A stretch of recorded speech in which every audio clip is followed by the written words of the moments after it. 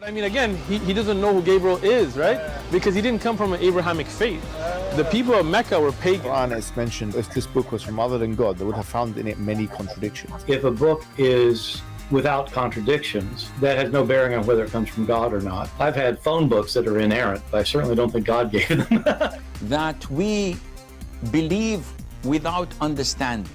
The brother asked a very important question, that most of the scholars say that listening to music, watching movies, and most of the television programs, they're haram. So how can we have fun? Let me tell you, brother, at the outset, that having fun is permitted in Islam as long as the fun is halal fun. That the standard narrative has holes in it. The Prophet tells us because Satan or the devil sleeps over our nostrils. Those who oversleep and not pray Fajr on time, Satan urinates in their ears. I really do think Jesus was crucified and that he really was dead and buried. He thought that he was a son of God in the sense that he was specially chosen by God. I think Jesus really did think he was going to be the Messiah, the future king of Israel. I mean, that is, after all, why they crucified him.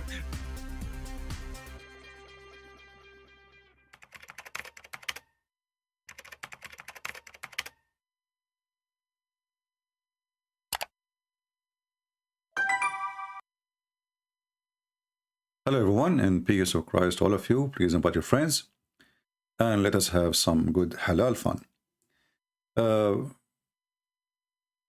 Today we have a special occasion to talk about, which is the crucifixion of Jesus, which always is a special occasion anyway. But if we ask ourselves which verse in the Bible or which chapter in the Bible describe Muhammad when he tried to fight the cross, you notice that Muhammad is so obsessed in rejecting the crucifixion of Jesus. Muhammad, he put in his aim that no cross should exist in this earth. The question is why? I mean, this guy is coming, supposedly he is sent by his God. And this God, he want to establish a religion, it's called Islam, to worship Allah, to kiss the black stone, to push your head inside the stone in the shape of a vagina, which is going to erase your sin when you kiss it, or when you lick it. But why he is so obsessed with the cross? If you remember, Muhammad, he said,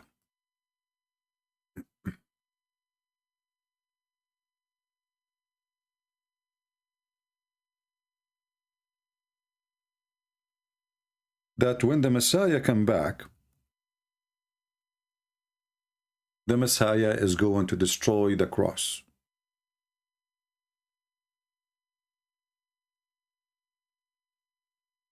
Now, we know that Muhammad, he had many phobia.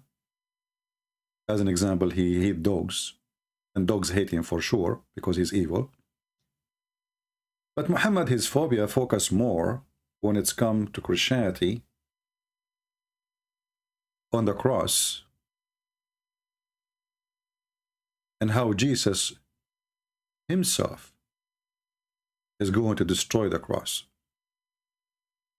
You know what the funny is, that the cross as a symbolic of death is already destroyed by Jesus. So what this guy is talking about? The cross for the Christian became a symbolic of life, a symbolic of resurrection. It used to be a curse. It used to be a penalty. It used to be a punishment. But with the Messiah, the cross became resurrection, become alive. So why Muhammad, he hated the cross so much? If I ask you now, which verses in the Bible you think present the situation of Muhammad? Anyone can help me?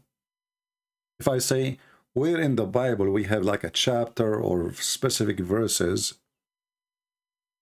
those verses describe exactly how Muhammad is when it comes to the cross. If you ask me, I will say One of the, maybe the best to describe Muhammad is Philippians, or in Arabic we call it Philippi.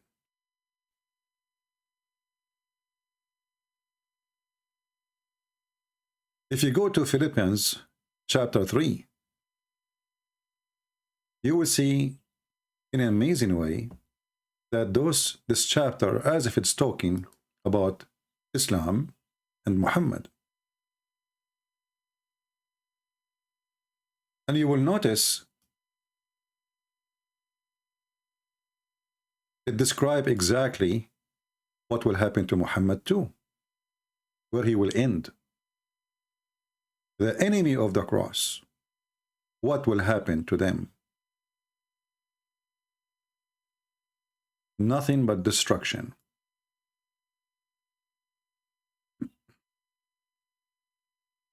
Those people who they are the enemy of a Christ and the cross of a Christ, whose end is destruction, whose God is their belly. How amazing. This is exactly Islam. A Muhammadan, he believed in Muhammad for what purpose? All his belief is connected to his belly area, where his private part, where his stomach. If we go right now in the Quran and see what exactly I will have and what I will get and what I will be if I am a person who believes in the lies of the filthy Muhammad. You will notice right away all the promises is the promises of destruction. It is sex and food. And the treasure of gold and money. It's your belly. How much I can put in my belly?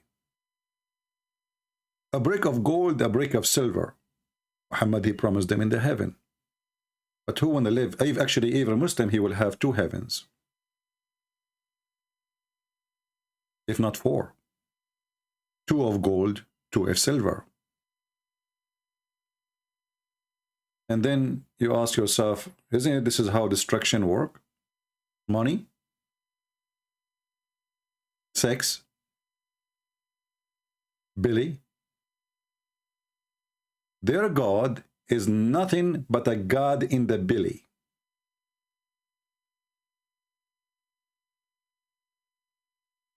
They are driven by temptation. They are controlled by temptation.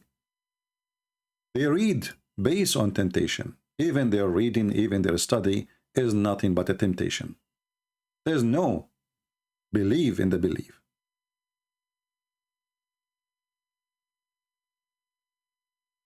And actually, there's a verse more describe Muhammad even better. If you go to verse number 2,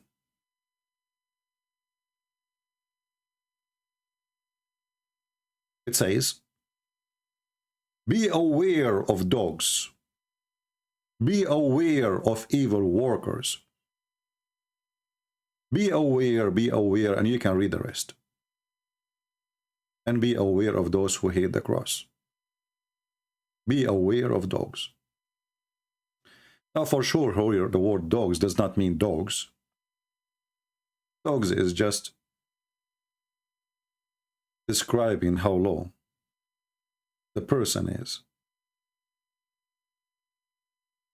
With the Messiah and those who believe in the cross of Jesus, we will be in heaven, and our heaven have nothing to do with the belly, have nothing to do with the penis, have nothing to do with gold and silver. That if it is a heaven, that is the heaven of the devil. If the devil have a heaven. We as a Christians, we are citizen.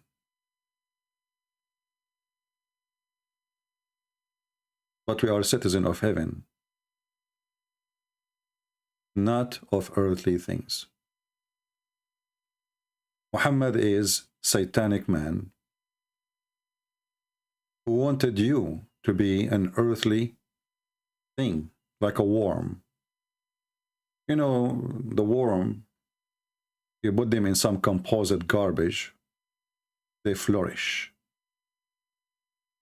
because they are warm.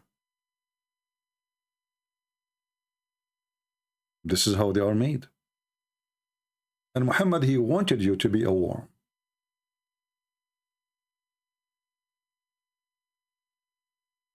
He fill up your mouth by words, and those words, you are waiting for them to be converted into currency later, which is money, literally, gold and silver, sex, and food. If we go in the Quran,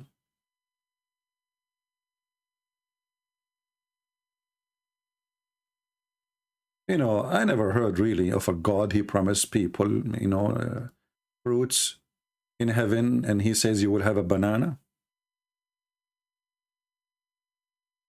I mean, what is that? Banana?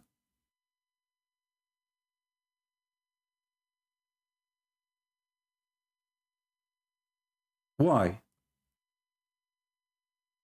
What is exactly the Quran is trying to tell us?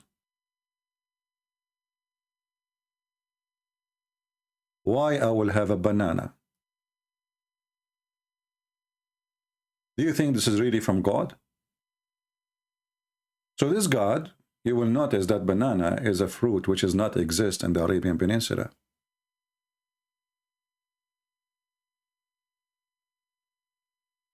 It's not exist. Period. So this is like a big dream for Muhammadan. But this is something cheap and not a big deal if you are a person who live in Indonesia, or if you are a person who live in Philippines, or even in Africa, or even in USA. I mean, banana. Why the God, he promised me the most silly stuff, but all of them are things that really exist in the Arabian Peninsula.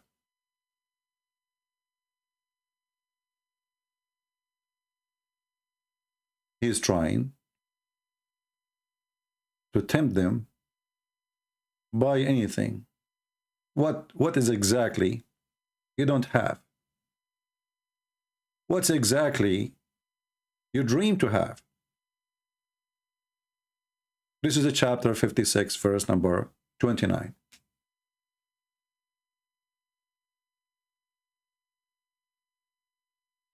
There's no banana in Saudi Arabia. So he promised them banana.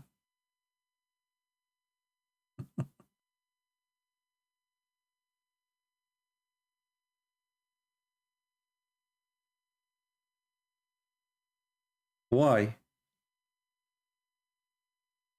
And you will notice that when the Messiah, who is Muhammad, obviously an antichrist of the Messiah, the Bible says literally, who is the Antichrist? Who is Antichrist? Is the one who denied the Son and the Father. As simple as that. So when somebody, he claimed to be Christian and he say, oh, we and Muslim, we believe in the Abrahamic and all this garbage. First of all, Muslims are not Abrahamic. Secondly, the Bible is so clear. Anyone who denies that Jesus is the Son and the Father, he denied them both. Muslim deny that God our Father. Muslim deny that Jesus is the Son. He is an Antichrist. Because you will notice and you will meet many of those false priests. So they are very much politically correct, which means they are satanic. And those banana priests, they are the same as the banana Muhammad. This is the religion of the banana, the republic of the banana. Even when Muhammad, he wanted to establish a state, his state is a state of a banana. When he tried to establish a fasting, it was a fasting of a banana. Today, the Muslims are fasting Ramadan. But do they fast really? They eat more. Or what they do, they switch the day with the night. And at the night, they eat like elephants, and the price of food goes so crazy.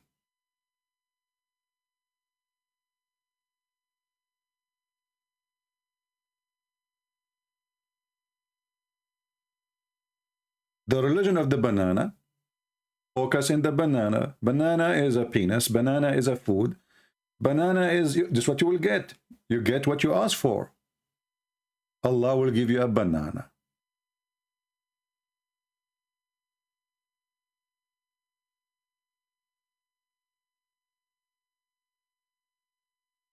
And then lately, we start finding that more Muslim sheikhs are really giving Muhammad a big banana. I mean, a banana he cannot even take.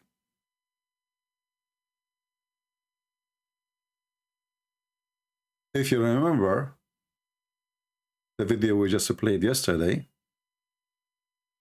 by a very famous sheikh, let us see if we can find it again. Let us see here. It's a banana cult, my friend. Banana in, banana out, what you can say.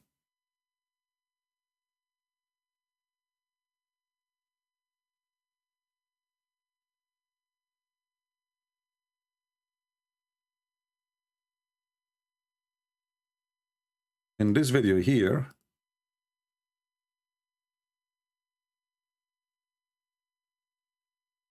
let us see if we can. What did Allah do to make it appear? That he died. When he won. Oh, sorry. And my language is sometimes very harsh because that's the only language some people can understand. Don't come with this nonsense. Because it is not only pathetic nonsense, it is absolutely sinful to say that Allah, wa na'udhu billah min hadha, Allah calls someone else to take the appearance of Nabi Isa alayhi salam, and that innocent man, innocent because he never claimed to be the Messiah, he was crucified. Here you notice that this is a Muhammadan, he is a sheikh, he is struggling. This is a form of a struggle of how stupid the author of the Quran. If you ask yourself, first of all, this guy is challenging the Muhammad and saying to them, where do you get this story that somebody he looked like Jesus was in the cross? Where do you get this from? The Muslim, they will say, well, the Quran says, Allah, he made it appear to them. He will say to them, fine. But he made it appear to them, that means he made them think that he died. But where do you get this story from that Allah, he made someone look like him? No answer. 100 millions of potato banana nation. They cannot answer. And when the sheikh is saying to them, stop your nonsense, he is trying to take it in his own logic, says, well, Allah is a God who will not do unjust. He will put someone innocent on the cross, but this is stupid of him to say, because everything in Islam is unjust. When a Muhammadan he speak about just and unjust, we die laughing.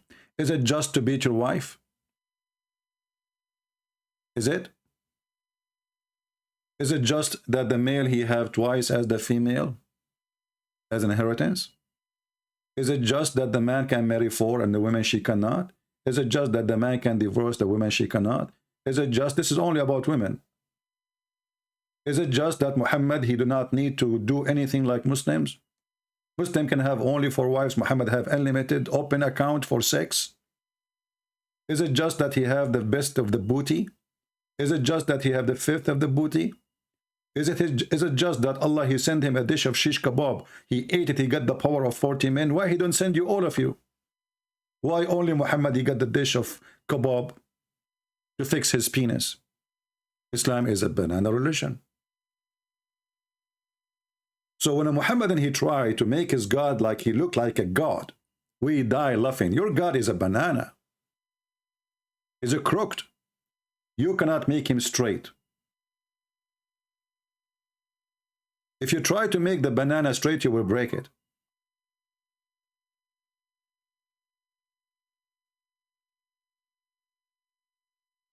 And then when a Muhammadan, he try his best to present his religion to us as if it's a religion, but the fact Islam is not a religion. Islam as a religion, as a banana, it's a mix of things. There is the skin, there is the under skin, but banana is delicious, Islam is not. You can eat a banana, you cannot eat Islam. You would die. My Skype is open. And later in the second part of the broadcast, we will allow Christians to call us just to say their thought about this day and the crucifixion of Jesus and the resurrection. But not now. Later, Christians can call. If you are a Muslim and you want to present to me your case about the cross of Jesus and why you reject it, feel free. We would like to hear you. And you will see how the Muhammadan, they have no established faith in anything. It's a banana cult. It's just a banana. It's a collection of ideas and collection of interpretation, and nobody knows even what they are coming from. Like when the Muslim, he says to us, someone cloned to look like Jesus. We ask them, who is the one who said that story? Their answer is a banana. Shake banana. Like shake banana. You Muslims, where you got this story from?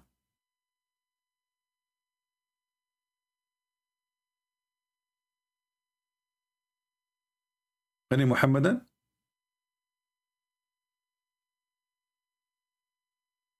You will tell me, Sheikh Banana, he said that.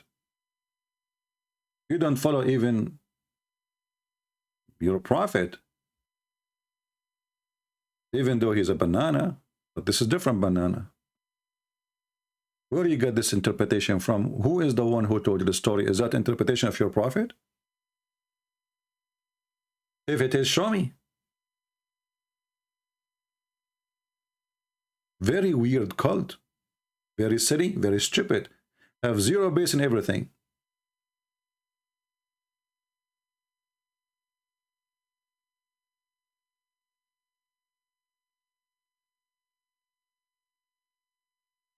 Do we have any Muhammadan would like to say anything?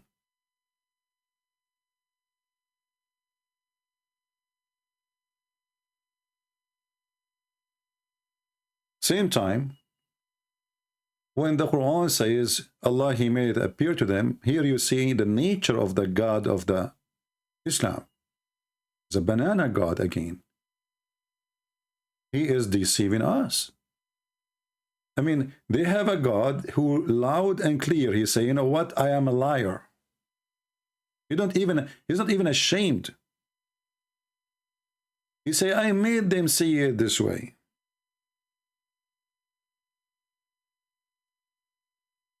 Because why you made them see it this way? Oh, because he is a banana. He is the devil. It's in front of you. Allah is a certified liar. He is not trustworthy. Actually, even this sheikh, he said, well, if we were there, which means we Muslims, thank God I'm not a Muslim, if we were there, we will believe in the same thing. Same thing what? Same thing. Same thing is that we will get the same conclusion that Jesus died on the cross. We will believe exactly in the same thing. That's what he said. Made a mistake here. We killed him. The Messiah, the son of Mary, the messenger of Allah, we killed him. In fact, if you and I were there, we would also come to the conclusion that he died. Did you hear it? If you and I were there, we will get the same conclusion that he died. So what is our problem? If you and I were there, we would also come with the conclusion that Jesus, he died. Just to show you how Muslims, they answer us, and just how stupid the idea even to be a Muslim. You know, I have a strong belief that the second you become a believer in Muhammad, you lose your IQ. We have a Muhammad, his name is Muhammad Deen. Muhammad Deen is very smart. He is, I heard that he is the smartest between all the girls in his household. Look what he said. You believe the person who died. Do you see the stupidity? Okay, in your religion, he did not die. So that means we are right. We should believe in Jesus. I mean, the stupidity is amazing, man. What is excuse that we should not believe? That he died. But in your stupid idiot banana cult, Jesus did not die, so we should still believe in Jesus, because either way we are right then. We should believe in Jesus. And then we ask him, so why you don't believe and follow Jesus, yet you follow Muhammad? If you, that means you are following in the person who died. Isn't Muhammad dead? Isn't Muhammad dead? Your banana Muhammad is rotting banana into the ground, 6 foot down there. The Muslim did not bury him for 3 days, 3 nights, hoping that he will come back. Otherwise, I challenge the Muslim to tell me why you did not bury him for 3 days. Until he stink, Ibn Abbas, he said, "Idfinu sahibakum, فإنه قد أنتن كما ينتن البشر." Bury your friend. He stink like all a human. They stink. You are following a stinky prophet.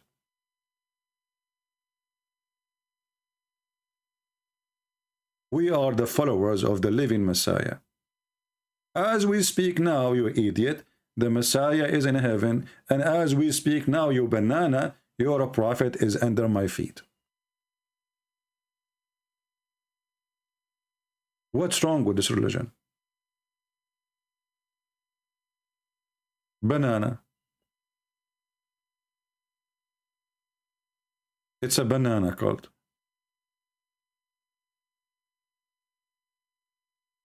The God who promised you a banana, obviously, he don't have something better. What the heck is banana? If I believe in Allah and I don't believe in Jesus, what I will get? A banana. I am really convinced that Allah is God now.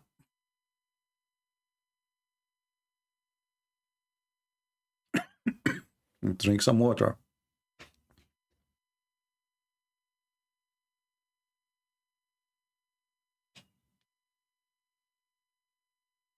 Listen to me carefully.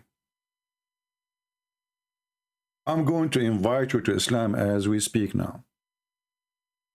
And I'm going to switch to Bangladesh mood. Brother, sister, the guy is named Christian Prince. And he tried to convince you that Islam is not a true religion. And this is my trend for Christian Prince. If your God is a true God, how come your God did not promise you banana? My God did not promise me banana. What I would do with the banana? Christian Prince, I will tell you what you can do with the banana. As an example, first you can squeeze it. Squeeze it? Yes. Then you can make it a juice. Okay, a juice. And in the best scenario, in the worst scenario, you can bite it. Okay. That's new. I just discovered that. Exactly. So Allah, he promised me banana. Because Allah, he think about how he will make my stomach happy. That's deep. Zakir, here it doesn't say who is going to have the banana, and I am suspecting in your case that the one who will have it is the wife of Muhammad. As you know, Muhammad, he could not have sex. His penis is not working. Christian Prince, watch your mouth. Respect yourself. Don't speak like that about the prophet. You idiot. I'm not the one who said that. Isn't it your prophet? He said, I was the most weak person between mankind, and then I invoke Allah. He sent me a dish of shish kebab. Isn't it Aisha? She said that the prophet, he imagined himself having sex. In fact, he did not. So now the wives of the prophet, they are with the prophet, and the prophet cannot fulfill his duty in the bed. What they will do? They will look around. What they will find? The banana.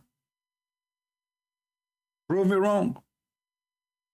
This is Sahih al-Bukhari. It says that the prophet continued for such and such period, imagining that he had slept, he had sexual relationship with his wives. In fact, he did not. So what the wives at that time were doing, as long as the prophet is not doing it, who was doing it? The banana.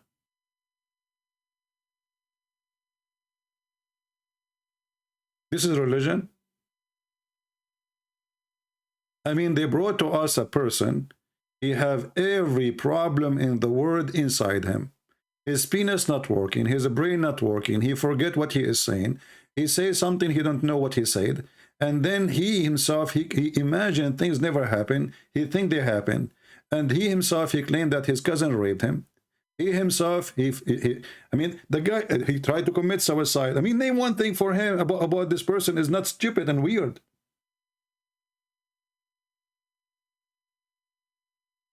So the banana cult is trying to fight Christ. Good luck with that. Let your banana work. You shout, you say takbir, you say jihad, we laugh at you. Islam is demolished. And you have no answer. Here we go. My Skype is open. Where's your sheikh?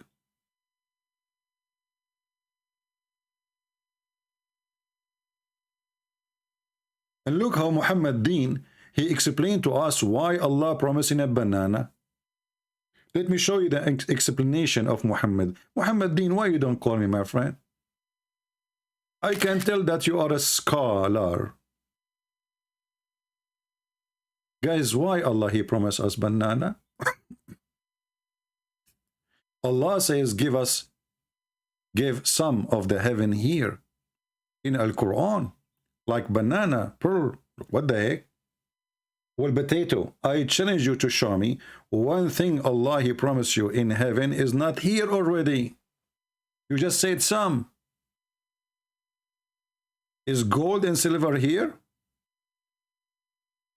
Is penis here? Is vagina here? Is ass there? Is a bracelet of gold and silver? A pillow. Have you ever heard of a God he promised you a pillow? A pillow. I mean, isn't it obvious that this religion is something stupid? There's a God, brother. If you believe in him, brother, he will give you a pillow. What is that? Because those Arab, most of them, they never have one. It's not for everybody.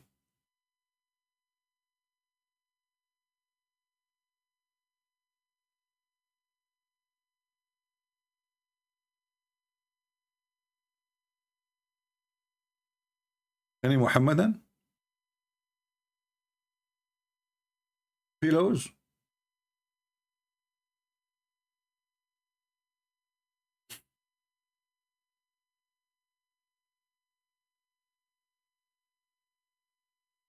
What's happening with this cult?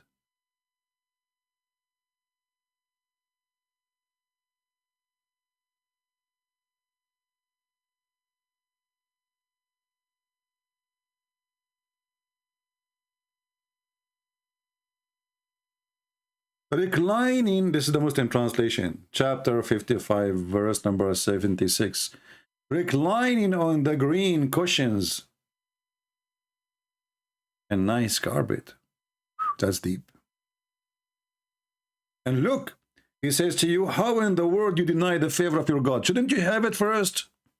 I mean, this guy is asking you how you deny his favor. He did not give you that favor yet. As if it's a fact. And then he promised you a woman who no man, neither a genie, did have intercourse with them and if them. I'm trying to be polite.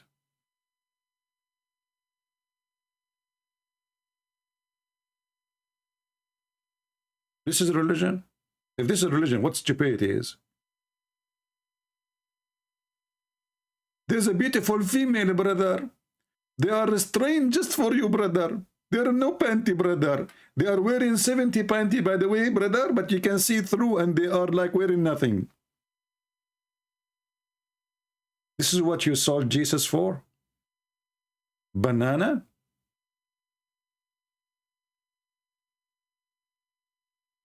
This is what you exchange God, the true God, for? The holy God, you exchange him for a guy. He promised you, women, they are jailed. I mean, jailed? Why they are jailed? I mean, are they going to run if we open the door? Abdul, are you still afraid that your wife, she will flirt with the neighbor?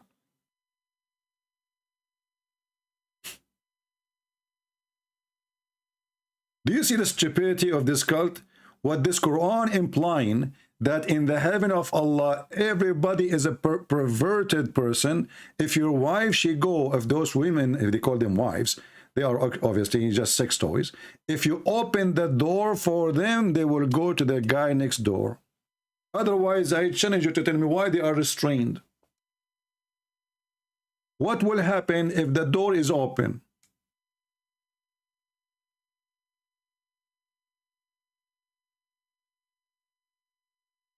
Very filthy cult.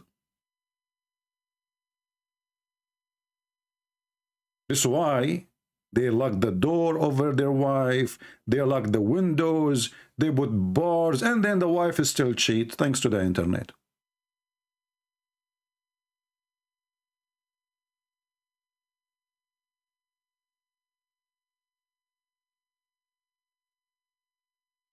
Do we have any Muhammadan would like to join us live on air?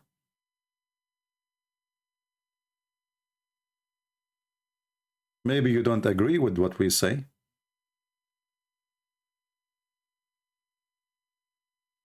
And you know, the Muslim, they say to us that this book, nobody can have like it.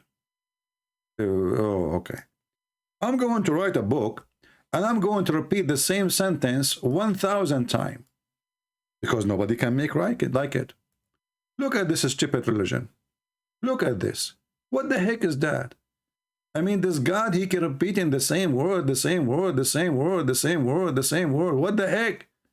Are you out of words? What is this? The same exact line.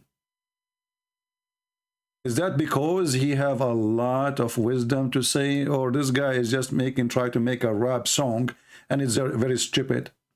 No meaning. And look, brother, you will have palm date and rumman,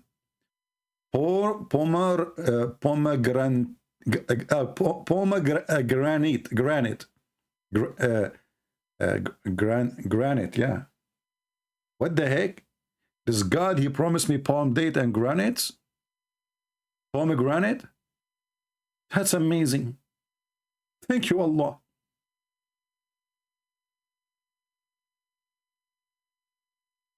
We have a person, his name is Lut. He said, you have a talking donkey in the Bible.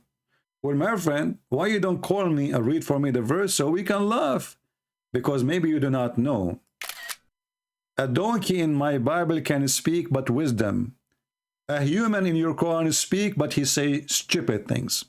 Secondly, you idiot, don't you know that your prophet, he claimed that he had a donkey, he stole it from a Jew, his name is Yafur, and he spoke to his donkey and the donkey spoke to him, and the prophet, he asked him, do you like females? And the donkey, he was a gay, he said no. This is how stupid they are. Muhammad, he copied a story from the Old Testament. He wanted to have the same story. So he claimed that he had a donkey and he called him Ya'fur. And the first conversation between the prophet and his donkey Ya'fur, he asked him, do you like females? I mean, look at this. The first time Muhammad speak to an animal, he asked him about his penis.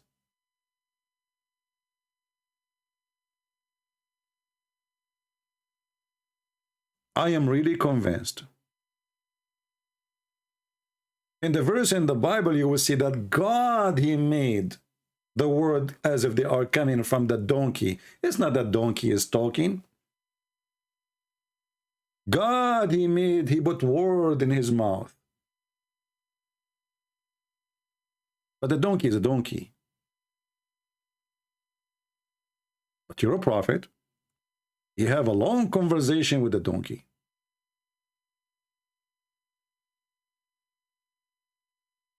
And then Yafur, he explained to him what the Jewish guy used to do to him. He used to kick him and he used to make him hungry. Because he's a Jew. I mean, what you can say? I mean, true story.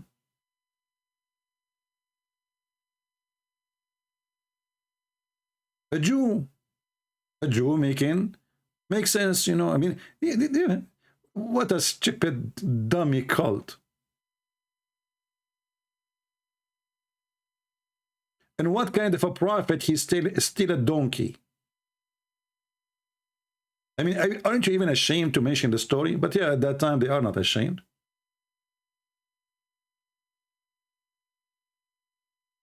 Now they are. Now, anything we show them, they say, we don't accept it. This is not true. This is false.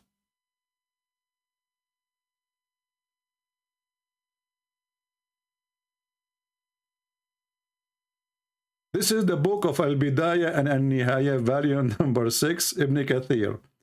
What is the name of the hadith? Hadith al-Himar. The hadith of the donkey. Oh boy. It says here, فكلم النبي الحمار فكلمه الحمار فقال ما اسمك؟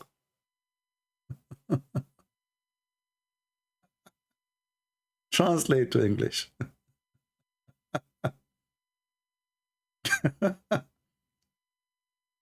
So the prophet, he stole from them, from the Jews, 10 ounces of gold and silver, and sandals and donkeys. Sandals, I mean, have you ever heard of somebody even stealing sandals?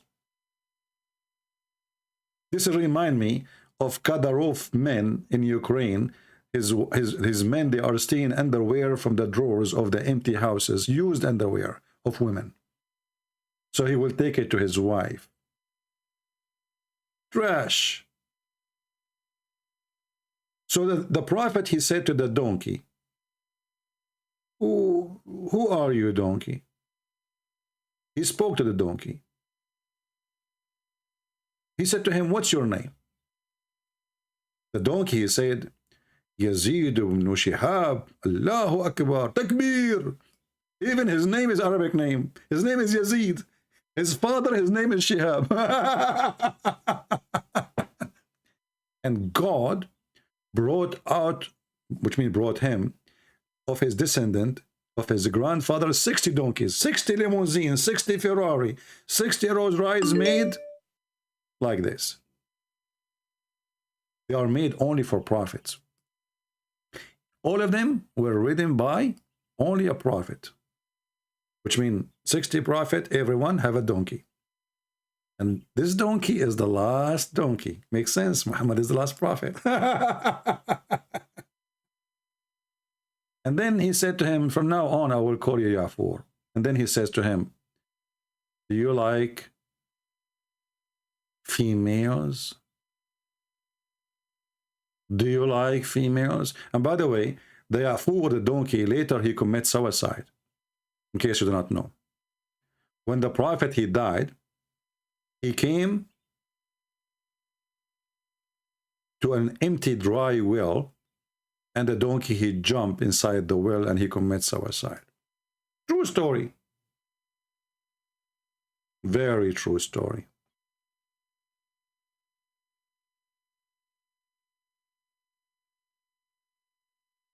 Do we have any Muhammadan? Do you have any argument left to say from the banana religion?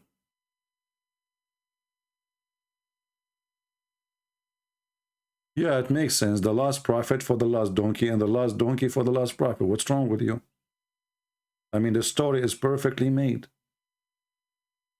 The prophet, he asked the donkey, do you like females? The donkey, he don't like females. It's very well known that donkeys don't like females.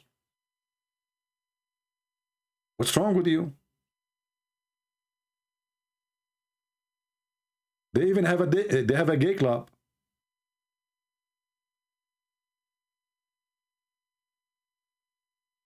The Muslims, why the prophet donkey don't like females? There's a problem.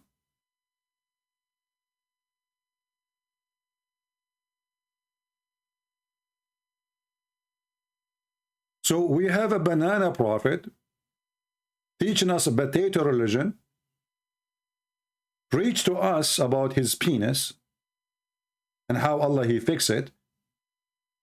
And when we ask him for a miracle, he could not even prove that his penis is working. And he could not prove that he have any miracle. Even the Quran confirmed that he have zero miracle. The Quran says,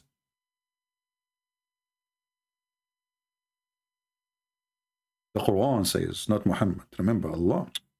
Muhammad is not the one who made the Quran. People keep asking Muhammad, you idiot, how come you don't have any miracles? Muhammad, you get them busted.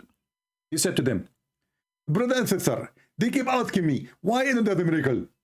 I'm going to get them busted. Allah, he gave me that verse. Listen carefully. And nothing stop us from sending ayat, proof, evidence, signs, but the people before the narration, they deny them. Like, what the heck? So Allah, he will not send Muhammad any proof, any signs, any evidence, because former generation, they denied him? Will you liar? They don't.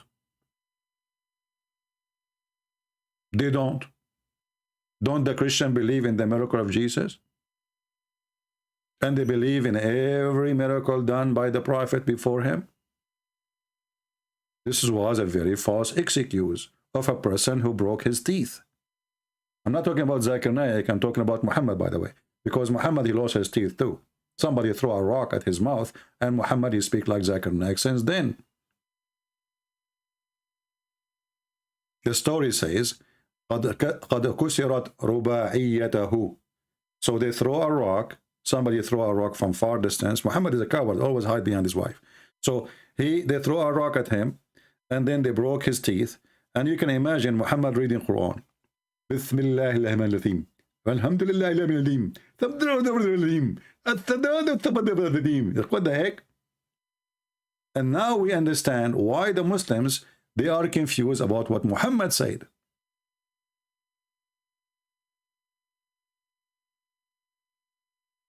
Do we have any Muhammadan?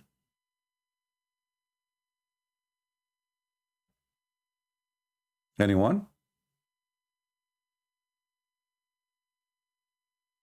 Do we have any Muhammadan? You know, listen to me carefully.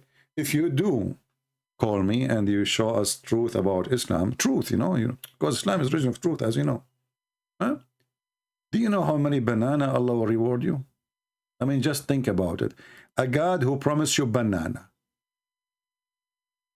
You will get a pile, a truck full of banana. By the time you finish your conversation with me, before you hang up, the banana will be covering you. We have a true God here who promised us banana. If you vote for me, I will give a banana to every citizen in my heaven.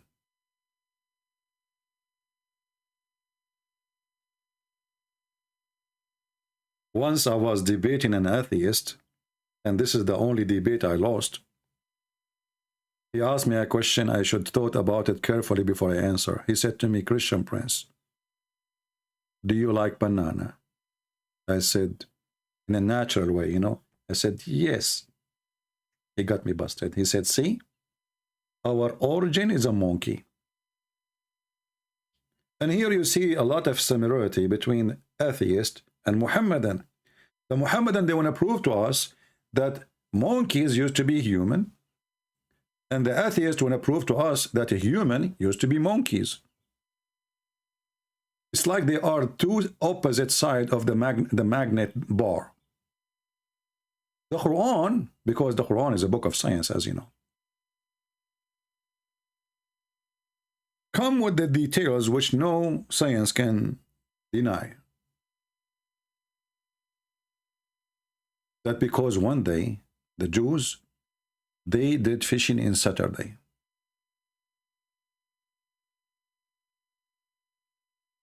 So Allah, He made them monkeys and pigs.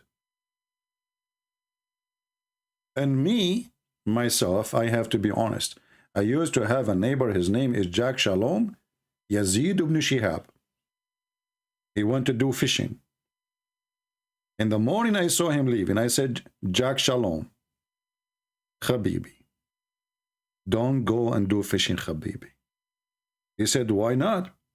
He said, don't you know, Habibi, that if you go to fishing, Habibi, Allah will make you a pig and a monkey, Habibi? Jack Shalom, he is stubborn and he's cheap. He don't want to buy food. He want to go and get fish for free. So he went and he did fishing on Saturday. And when he came back home, he did not even notice what's happening to him. He was transforming into a monkey. When he opened the door of his car, right away, I saw his foot.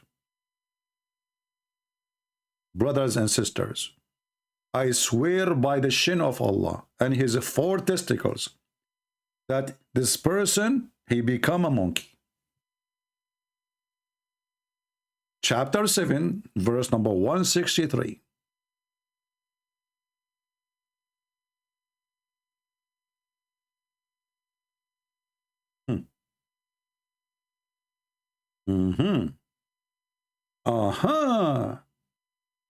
Only in Islam.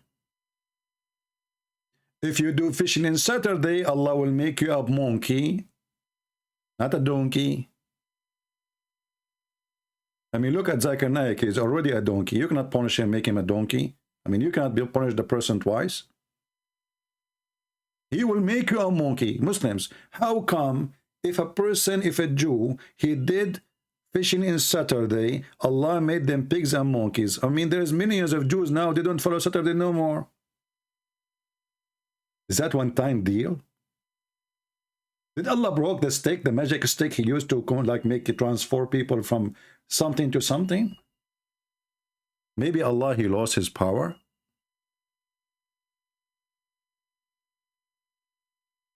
And the funny is, in case you do not know what the story is, Allah, he made the fish. He told them not to fish on Saturday. He told them not to fish on Saturday. But Allah is a disgusting person. He play games. He made the fish only come in Saturday. Week after week, the people, they are dying. They live in a sea. So he made the fish come only in Saturday, and not only that, openly. Look at this, openly. Like the fish, they jump over the water and they play ballet and gymnastic. Like, we are here. You cannot fish us. It is Saturday. And who is the one who made them do that? Allah. Banana God. Banana story. Your God is a banana. I mean, who is the banana when I believe in such a garbage, buddy?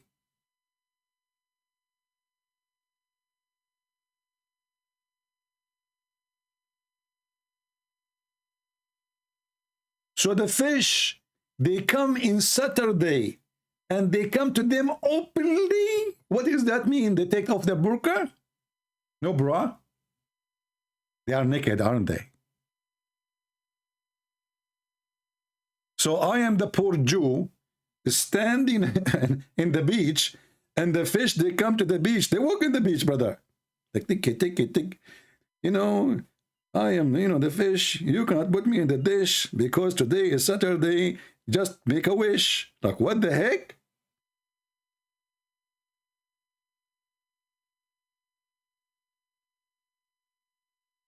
No, this is not a smart fish. Allah, he made them come. Allah, he made them come in Sabbath. Just to show you. Chapter 7, verse 163. You guys are not smart like Muhammad. I feel sorry for you, honestly.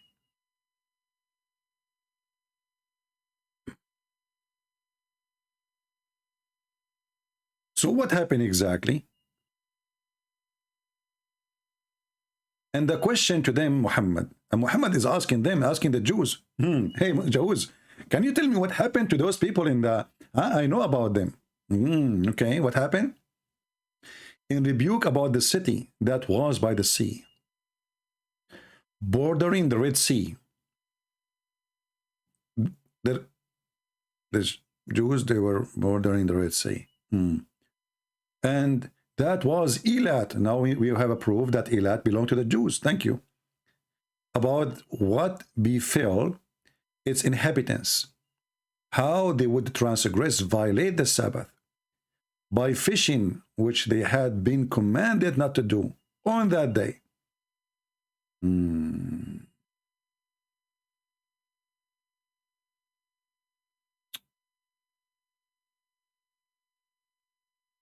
And here it's telling you how the fish come to them in that day and show themselves and do belly dancing just to make them upset.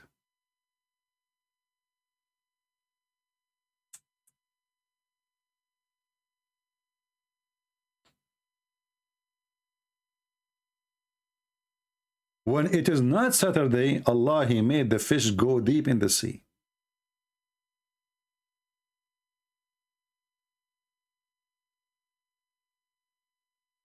I mean, who can deny such a beautiful story? Look, in this religion, Islam, if Muhammad, he raped children, Allah will not make him a monkey.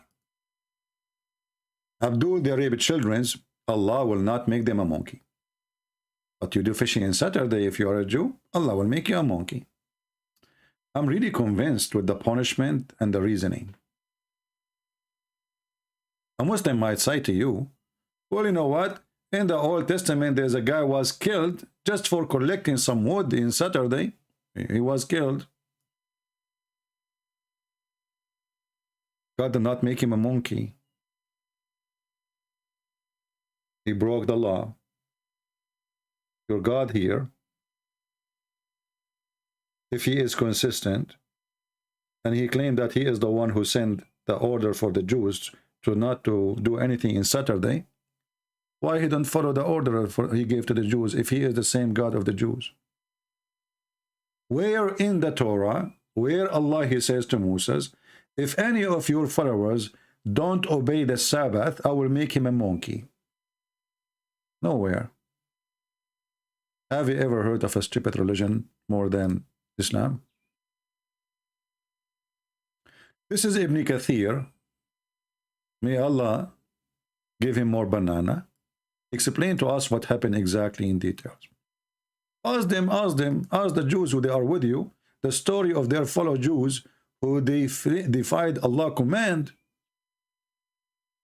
So his punishment overtook them all of the sudden for their evil action, transgression, and defense by deceit.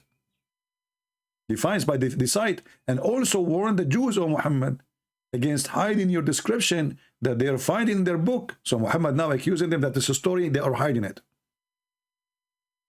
So they do not suffer, their forefathers suffered. Okay, so why Allah did not make the Jews in the time of Muhammad pigs and monkeys? The village mentioned there, it was Ayala, on the shore of the Red Sea.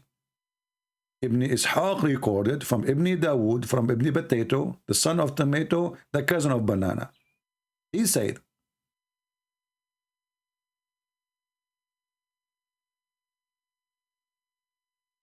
when their whale, not their fish by the way, it says in Arabic, hitanahum, whale, come to them openly in Sabbath day, visible on the top of the water. I'm telling you, those fish, they walk like over the water. According to Ad-Dahuk, who reported from Ibn Abbas, Ibn Jarir said, okay, and did not come to them in the day, had no Sabbath. Thus we made a trial for them, mean, this is how we tested them, by making the fishes swim close to the surface of the water. On the day, they were forbidden to fish. So Allah, He made the fish come only in the day of Saturday. When there is no Saturday, the fish disappear. And the fish would be hidden or hiding from them on the day when they are allowed to fish.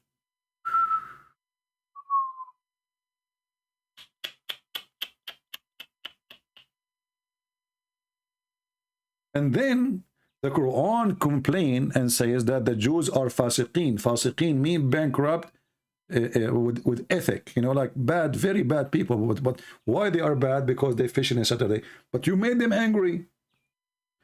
The story just said that you made the fish disappear, and those are fishermen. They want to feed their family. But just to show you the hypocrisy of the donkey Muhammad.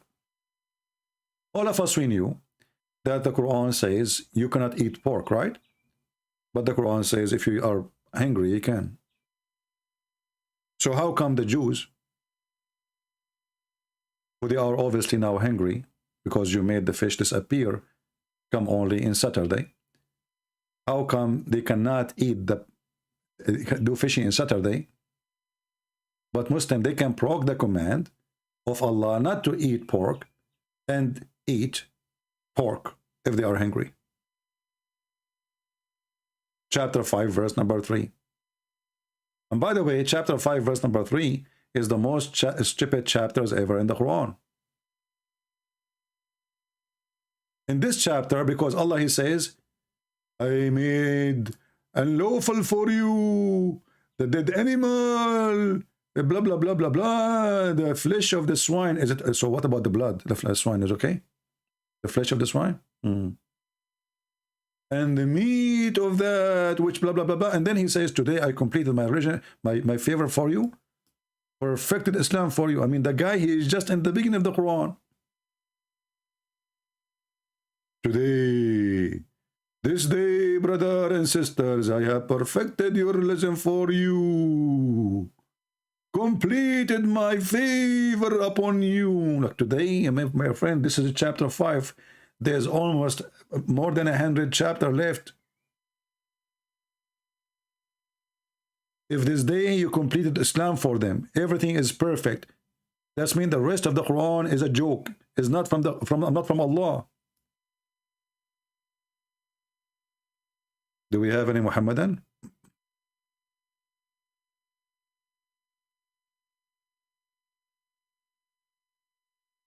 Today, Islam become perfect for you.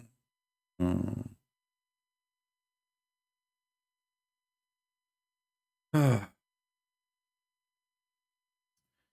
Muhammadan, he sent me from 2nd Thessalonians. He says that God, He sent them a powerful delusion. My God is my friend. My God, He sent you a powerful delusion that is Muhammad. Isn't it God who created Satan? So when you are not with God, you are not immune. Delusion will come upon you. Drugs, sex with kids, or you became a pervert. This is what the Bible is saying. But your God, Allah, is the one who is proud about being a deceiver. But look what you just did. You did to me, Mr. Cold Scepter. You just mentioned to us something very important. Let me take a screenshot of what he posed for us. Or let us open the verse, because this verse can help us really good to understand how our Bible exposed Muhammad and people like him. This Abdul, obviously, he do not know that what he gave us is to arm us, not the opposite.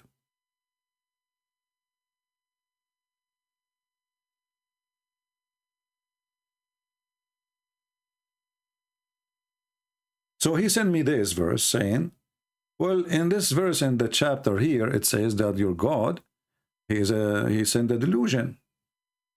I will focus on this now. Look what happened. Muhammad, he claimed to be a prophet. And obviously Muhammad is a liar. Our God, He will prove to us that Muhammad is a false prophet. How? He made Muhammad fail into his own trap, which means Muhammad, he made a trap, and he made Muhammad fail into his stupidity and his lies. How? Look what happened. Muhammad, he made a promise in the Quran that if he is lying, Allah said to him, Allah will cut off his artery. So Muhammad, he have a delusion that he will never die in such a way, because it's just a fake promise. He made a fake promise. I mean, how the fake promise will come to be true? You know what I mean? In chapter 69, verse number 46, the Quran says, if Muhammad is a fabricator, if he is a liar, if he is a false prophet, if he is a banana, and then certainly we should have cut off his life artery. That was Muhammad, the delusional, making a false promise. He said, there is no way I will die in such a way.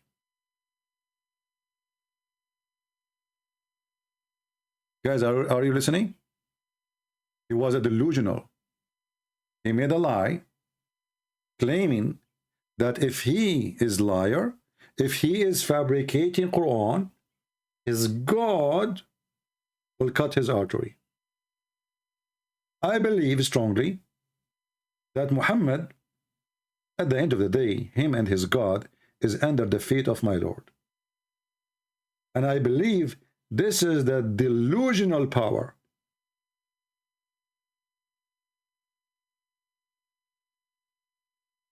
which God, he cursed those people with.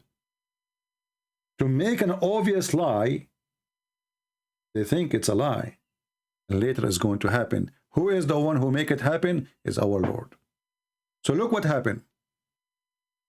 Muhammad, he made a promise that his God promised him. If he is a liar, Allah will cut his artery. And this is exactly how Muhammad died. So Muhammad was a delusional. He thought, I will make a promise and no way will happen. It's like, you know, let us say, me, myself, I say, I will die in the North Pole because I will never go there. And then it happened exactly what I promise. If I am lying, I will die there. He made a promise he never thought is going to happen. So when the Bible speaks about the delusional and how God, he sent all the evil ones on you, or you are evil, or what the Bible is saying, now you have no protection from me.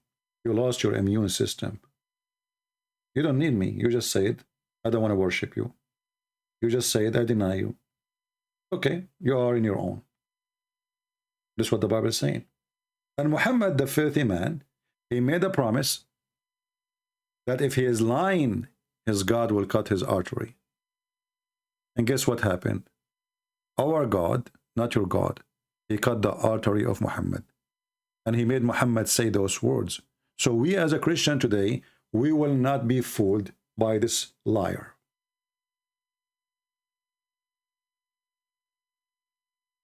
I mean, how more strong a proof we need? The guy, he said, if I am a liar, if I am lying, if I am fabricating, if I am making this and that, Allah will cut my artery. Do we need more proof? From the mouth of the devil.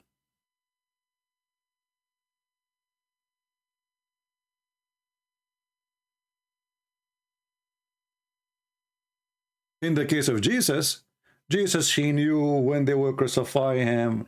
They knew who is going to deny him. He knew when they are going to even arrest him. He knew in the future. The Muslim, they will say, isn't it the Bible say that the cross is a curse? It's a curse for criminals. But Jesus never commit any crime. It's a curse. It's a penalty. It's a punishment. But as the Bible says, my friend,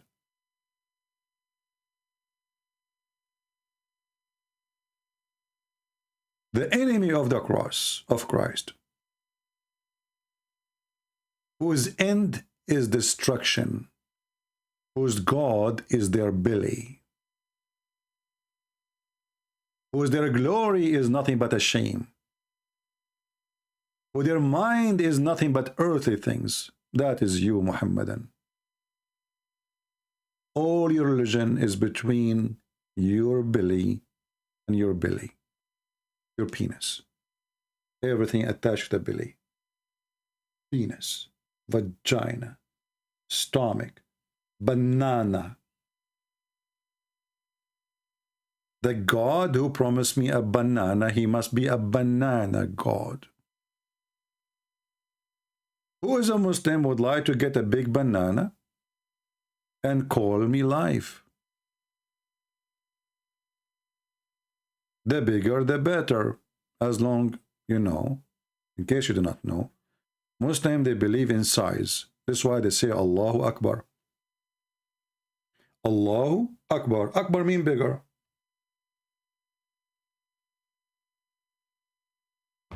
Size doesn't matter. Actually, in the comment section in the previous video, I think, a Muslim, he says, not the previous, maybe the 2 days ago, or 3 days ago, he said, you believe in a man, he is like 5'6" foot tall? And if we ask the Muslim, what is the size of your God? Any Muslim can help me? What is the size of your God?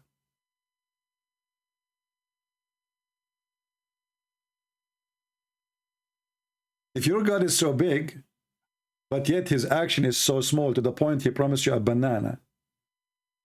I mean, how small is God? I can grow a banana. If I live in a warm area, I will grow a banana and the banana will say hello to me from my window.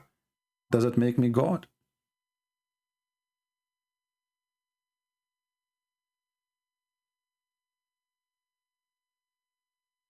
Do we have any Muhammadan who believe in the God who give him banana?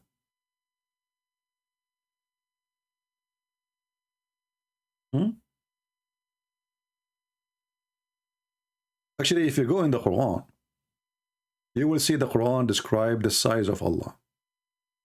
But Allah is so small, and I will prove it to you.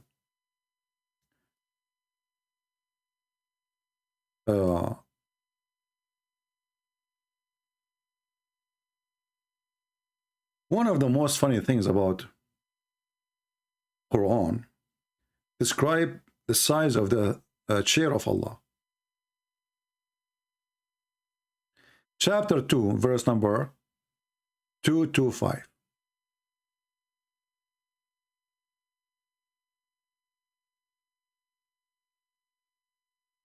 Do you see it? The chair of Allah, you see the Muslim, they translate the chair as a throne. The fact the Quran says chair. You see, one of you, he told me about a video made by David Wood about the Bible. But the video of David Wood is absolutely wrong. Not because he's wrong, no. Because David Wood is using wrong translation. How many times we said, never trust a Muslim translation. So the video, you know, those guys they told me about, I did watch it. I understand the intention of David Wood, but he was reading a very false translation. As an example, when the Quran says, confirming what was revealed to them, the Quran was not saying that. The Quran was saying, confirming what is between their hands. There's a huge difference.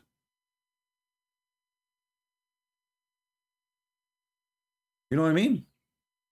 So this is why it's very important that when you want to learn about Islam, you learn from those who speak the native language, for they will deceive you with their false translation. So if we go here, chapter 2, verse number 97. In the Islamic translation, nowhere it says confirming what is between their hands. It says confirming what came before it. And this is what David Wood was reading. But this is not the mistake of David Wood. David Wood do not know. He don't speak Arabic. You don't know what is written here and the other side.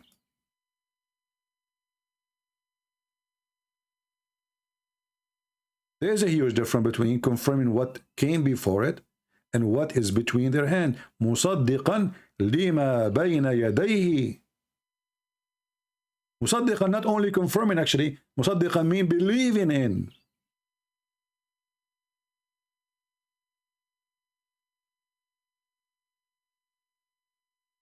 Believing in what is between his hands.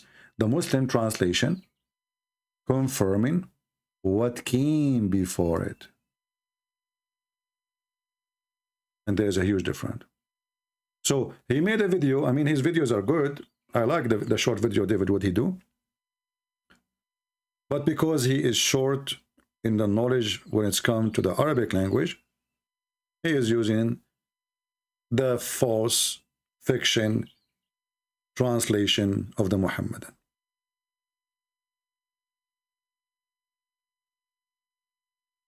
So if somebody know him, he can talk to him and tell him, you need to fix that. Because each time the Quran says, مُصَدِّقًا لِمَا بَيْنَ يَدَيْهِ, it doesn't mean confirming what was or came before it. It means believing in what is between his hands. And again, look how many times in the Quran it appears. Chapter 2, verse number 97. Chapter 3, verse number 3. Chapter 5, verse number 46. Chapter 5, verse number 48. Chapter 35, verse number 31. Chapter 46, verse number 30. And maybe more.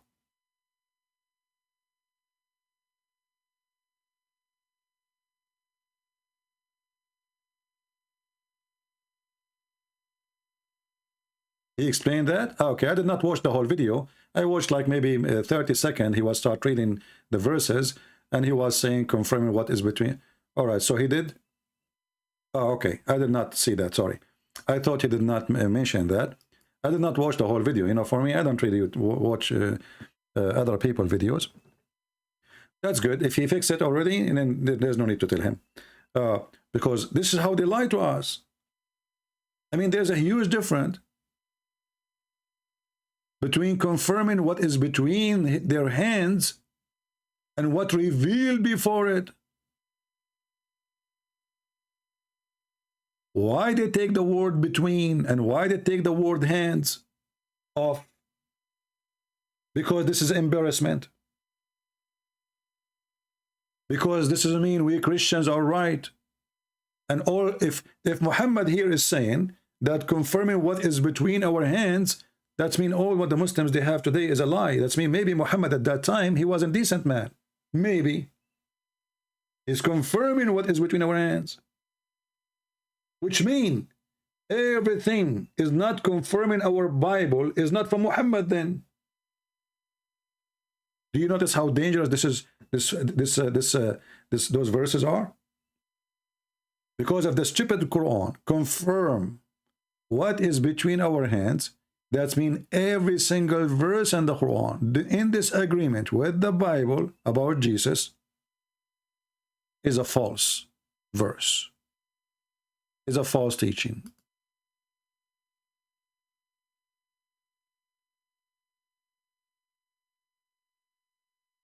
We change the translator, all of them they are saying, confirming what was revealed before.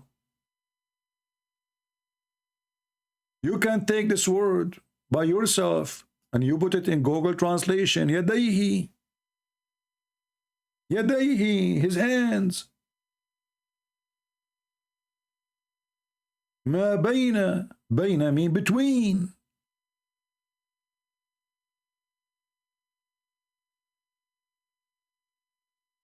Do you see how evil work? If those people are truthful, following the true God, Why they are doing false translation? You tell me.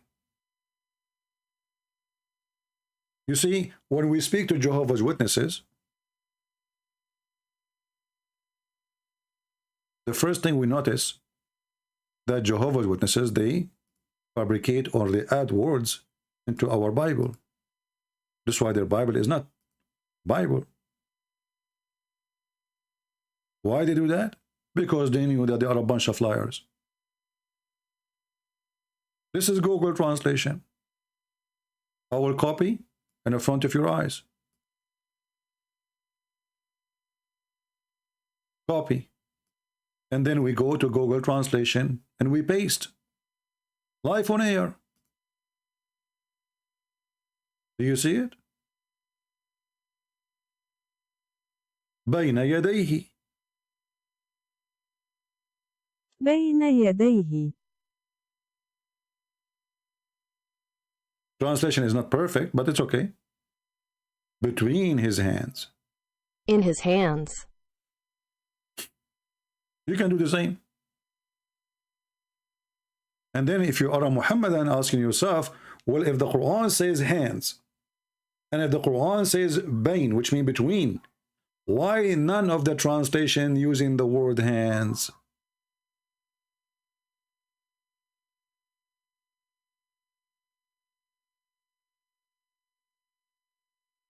Hangi Tato, wanna call me? Okay, my friend, you can text me in Skype, and I will call you. Just text me first. Tell me what's your name. Is it Hangi Tato too?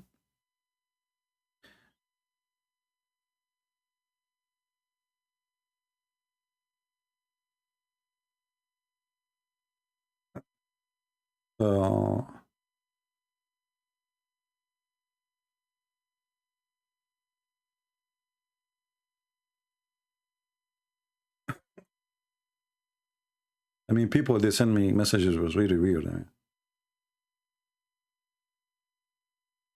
My friend, don't send me messages in Skype unless you are a Muslim and you want to debate me. What I would do with this one now? Are you the famous CP? Okay.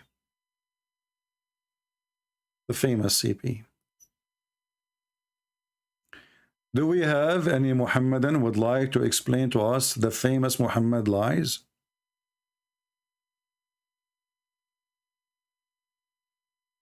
Anyone?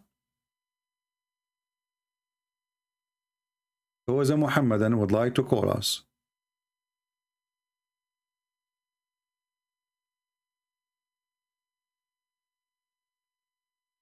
Anyone? Mayday, Mayday. So as you see, their answers to Christians is a fabrication. Their translation to their own book is a fabrication. And then the funny is, they claim that you are the one who corrupt your book. But isn't it this is a corruption? Not a single translation used the word hands.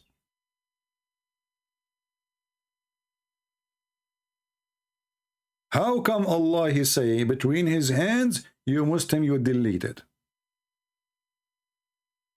Where in the verse it says, what was revealed before? Where?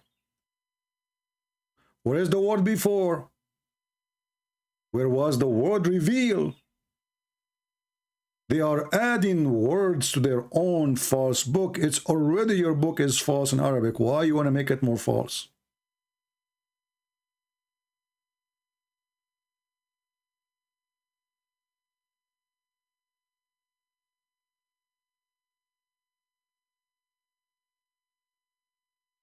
Don't text me with silly questions, otherwise I will block you.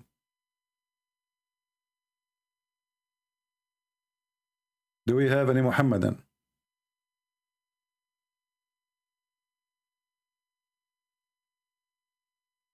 When we spoke about the banana is a banana. It's a fruit. You don't even know what the banana mean. Even this one need interpretation.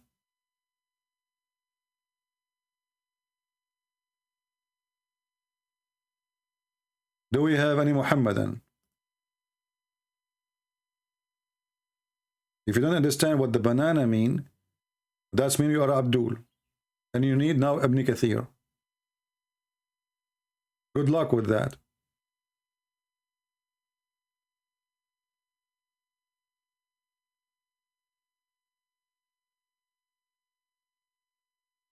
Do we have any Muhammadan? The Quran says the sun set in murky water, in a spring of water. The Muslims, they say it appear. Where is the appear? Where is the word it appeared to him?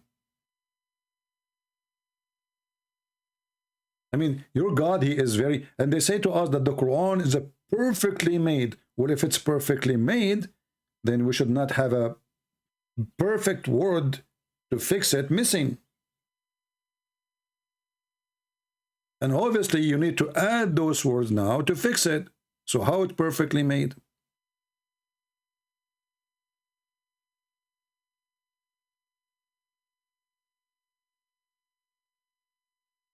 Any Abdul?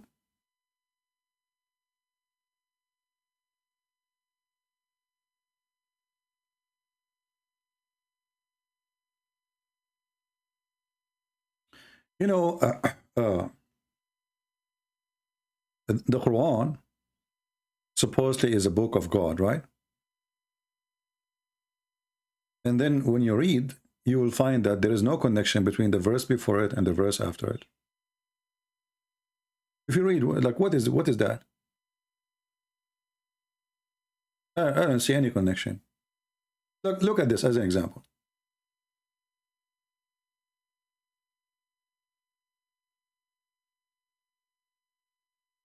Allah now, he is bragging about what he did. How he created you. If we go a few verses before, just to show you the stupidity of this religion, it says here,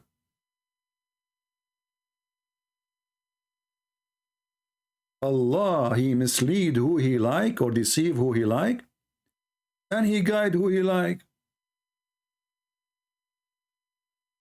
What does that mean? If you go verses before, 2 verses, you will see that the shaitan is your enemy. Okay, hold on. The shaitan is our enemy for what reason? The Muslim, they say he deceive you. Okay, wonderful. We skip 1 verse, or you can read it. We read the verse after it. It says that the one who misguide us, the one who deceive us is Allah. So who is our enemy? If the one who misguide us and deceive us is Allah, so what is the job of Mr. Shaitan? Any Muslim can tell me?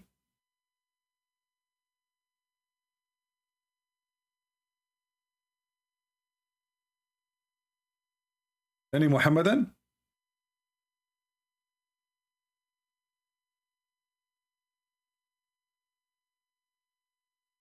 If the shaitan is our enemy, why? Because he deceives us. Okay, wonderful. But as you see, it's not shaitan who deceives us. It is Allah.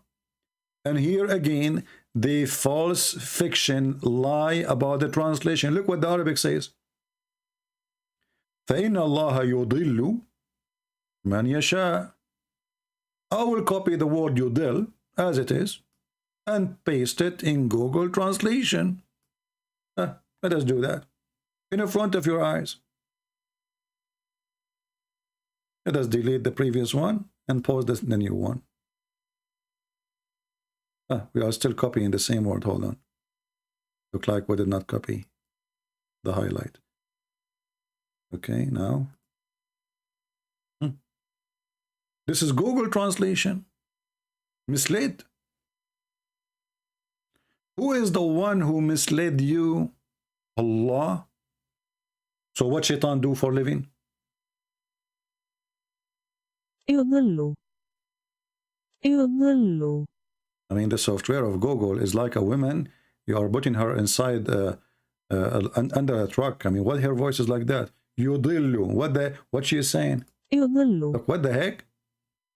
This is يضل. what the heck? Yudillu. What the heck? What she is saying? Don't listen to Google. Don't learn Arabic from Google. She is saying it wrong. So yudillu, Google translation means misled. My translation is to deceive.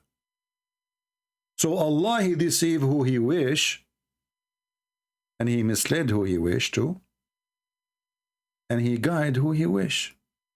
So all of us either misled by Allah according to the Quran, or guided by Allah. So what shaitan do for a living?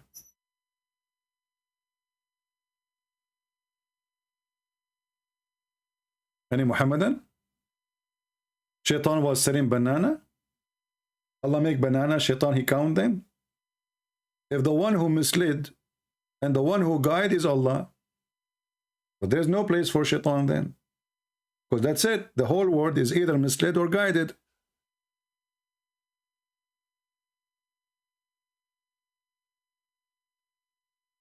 Do you see the stupidity? This is a chapter 35, and this is verse number 8.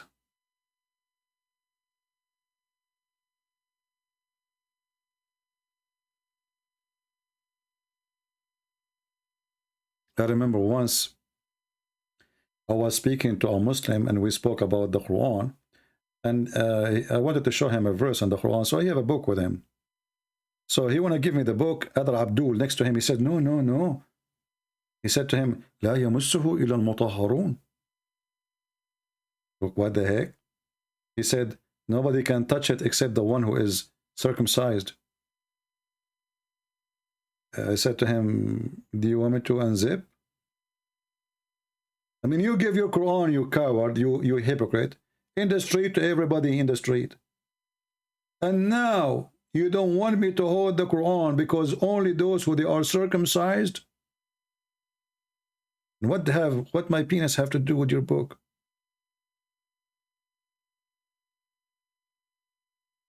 Are you saying he is the one who will hold it?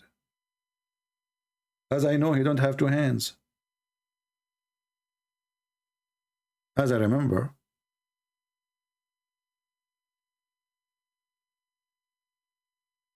What a stupid cult. And this is the holy book. All of it is about penis, banana, vagina, boobs, and blah, blah, blah. Like, you know, you cannot touch it, okay? He's a Christian. He is not circumcised, brother. Well, your prophet was not circumcised. Once one of the Muslims, he says to me, how come? I said, why your prophet would never be circumcised? He said, he's born circumcised, okay? Oops. Who ate it there? I guess the mother of Muhammad, she have a rat there. He was chewing. He was born circumcised. Where do you get this from?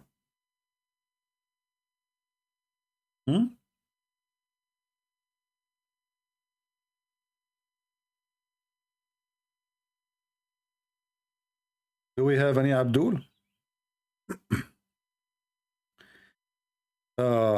Today, because we have a special occasion, we said we will, the first part of our broadcast, we will take Muslims, but obviously there's no Muslims.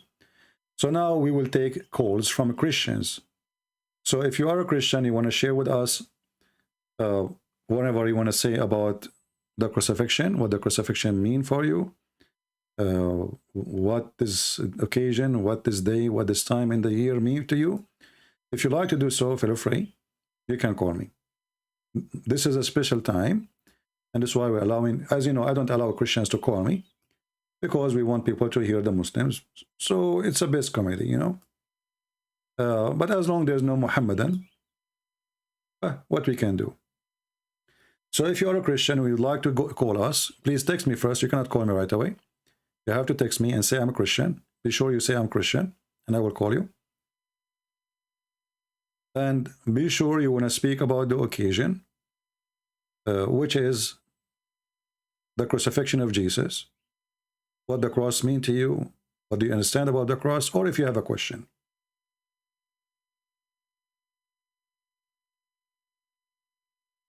Feel free.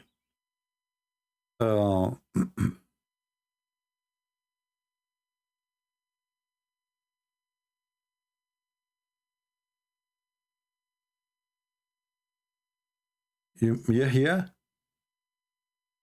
Yahya, you mean the name in the Quran? You mean Yahya? Yahya, supposedly, the Muslim, they say Yahya is a word mean Yohanna. But where this Yahya coming from, we do not know.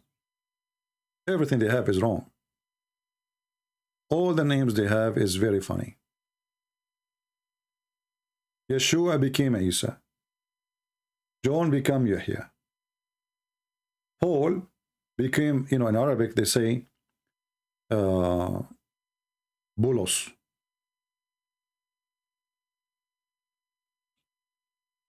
All the names they make their own names.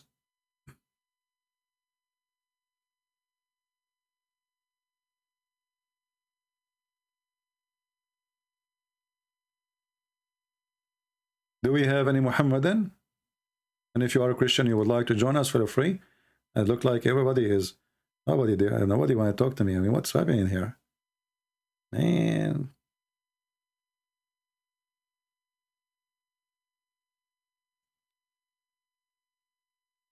Okay, we have an ex-Muslim. Let us see what you want to say.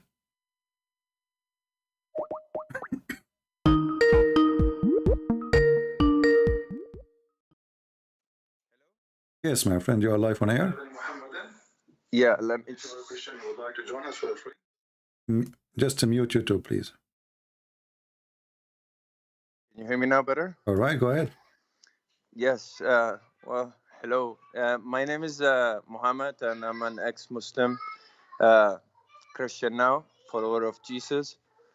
And yeah, very happy that I found my way in the Lord Jesus Christ. I mean to that. So Muhammad, as long you are an ex-Muslim, when you used to be a Muslim, how you used to think about the crucifixion of Jesus, how you look at it? Before you became... It was for me. It was horrible. It was more of a brainwash, I believe. Like since I was young, it's an association with Allah and abomination, and it's the biggest sin that you could do. They will tell me it's better to drink, to make zina, or to do any other sin, but never do shirk. Never associate the cross or Jesus as the Son of God with Allah. You could do anything except that. And based on that, I would say, but why? And they will say, because the Bible is corrupted, they invented it. Jesus never said that. And, so it was more of a brainwash than anything else. And because of my fear of not questioning the Quran, was my desire to think that I know who God is through Islam. But one day I was reading those verses that you were talking about no mabayna yadayhim, so it's what's in between their hands. So I said, well, because I speak Arabic not that much. I speak about reading slow because I was born outside my country. I understand. My wife reads better Arabic, so she said, you know what, let's get a Bible. Because I was thinking about it too, like if it's bayna yadayhim, so the Bible should be true. So that's when I encouraged myself to, let's see what's this corrupt Bible about. Did your wife and yourself see the word bayna yadayhi? Is it there, or we are making things up? Yes. It is no, there, right? No, it is. That's the main reason why I took it, because if it was saying in Arabic that it came before, then I would not even encourage myself to get a Bible. The only reason I got the Bible is because at one point I reached to saying, you know what, I cannot follow Muhammad anymore because the hadith are very messed up. So if he's actually a prophet, I believe their enemies were creating stuff. So I will stick to the Quran alone. When you stick to the Quran alone, you find a lot of difficulties in how to make wudu, because the wudu that we used to make when Muslims is different than the way the wudu Allah says in the Quran. So the wudu of three times the hands, the way they do on the feet, it's not prescribed specifically in details in the Quran. The way we pray, it's Salat al-Dhuhr, how many rak'at, and all of that, it's not mentioned in the Quran. So you need still the hadith. So it was confusing to me. And then when I went deeper into the Quran, I found the bayna yadayhim, which is what's confirming between their hands. And that's what encouraged me to go and get the Bible. And not just the Bible, I got the Torah as well, just to have it like a collection, because I said, if we're the people of the book, the best thing to do is to go deeper into the books of God and see. And little I know is that I ended up discovering that there's a big difference between two. So I was in a dilemma into, is it a corrupted book, the Bible, or is Islam a total false religion?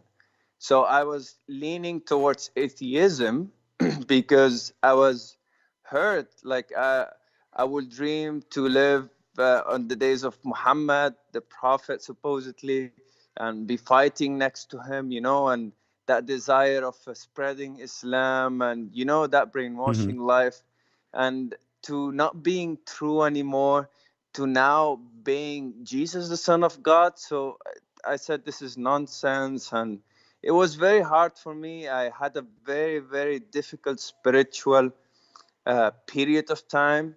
I was so disappointed of God, of life. I was going towards, you know, like thoughts of suicidal, being lonely more, away from my family, because it was a big deception. Like, what is this? How could God be so evil? Those are the thoughts that I came to my head. But little I know is that along the way, God was always with me, and slowly He was guiding me through my dreams. I started seeing a man that came to me, never spoke to me, had a very bright face, you know, brown hair. And when I saw that, I decided to go to a church. And I passed by that church. I speak to see if I can speak with the pastor. I meet a very, very nice, amazing pastor. I tell him my spiritual connections and what I'm seeing and all of that. And he starts helping me slowly, you know, giving me some advices. Not even anything from the Bible, you know, just like a friend, a very nice person, you know. But he knew inside that I was going towards the right path. And he used to always tell me, you know what, Muhammad, every time you leave my church and you come to my church, I always pray for you. And slowly I start seeing the same man again in my dreams. But this time he said, Muhammad, the Quran says that a man can marry more than one woman. Do not do it. That's an abomination to God. That's a very bad thing to God to do. And then the same guy came, but with Moses, and we prayed together. And then the fourth time, that person, same person, resurrected me from the tomb. I was full of light, you know, and I was extending my hand to my wife, and I told her, Jesus is the way. So that's my spiritual connection to God in my dreams. And since then, I got baptized, you know, and I've been reading the Bible. I'm so happy. I felt so light that I swear to God, when I tell that to a Muslim, they think I'm lying to them. My only desire is to make them feel what I feel right now, because my heart feels circumcised. I don't hear no music. I don't look anyone in any objective way. I'm very, very, very, very happy the way I feel. I only here to worship music. I'm always close to God. You know, I'm always praying. I'm always full of love. You could come and put a nail on my feet. I would not cry. I would not hate you. You know what I'm saying? So I don't desire to fight. I don't desire to, you know, to hate, but to love, to give compassion, because I feel that love that comes from God. And I feel like I have to give it to someone so that someone can find the love of God as well. So that I never found that in Islam. In Islam, I was technically feeling like I need to force, and I never thought about it in that way, because, you know, the community, society, you're an Arab and you understand our culture is kind of, you know, effective on every way that you do. You think it's always a criticism. Yeah. So it prevents you from being yourself. It prevents you from being free. And now I feel so free, like literally even the chains, what the Bible says that you're free from your chains. I feel that completely, like I'm so free to think, to do whatever I want. And I'm a man. Just imagine a woman in our society. And I come from a Lebanese culture, you know, it's kind of mixed up. Just imagine a person that comes from Saudi Arabia. That's even worse, Pakistan. Yeah. So Muslims don't understand that we are in our communities, the religion of Islam, it is a big problem. It's no hate towards the people. It's just that we cannot deny the facts of the bad things of it. So I don't know. Like, I wish them the best. I pray for them all the time. That's my experience. I wanted to share it with you. Well, I'm really happy to have you, my friend Muhammad. And even though look like I have nothing to do with your conversion to Christ, but I'm still very happy to hear that you become a Christian and you accept Jesus. Because usually people who call me is the one who left Islam because they listen to me. But look, obviously you are not one of them. I'm so happy for you. Yeah, well, but you know what? When I left Islam, I met you at the beginning of it. When I got baptized, I met you along the way.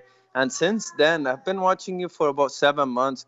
And the reason I know more about the flaws of Islam is absolutely because of you. I knew the basic things of why I left Islam.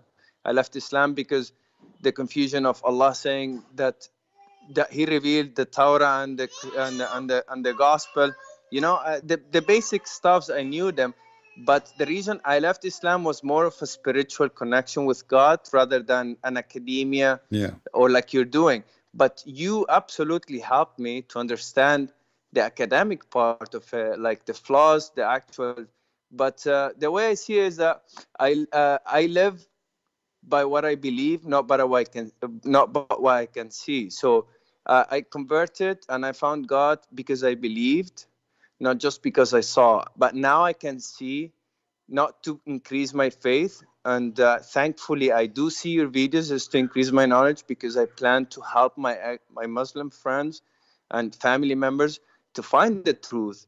And thanks to you as well, my Arabic has improved because I practice with you as well by reading when you read and when I read by myself, which is helpful, right? It's always good to have the extra knowledge as well. Yeah.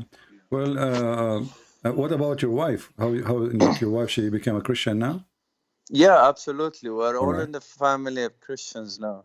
Wonderful. Yeah.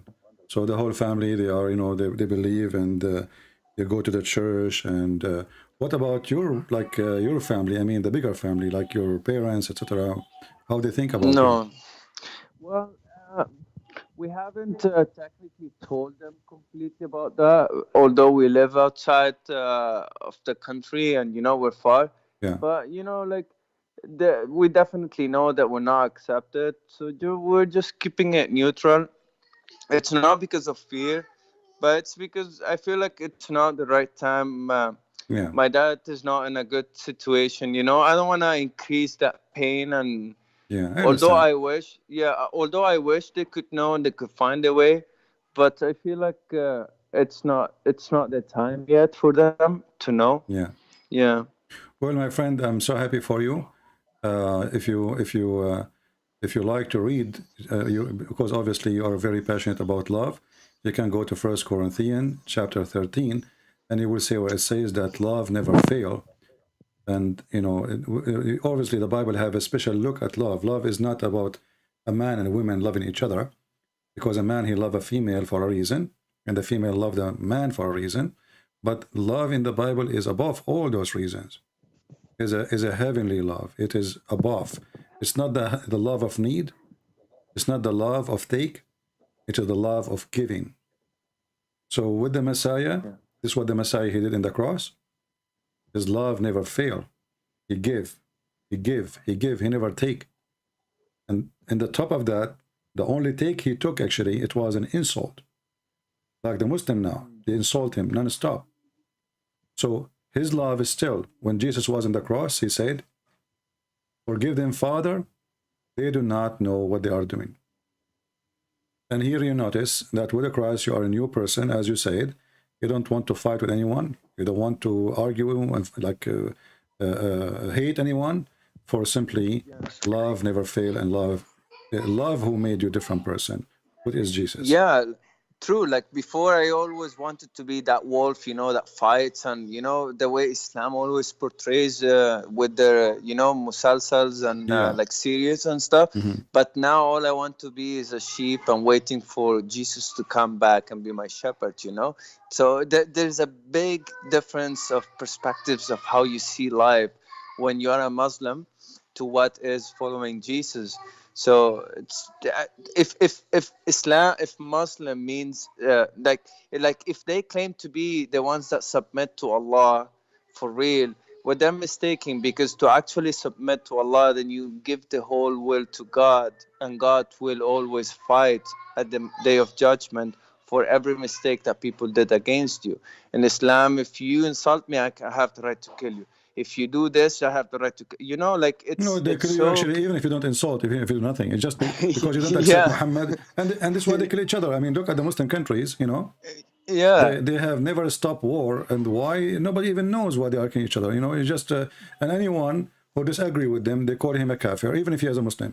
You know, Yeah, so and you know what's funny? And they end up saying, "Well, look at the Crusaders; they did worse and blah blah blah." Okay, if for the sake of argument, I will agree with you. Crusaders did wrong or worse than Muslims, but it's not endorsed by the Bible.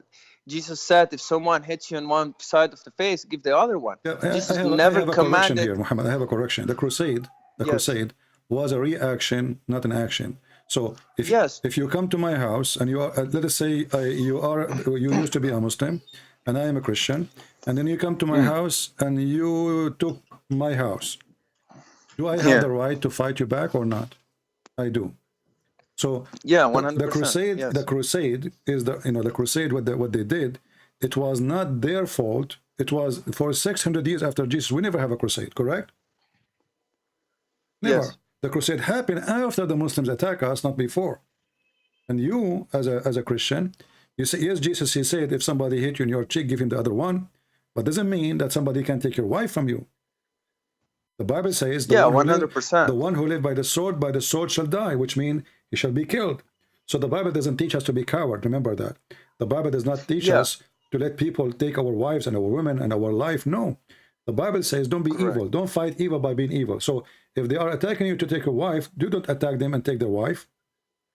You know, Okay, like okay. don't be evil like them. You know, fight them to defend yourself, yes, but not to be evil. There's a reason for the fight, and you are not the one who is making the fight. It is them. So the crusade never was an act of Christians against Muslims. It was the Muslims making their crusade, which is jihad on their side, against Yeah, but us, and then the true. Christian they respond. Yeah, but this is what I mean. Like jihad is to make jihad, like to attack another country or or a neighbor ruler and take their land to spread the word of Allah and create justice on earth and blah blah blah and all of that the Islam goes through. It's encouraging Islam to be the initiative from their side rather than being a defensive perspective. And Muslims around the world, because we live in a modern era where human rights exist, you know, and it's the social media. They say, no, we never attack anyone. We just defend Yeah, ourselves. Islam is always about they the, are weak now. Because they are weak, you yeah, know. because they don't want to show that.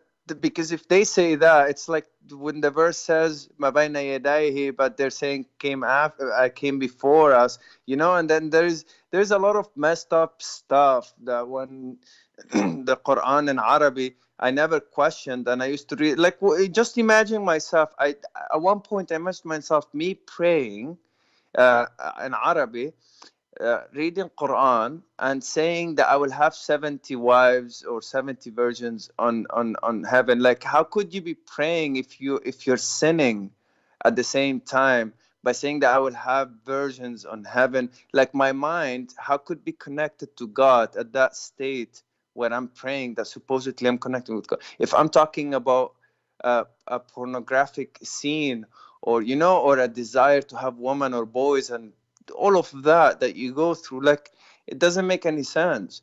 When in Christianity, all you gotta do is go to your room, sit down and pray with your heart and always give thanks to God. And like, that's all you gotta do. And despite that, before I used to think, well, how easy is to be a Christian? You know, someone died for you and blah, blah, blah. But it's a heavier burden on me, knowing that someone like Jesus died for me because he loves me. It's a bigger burden on me because Satan is all the time behind me trying to make me sin. And I will feel so ashamed and I will feel like so bad if I ever commit a sin, knowing that the Lord died for me to forgive my sins. So it's a heavier burden on us as Christians to be the true followers of Jesus, knowing that he died for us, because Satan is always around. But when I was a Muslim, I thought I was going to heaven. I thought, you know, Satan was never around me because I was on the hands of Satan already. Right, you are already delivered to him. And you know, like you say, Bismillah, Alhamdulillah, 100 times, that's it, you are in heaven, you know?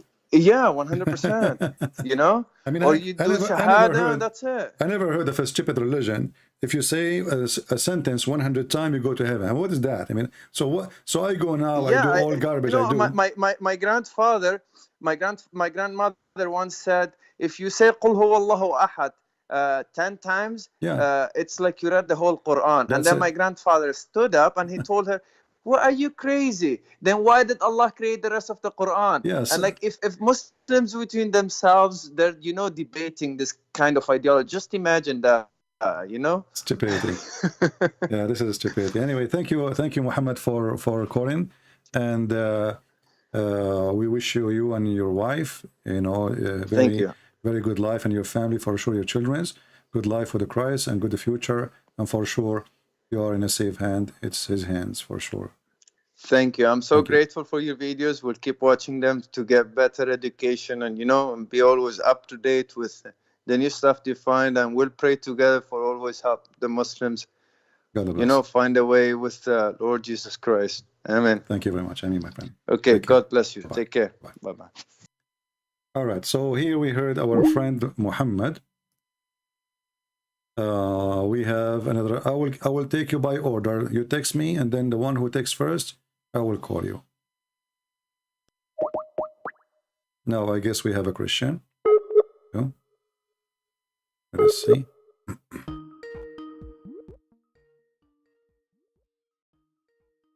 We'll mute the speaker so it doesn't hurt your ears. And don't forget to subscribe to our Patreon so you can get notification when we go live on air.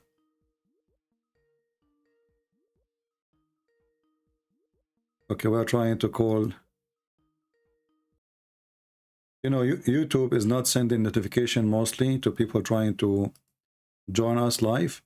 So if you subscribe to Patreon, the admin, they can post the link for you.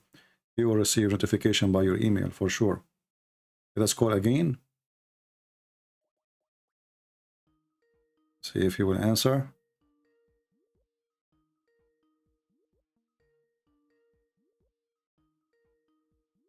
Will look like he is not answering.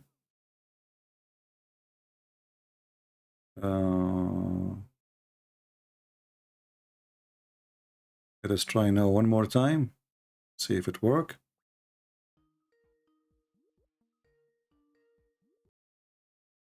It says he is not available, and actually it says decline. So why you says you want to call? All right. Okay, next time. Well, there's no next time, my friend. This is only the time we will give chance for the Christian to call. He's driving. Okay, he's driving. All right. Let us see here. Another person. Okay.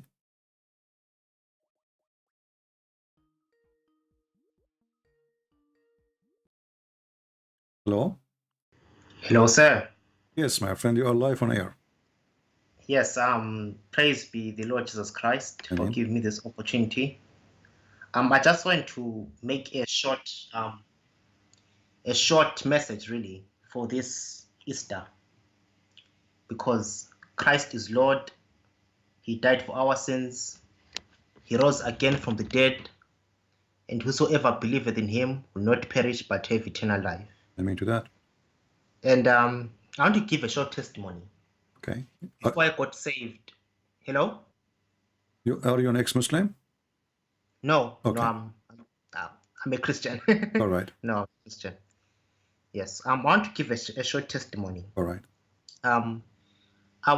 Before I was saved, I had this self-righteousness in my heart. I thought I was good enough. I thought God accepted me all the time. I never had this conviction that you need Christ and Him crucified. And it stayed with me for a very long time until I was confronted with the gospel. When I was watching this YouTube guy who was preaching to the other people like in the street, telling them that the only way you can receive eternal life is through faith in the Lord Jesus Christ. First of all, I ignored. I was like, nah, it can't be. Only, your righteous acts, will get there. But as time went on, I realized that, all my works are just as filthy rags, as it is written in the book of Isaiah. Filthy rags, and nothing as compared to the righteousness of Christ, who was beaten for no reason, but he rose from the dead to give us an assurance that we might be saved. And when I was watching that channel, again, of that same preacher, I said, you know what? I think I have to read the book of John. I read the book of John, and I came to the conclusion that, you know what? According to the book in John chapter 20, it says, all these things are written that ye might believe that Jesus Christ is the Son of God, that in believing ye might have life in his name.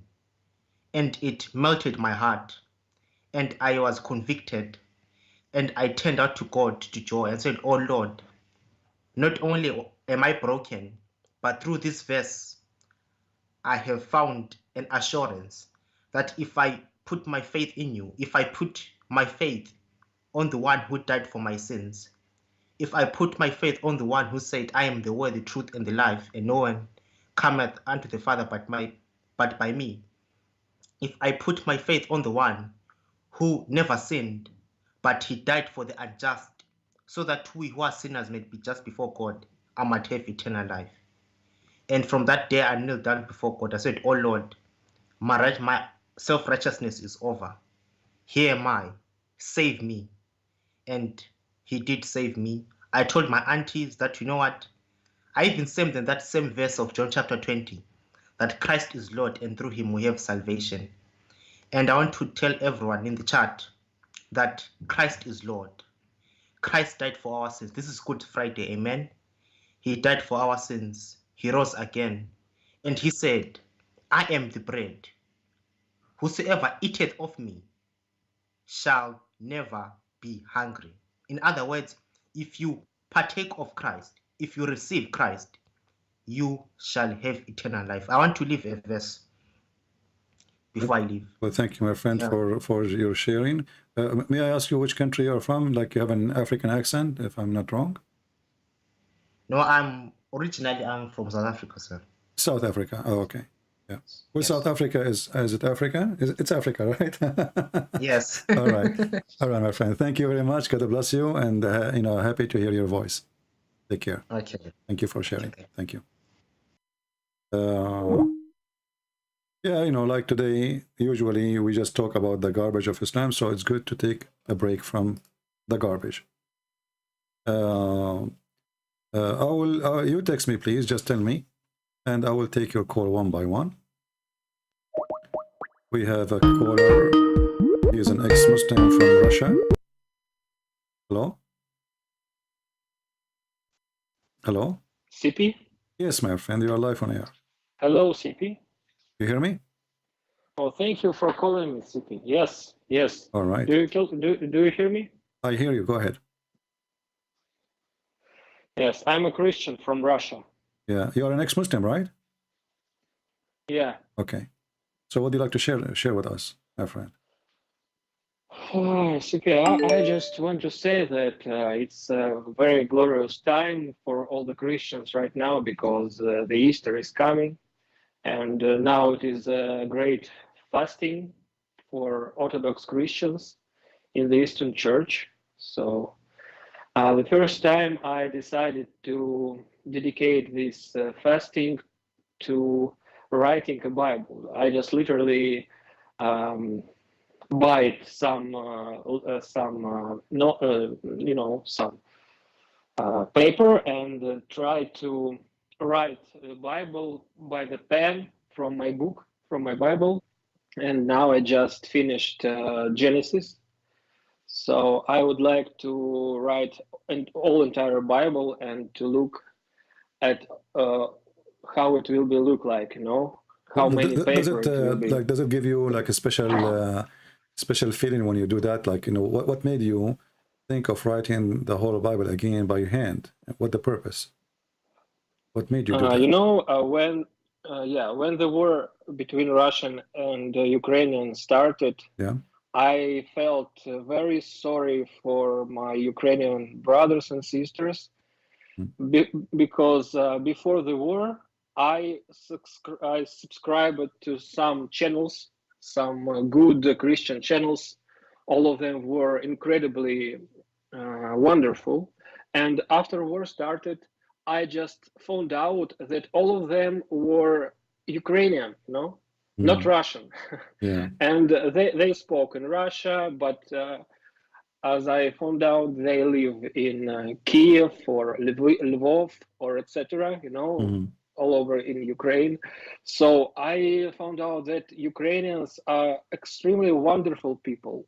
You know, they are more Christians actually than Russians, because here in Russia, our preachers, our priests tell us that we Russians have the only right way to live, and our Russian civilization is will save the world, and so we need to be stronger to stand for Mr. Putin, and you know, etc., etc. And the West is bad, and all of them are gays and lesbians, and so on.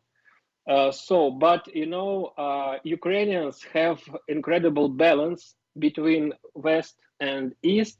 They are true Christians without any pushings, you know, pushing. Yeah. And they have incredible power of Christ in their hearts, and they are really honorable people. So I felt really sorry about them.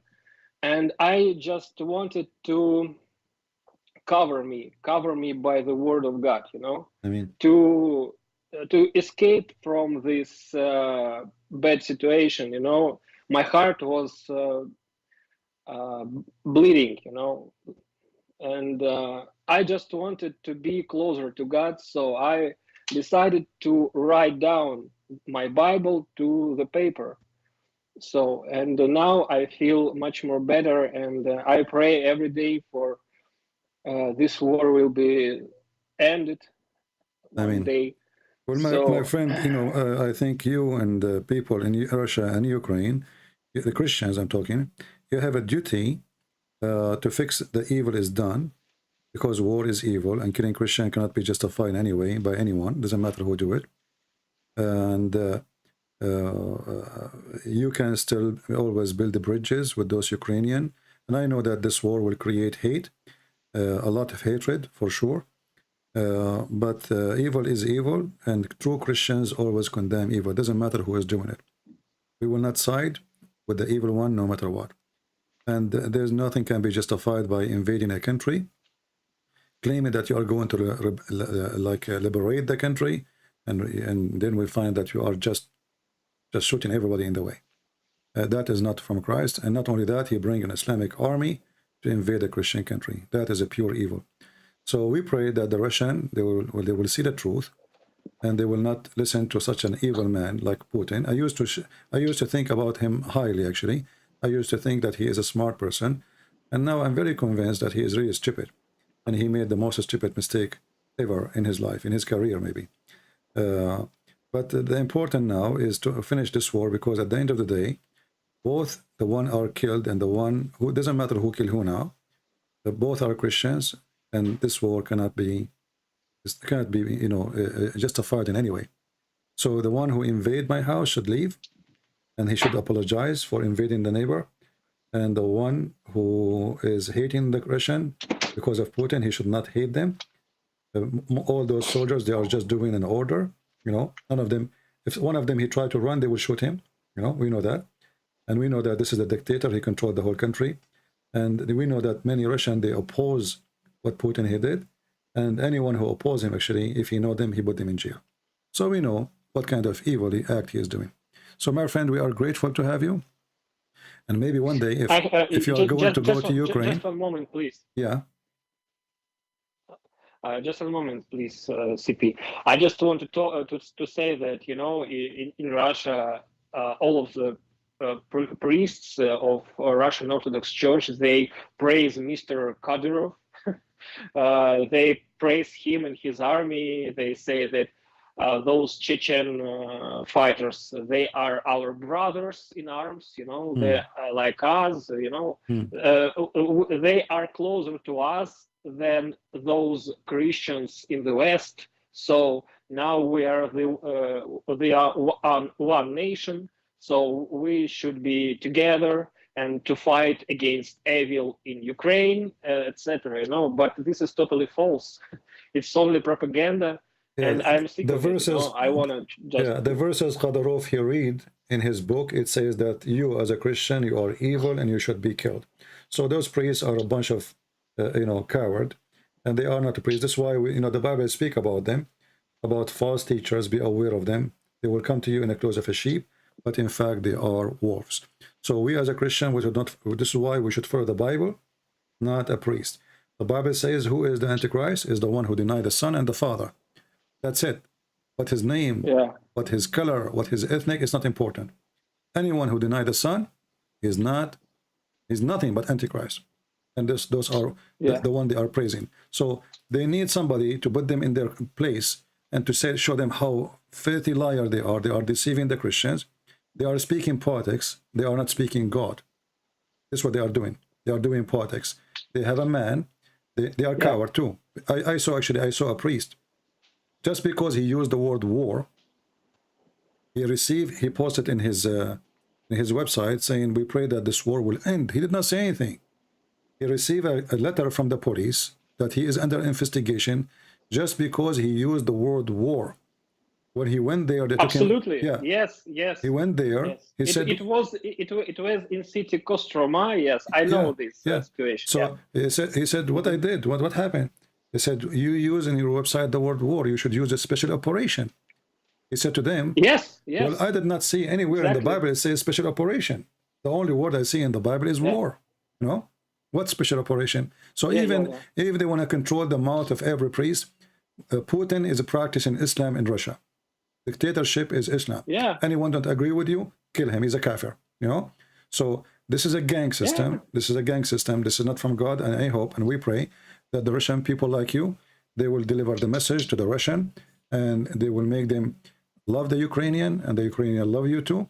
And actually, I always speak Ukrainian. I say to them, we should not teach our children to hate the Russian, because the one who is doing this, they will go. They will go. Hell will take them. You know, the grave will take them. Putin will die. I will die. You will die. Everybody will die. But hate will stay if we don't fight it now. So we don't want to inherit hate.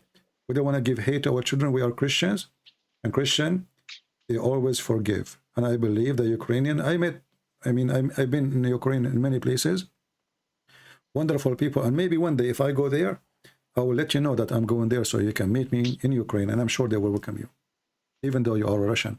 Actually, there's a minister in Ukraine. He was so excited to take me to many churches, and his wife, his family, they are Russian. You know, he live in Ukraine. He's Ukrainian, and his wife is Russian. Wonderful people, you know. And I said to the wife, I said to her, well, how it feel like you are a Russian now? Because even when I was there, I mean, there's a war, but it's not like a big scale war. So I said, how it feel for you to be Russian and you live in Ukraine? He said, nobody bother me.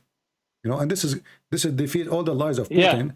Lying, saying that Russian, they are discriminated and Russian, etc. What Putin did, he used a bunch of gangs, and they said, well, we are Russian, we don't want to take a part of the land, and we make it part of Russia.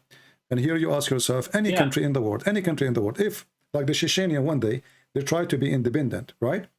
What the Russian government, they demolished the Chechnya. So how come if somebody want to take away your land from you, or you claim it's your land, maybe it's not, you go to war with them. But when the Ukrainian, you want to take their land from them, from their borders, they shall not go in war with you.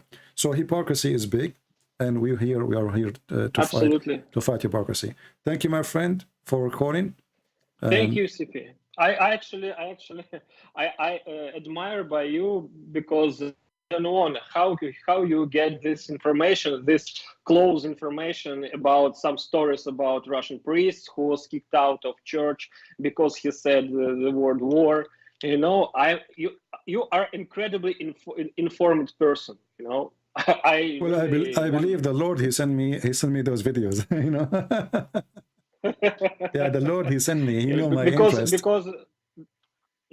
Because I was watching you for a while since February to March, and I was wondering how CP living in the United States, he gets this information. Where is he gets information from? You know, it's really wonderful, CP. Just do what you're doing, and God bless you. God bless you guys, and Jesus Christ be with you. Thank you. Take care. Bye-bye. All right, we take another caller.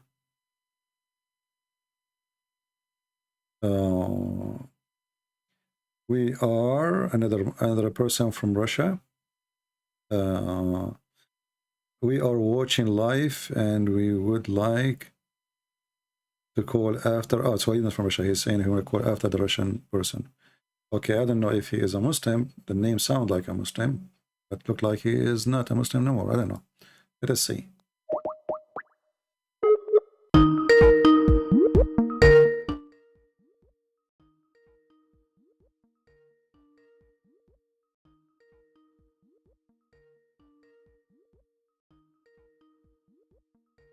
We are trying to call you, Amir.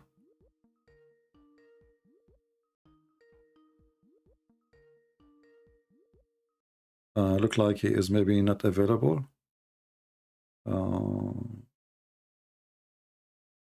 Let us call him one more time.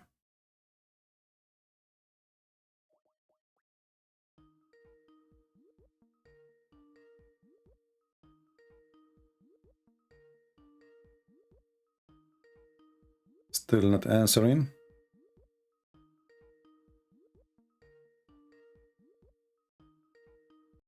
Oh, when he answered, I hang up on him. He answered finally, I hang up on him by mistake. Let's try again. Maybe you have a bad connection. Hello? Hello. Yes, my friend, you are live on air. 1 second. Let me just put you on mute. Hello, how are you? I'm fine. Are you a Muslim? If you say so. Okay, no, you say so. It's you who knows the religion, not mine. You know, I mean. No, if you say so. No. Can we ask a question? Are you a Muslim or not? Yeah. All right. Why you are like trying to deny that you are a Muslim? Is it a problem? No, I'm not trying to deny it at all. Okay. So go ahead. We just wanted to ask, who is the wisdom and knowledge of God? Who is the wisdom and the knowledge of God? Yeah. What do you mean, who is the wisdom and who is the knowledge? Explain to me more the question. I think it's a pretty simple question, like, who is the wisdom of God? Who is the secret knowledge of God and the treasure? Well, you know, if you as a Muslim, when you speak about the treasure of God, you will find it that Jesus is the one who had the treasure of God. Is that correct? Yes, that's correct. Okay, so Muhammad don't have the treasure of God, correct? It's correct. Okay, so why you follow Muhammad then and you don't follow Jesus? Just before we get there, so Jesus, he is the knowledge and the treasure of God. According to your Quran, he is. And you are and Muslim. According to the Bible as well. For me, I speak with Muslims as they believe before we speak about the Bible, because when you ask me who is the knowledge and the treasure of God, and you agree that it is Jesus, then I need to know why you don't follow Jesus then, because that's it. There's nothing left. Well, I just wanted to ask also, is the wisdom and knowledge of God created? Well, according to Islam, it's not, because even the word of God is not created. Yes. Right? And Jesus, he is the word of God. You know, like the Bible expressed that, you know, in Greek it says the logos, but the logos is simply is the will, is the like we try to explain it in a human being aspect, like the will, the thinking, the mind, the intention, the ability, the power. All of this is in the word. And Jesus in the Quran confirmed that Jesus, he can tell you what you had in your houses, you know. Yeah. And Muhammad, he made it clear. He said that I cannot tell you. Even he used the same word you are using. He said, I don't tell you that I know the treasure of God. Right? Yeah. Yeah. But Jesus, he can tell you what God he knows is with Jesus. Yeah. So but is the knowledge of God created like before everything was created? You cannot create knowledge of God, because God and his knowledge is the same thing. But there's a few verses in the Bible that talk about, you know, the wisdom of God being Jesus, being created or made. The wisdom of talking about Jesus is created, right? Not about the wisdom of God is created. Okay, but you know, the Quran is a very confusing book, because why? As an example, how the Quran describes how Jesus is created, he says that he is the similarity of Jesus, the same as Adam, correct? But we know that Adam, and the verse continues saying that both of them, he said to them, be, and they were. But we knew that Adam never been said to him, be, and he was.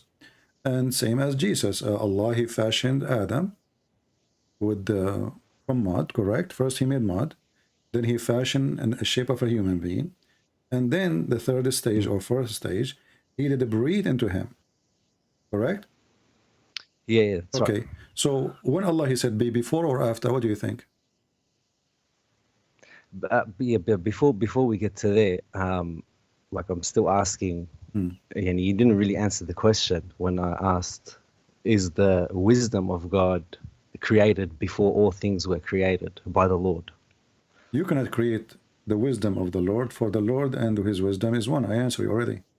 You cannot create that. No, God, you see, when I say you cannot create, I'm talking about you cannot believe it's created.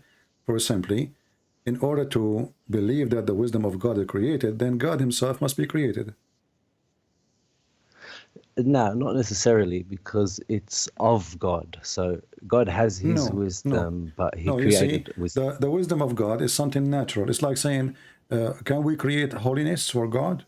Did God create himself? Like, did he create holiness, or he was holy from the beginning? So the wisdom of God, he was holy from the beginning. Yeah. So the wisdom of God is him being holy, because who is going to stop God from being filthy? If he wants, he can be filthy, correct? Yeah, but he can be evil. He can be the devil. Think that. Yeah. So but we don't think that, no. holy is his wisdom. His wisdom is holy. Okay, but what was made or created like before the earth was created, before the heavens were created, before everything? Well, there's nothing but like, God. Who was there? There was God only. Yeah. But something was created. God created something, and then through that, everything was created. Well, you know, when somebody, he says God created something, and then through that everything created. Well, this is not true, because we as a Christian first, we don't believe that Jesus was created. You know, he's born of the Father, but he's not created. And so he came from him, like born from him. Exactly, like he came from but him. he is not created. There's a huge difference between this and that. So it's like saying the sun, the morning come and the sun came. So this is the birth of the So we're in light now. Yeah. So the light came to us, but doesn't mean the light wasn't exist. I mean, the light is there. You know, but this is the light's there. Yeah. So you know, the same as the Messiah. You know, that's why Jesus said, "Before Abraham, I am." And but in Islam, if we go to Islam, we will find there is a contradiction. As an example, if we ask the Muslims, is the word of God created? They will say no, correct? Sorry, say that again. If One we second. ask, if I ask you as a Muslim, and you are a Muslim, did Allah created the Quran? You will say no. No, no, he didn't create it. No. Okay, so the Quran coming from where? From God. Or let us stop here. The Quran is not created from God, by God, but the Quran is eternal and not created. So it was exist before the same, or at least maybe the same as God is exist. So in your religion, you have a problem. You see, for me, when I say the word is not created, well, the word itself is God himself. Correct? Yeah, but okay, we're talking about a different word. We're talking about no, it doesn't matter. No, the same. The word is the word. You see, the word is the word. And when you say, because if it's different word, you will not say then it's not a created. If it's just a word, we say it, then it's a word created. But you are saying that the word of Allah is not a created. So the word which is not a created, where it came from, if Allah is not the one who made it? It came from him. Okay, how it came from him, but he is not the one who created. It's not a created. What do you mean it's come from him? Yeah, that's right. That's right. It's not created. It's not created. But that's why I was asking you, like, before we go to the Quran, I was asking you about the Bible because, it says there that it's created. What is created? The wisdom of God. God, the Lord created the wisdom before the wisdom, he created anything else. No, the wisdom we have, the design, that is, when God, he created the earth, this is wisdom, this is a creation. There's a wisdom how the sun rise. There's a wisdom how the sun set. There's a wisdom how the air is made. There's a wisdom. This is a creation, but the wisdom itself, as a thinking, is not created.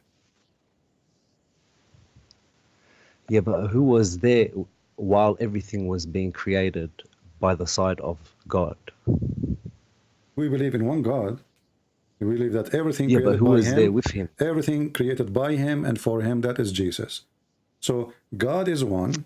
God is one, my friend. God is one. God the Father, God the Son, God the Holy Spirit. And God the Son, everything created, what the Bible says, everything created by him and for him. But doesn't mean that this is second God or third God. It's the same God. No, I'm not talking. I'm not talking about first God and second God. No, none of that. I know there's one God, but here it says the Lord. I'll tell you what I'm talking about. Just in Proverbs. I know what you're talking about. Yeah, wisdom calls. So here there's like maybe 6 translations that all say created and made and formed. My friend. What do you want me to do now? Yeah, you see the creation, the creation of wisdom. We believe everything we have is from us, but this is not God creating his own wisdom. No, it's not. Okay, so what the problem? So that wisdom is Jesus, isn't that correct? Does what? That wisdom is Jesus. Yeah, isn't that correct? Well, any wisdom is coming from God, and all the wisdom is the wisdom of God. For this why it's called wisdom. Foolishness is not to believe in God. Foolishness is to be deceived. Foolishness, so anything opposed foolishness is coming from God. So the source of wisdom is God, right? If I follow Jesus, I'm following the wisdom of God. If I oppose Jesus, I become a fool and following false. Yeah, he's the door. He's what? He's the door to God. He's what? I don't understand. He's like the door to God. I don't know what that word, the door. You mean the door? Yeah, the door. Yeah, the door to God. He said, I am the door. Yeah. But you see, even when Jesus says, I am the way, I am the life, I am etc. Well, this is the wisdom he is sharing with us, but still we are allowed to refuse or to accept the wisdom. So when wisdom is coming from God, and he is wise, when we say God is wise, doesn't mean that his wisdom is a box we can carry and install somewhere. Like for you as a Muslim, your God Allah, he sent wisdom in the dishes. Is that correct? No, it's not correct. Are you sure? Of course, yeah, I know. There's things that talk about it, but I didn't want to go there now. No, we can go because we are discussing the same topic, so we have to. You just try, you know, yourself. You are trying to understand something, but in the same time, I find that you are trying to avoid something else. That your God, He made of wisdom something physical, something we can install, something we can even. We need a plastic surgery to do it.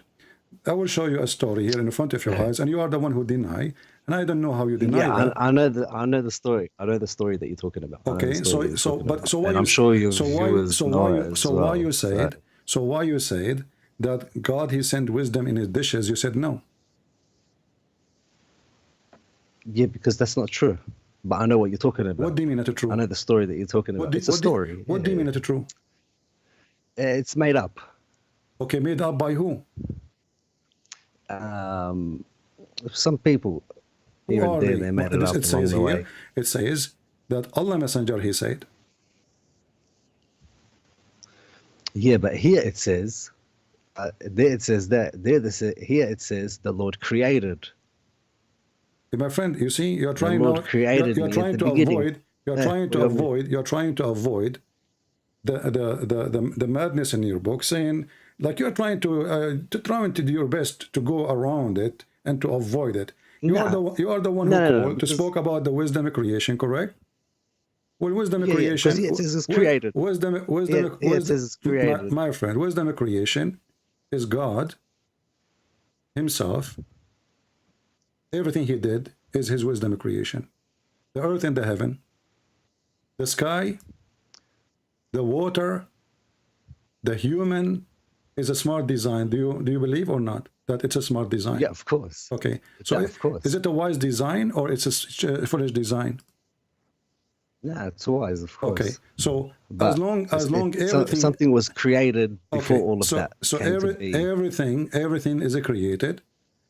Even before the creation of you and me, there is still wisdom, because wisdom is the plan. He planned to design you. The plan have to exist before the creation. Like when you build a house. Who's the plan? The plan is the wisdom of God. Yeah, but now He says. And that was created. Yeah, no, the plan is with God. There's no need to create the plan. It's with God. God, He Himself. But it says here created. What is that? There's 6 books. There's 6 translations here that say it's created. The Lord created me. The Lord formed me before anything was created. Okay, so and then if you read the whole wisdom calls, Proverbs. Yeah.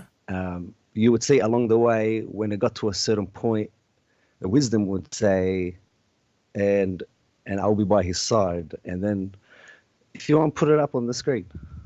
Yeah, we can put it on the screen, but you see, you're trying to avoid that. You as a Muslim, you believe exactly what it says there, but what you believe in is more horrible, because when the Bible says that I am created before everything, it's talking about what? Do you know? Who's I'm created. Who's the one who's talking there, actually, first of all? I think it's one of Solomon's letters. Okay, and?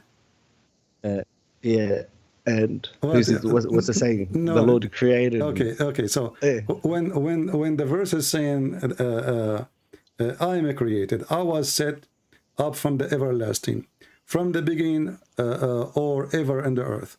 What the Christian interpretation for that says, as long as you are the person who's asking, I'm sure you did read the interpretation for it. Did you? Yeah, I read the interpretation. Okay, what the interpretation of the Christian say? Which interpretation are you talking about? Anyone you want. Like which one? Anyone. Well, of course, he's going to say, like, I've read it. You agree that it's God, but it clearly says it's not. What it says, it's God. Read the interpretation for me. Well, any interpretation. Remember, you know, you are the one who chose the topic, and you are the one who is asking the question, and you are the one who did read the interpretation. So I want to see how the question come to a conclusion. If you did read the interpretation already, are you playing games? What the interpretation saying? Why would I want to play games? Just you tell me what is created. What does created mean? Created mean he make it exist. Yeah, he made it. Okay, who was that existed? Who is the one is existed? Who is the one is talking?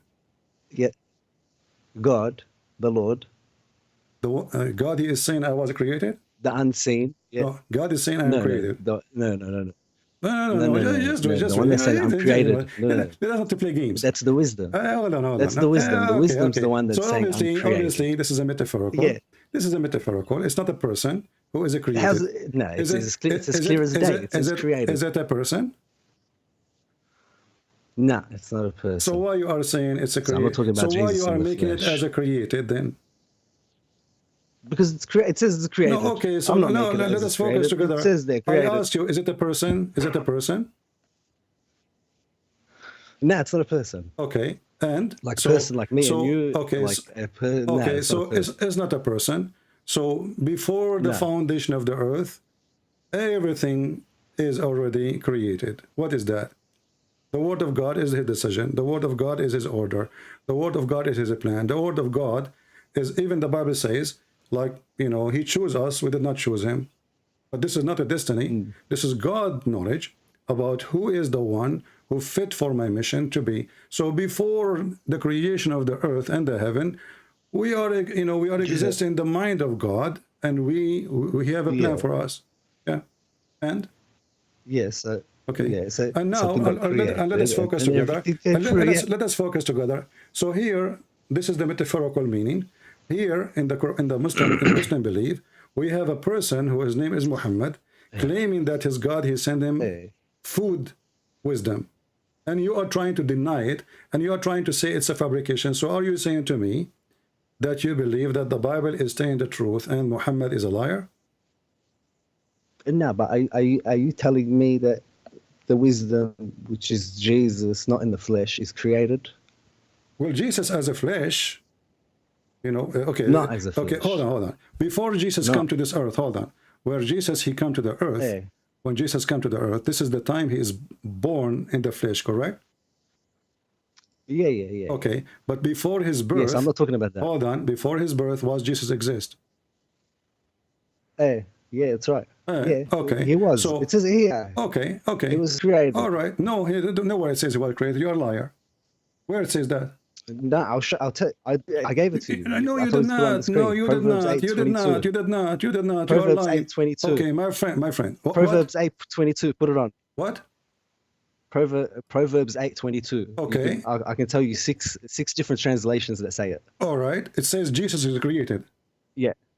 It says the Lord created me. He's the wisdom. You said yes. But he's where the it wisdom. says, okay, hold on. He was before everything. I mean, people, you see, Mr. Abdul, the one who believed that God, he sent wisdom as a dishes.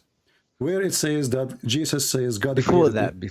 Where Jesus said God created me. Here it says the Lord created me. Where it says that this is about Jesus being created. Can you show me? Well, isn't Jesus the wisdom of God, the secret knowledge? We just told you from the beginning. We just told you from the beginning. Hold on. You see, you are being silly now. So you are a person who make a statement. No, you are. Okay, so do the Christian believe that Jesus is created? Of course not. But they refuse this. They translate it wrong. So why you are lying?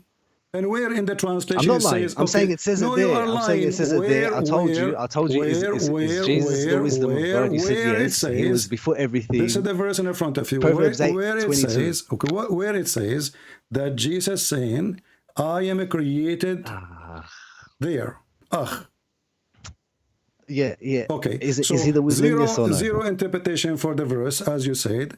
Zero understanding for the Christians, as you said. And you are fabricating things. And now when I show you that in Islam... I'm not fabricating. It says it there. I can give you six different translations where it says it. You are not giving me read any of them. Doesn't say Jesus. You are a liar. But he's the wisdom. Isn't he? Listen. The wisdom of God is God himself. Not here. It says it's created by. I told you there's the wisdom of God Is the earth plan? Is the earth a creation? It's wise. It's a smart. No, it's not. It's a It's genius. before that. It's so you before are that. fabricating. Now let us go. I'm not. Just put it on the screen. We put it on the screen. People saw it. People saw it. People are laughing at you. You're lying. They're not. They're not Okay, laughing. can you show me Put the amplified version, Christian, common English okay, version, my friend, when the I new debate revised Muslims, version, Muhammad, the new living version. Hold on. New living version? Just put one of them up. Which one you want? You know what? Which one do you want? I'm going to show all translation, put them in one page. Hold on. Put the common English Bible. Go ahead. I will put them all in one page. All right. This is all the translation. Do you see the screen? Yeah, I'm on the page, but let me refresh. Okay. What translation you want? Look, this is all what they have. One sec.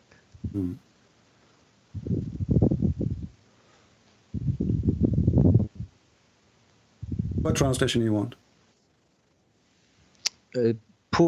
I can't see anything on the screen. You can put the Common English Translation, the New Living Translation.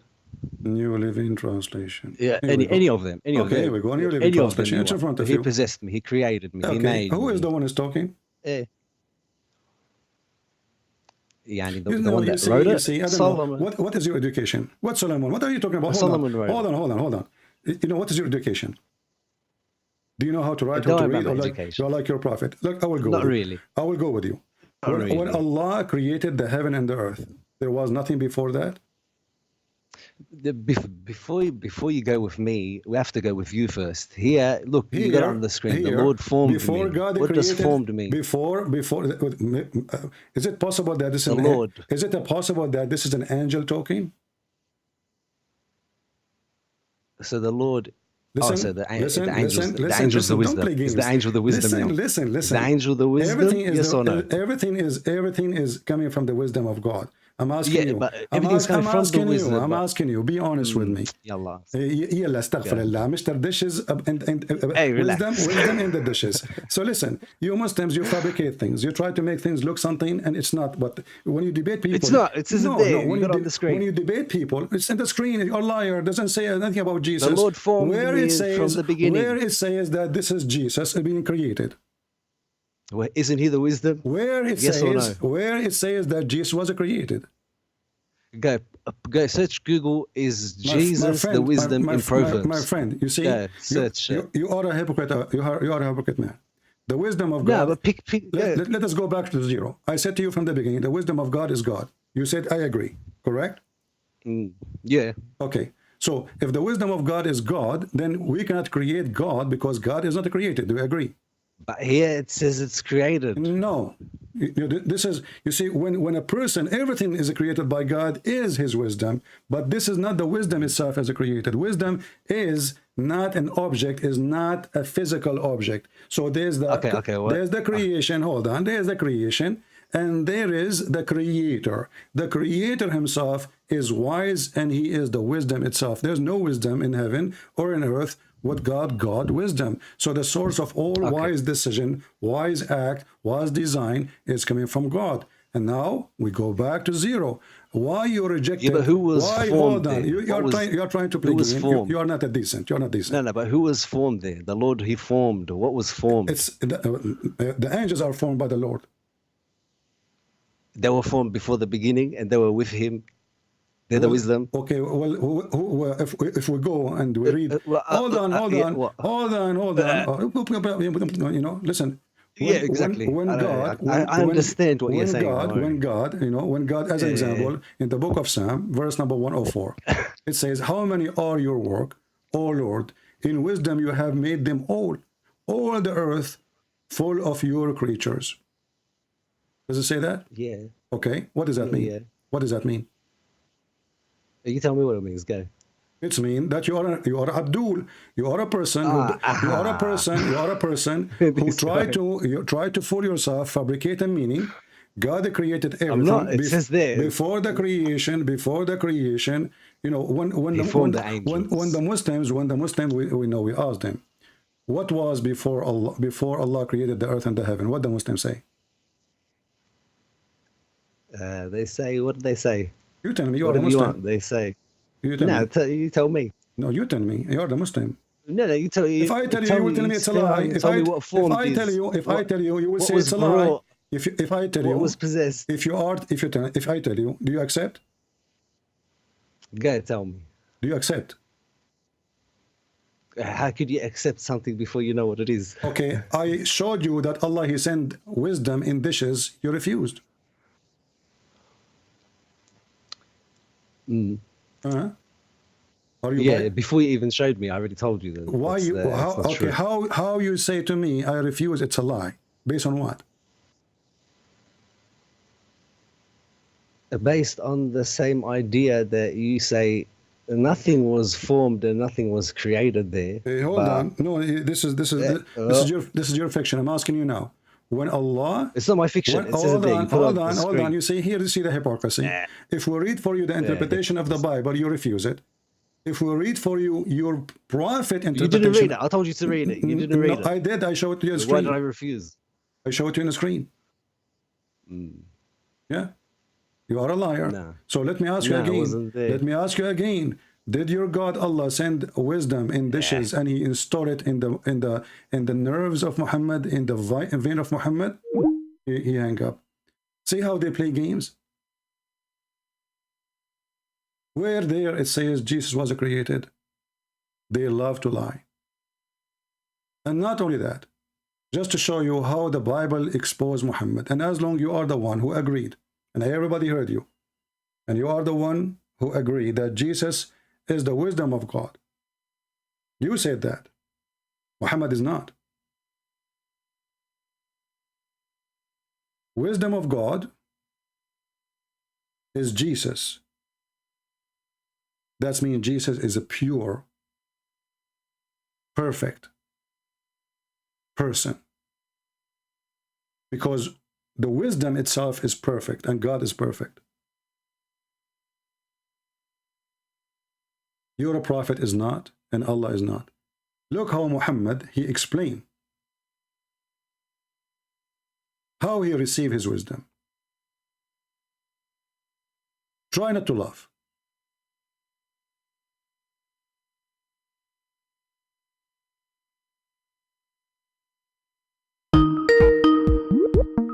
Hold on, please. Hold on. Don't call.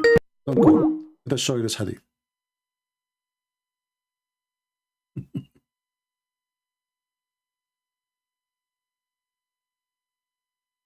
Okay. This is your God sending 2 dishes of gold full of faith and wisdom. They open wide the chest of Muhammad and they install wisdom. That only, those things happen only in Islam. And this is Sahih. They filled his heart with wisdom and knowledge.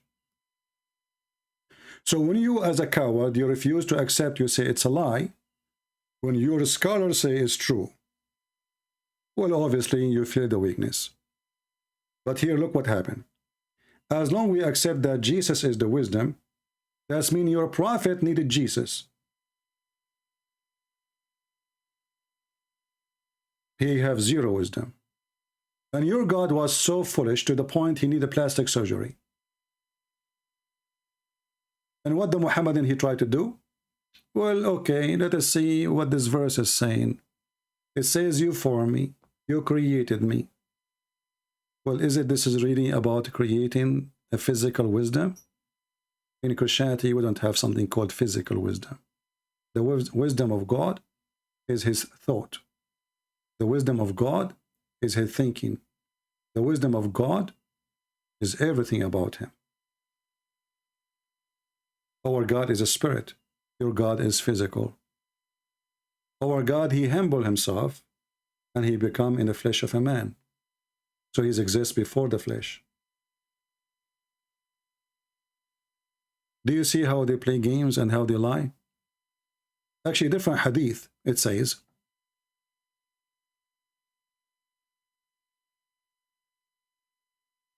Let me show you the hadith. Very funny, very stupid religion. Let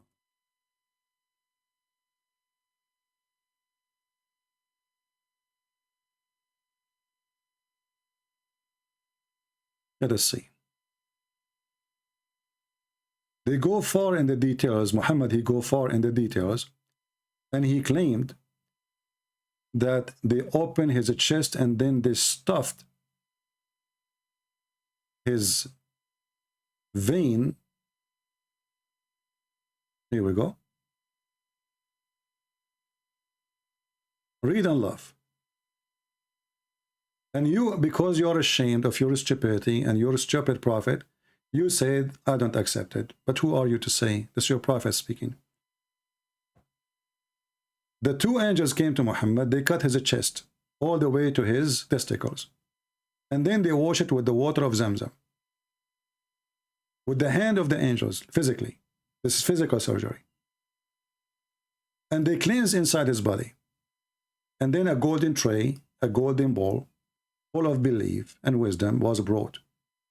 And then Gabriel stuffed his chest and the throat with the blood vessels. This is why you hang up. Let me call you back so we can laugh.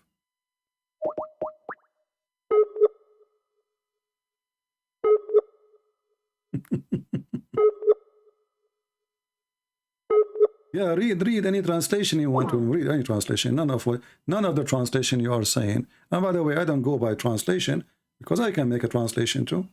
Yusuf Ali translation, Muhammad etc. translation. If you go to the chapter, you will see that the wisdom itself is speaking. This is metaphorical.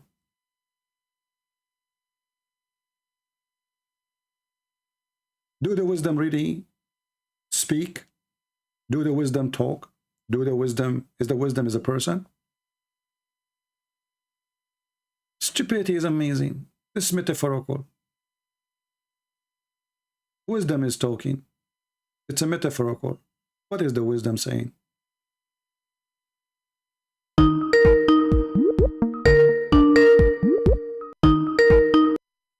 We have another Abdul, I think. Hello? Hello. Hello, my friend. Yes. Are you a Muslim? Yes. All right. What do you think about your prophet get wisdom by a dish? Well, I was waiting to ask you a question about the Bible, if you think that's okay. Well, we are talking about the Bible now. We were mentioning the wisdom. I mean, I was waiting so long, man. No problem. Here we go. This is about the Bible. God, a Muslim before you, he called me, and he says that God, wisdom is created, and the wisdom, that wisdom is Jesus. What do you think? Do you agree? But I had a different question. Why you don't go with the same question? What's the problem? I just don't like the question. Okay. Well, I don't like your answer then. What do you think about your prophet receiving a dish of wisdom as a Muslim? And then I will take your question. No problem. Can you tell me, what do you think about your God needed plastic surgery to fix his wisdom? What's wrong with that? Well, that's mean Muhammad, he have a problem in his wisdom. He's a fool. Because if somebody need to insert, let us say, to do heart surgery for him, that's mean his heart have a problem, correct? Need to be fixed. No, Allah says whatever Muhammad says comes from inspiration. This is not a question. I'm not asking you what Muhammad said. I'm asking you now, why Allah, he needed to send him a dish of wisdom, and then he stuffed the belief and the wisdom in his chest and his blood vessels. Is wisdom in Islam something physical? No. So Muhammad did lie? What do you mean he lied? Well, how it says, Allah, he sent him a dish of gold full of wisdom and belief. And then he stuffed that wisdom inside his chest and his throat blood. It can be something spiritual. That it's something meant to... Something spiritual come in dishes. What's your point? It's your point. I don't know. You are the Muslim. I'm the Christian. I'm learning from you. Yeah, okay. We Muslims believe in this. No problem. What's the problem? So you believe that wisdom come in dishes? No. What do you mean no? You just said yes. When the angels came to Muhammad, yes. Okay, they brought wisdom with them in a dish, correct? Yes. How many kilos? Can I please ask the question? Okay, how big the dish, do you know? No, I don't know. Is it heavy? I don't know, man. Okay, so guys, notice here with me, this Muslim, he accepted the story. The other Muslim was way more hypocrite. He refused it. Can you tell me why your previous Muslim, he said this is a lie? The one who called me before you, and you were listening. I don't know, man. He was probably focused on the topic that about the Bible. Well, this is the topic. This is the topic. No, if you are focused on the topic, you do not need to say that your prophet is lying. Yeah, but he was focusing on the Bible. He didn't want to answer questions but about Islam. he said this story is made up. Is it made up in Sahih al-Bukhari? No, it's not. Okay, so your prophet, he said the truth, right? Yes. Okay, and the guy who called me before you is a liar. Well, I didn't hear him say that it's not true. No, he said it's made up. You can watch it. It's there.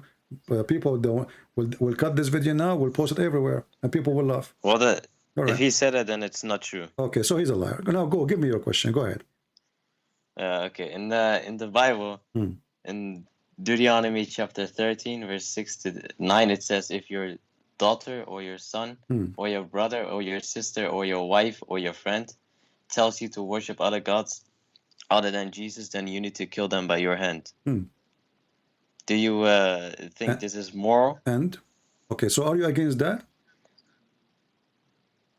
Well, I'm asking you. Well, I'm asking you, are you against it first? You just said to me, do you think it's a moral? That's mean you don't agree.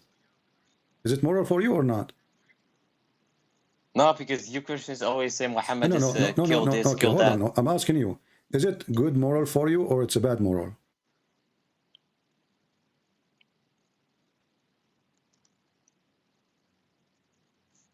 What happened?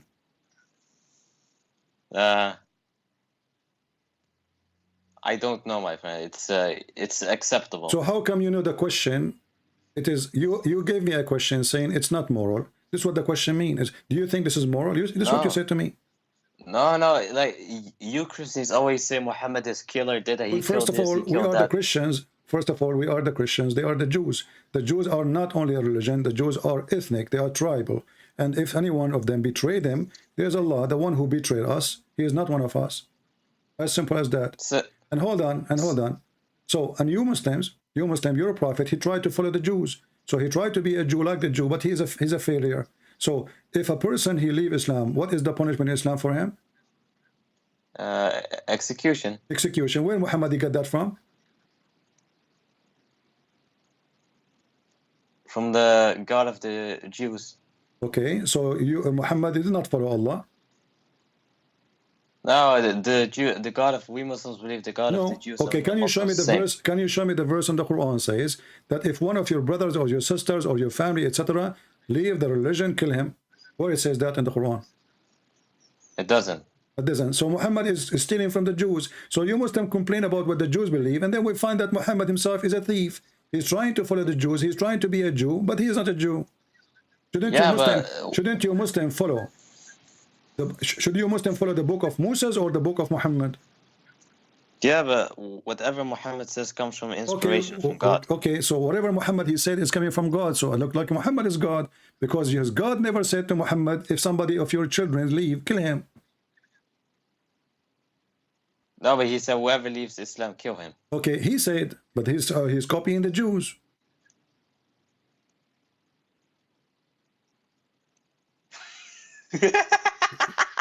You are laughing at your prophet, I agree. Your prophet is laughable. I'm laughing at you, man. What's your point? What my point is, my point is that your prophet is a counterfeit prophet. He is trying to copy whatever the Jews they say. He is not a Jew.